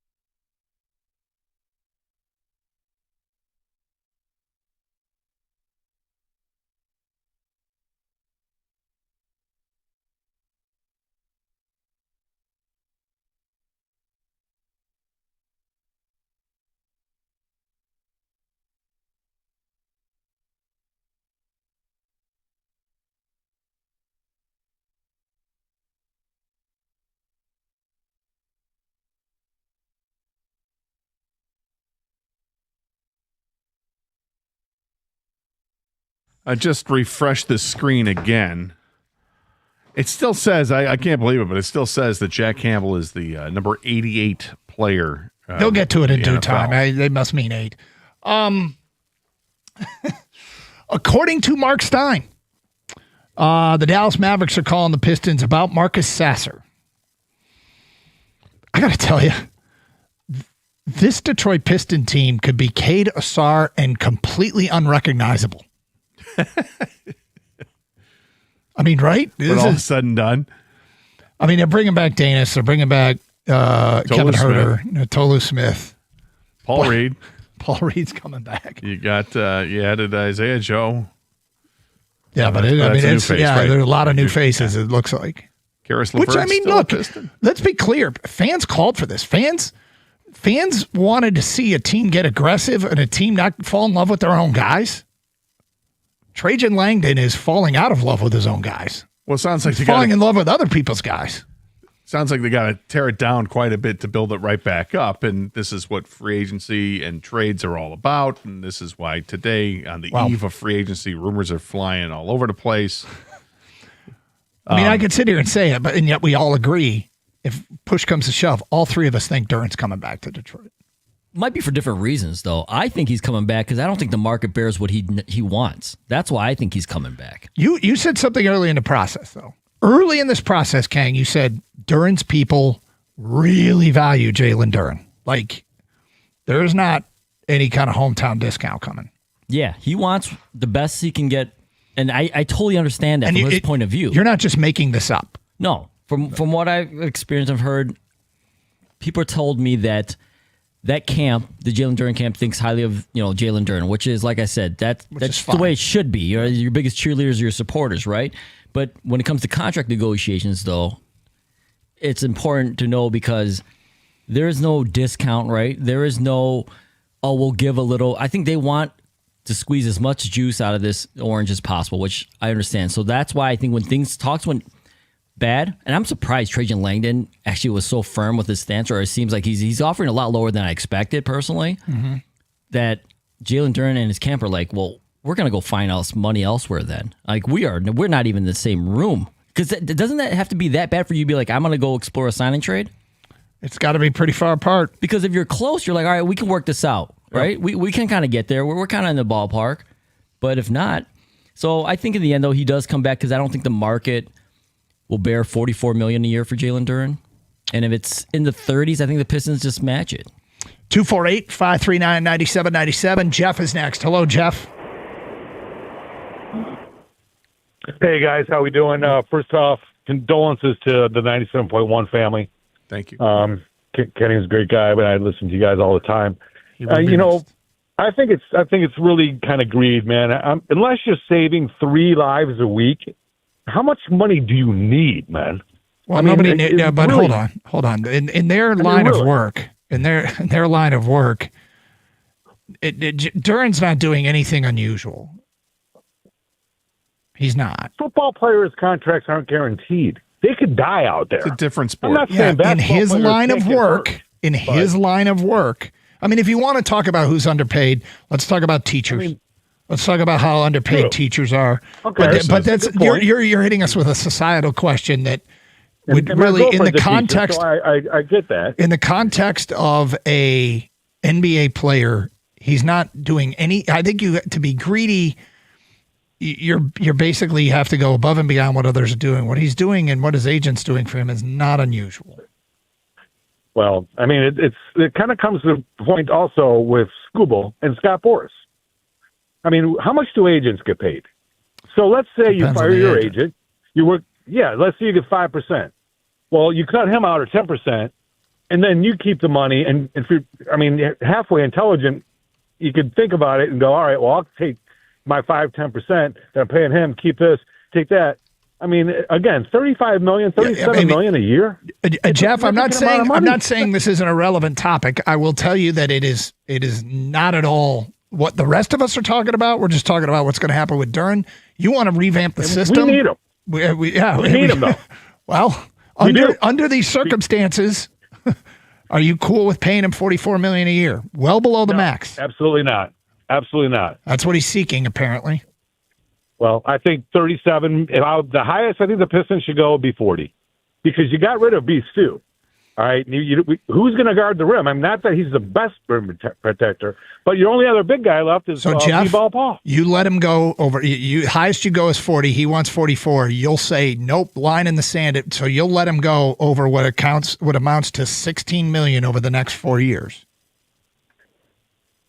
Well, now that you put it like that, Doug, that it kind of makes it's just the cost of doing business, man. There's a cap in the league, and players are making money, and it's. Look, I hate it. Okay, let's be clear. Everything he said is right. Like the fact, I would love for guys to say, I love it here. I'm taking less. Like the number 8 player in the NFL apparently did. He didn't want to get out in the market. He took what he thought was a fair offer. I got to fact check that. I don't think they've released. And as top the 10 number yet. 8 player in the NFL, anyway, he's not wrong. It's just, okay, well, guess what? This is the system we have, and this is the line of work that they're in. And in the line of work you're in, you have a limited amount of time to make money. He will survive, most likely, off the 33 or the 44 or the 57. All those numbers, you can make it through life. He'll be okay. That's true. Between the $150 and $180 million he makes over the next 4 years, he should be okay. And then he's 26. Yep. He's going to be fine. And can sign another monster contract. But if you think in real world terms, of course. Yeah, but I mean, I feel like it's an evergreen topic that is, it's just tired at this point. If you don't understand that this is just, it's entertainment, that is what it is. Then I'm not mad at it. I'm not mad. I mean, you don't have to like it. It just is what it is. Yeah. I more agree with him than disagree with him, but whatever. Tom in Grand Rapids. Hello, Tom. Hey guys, how we doing? What's up?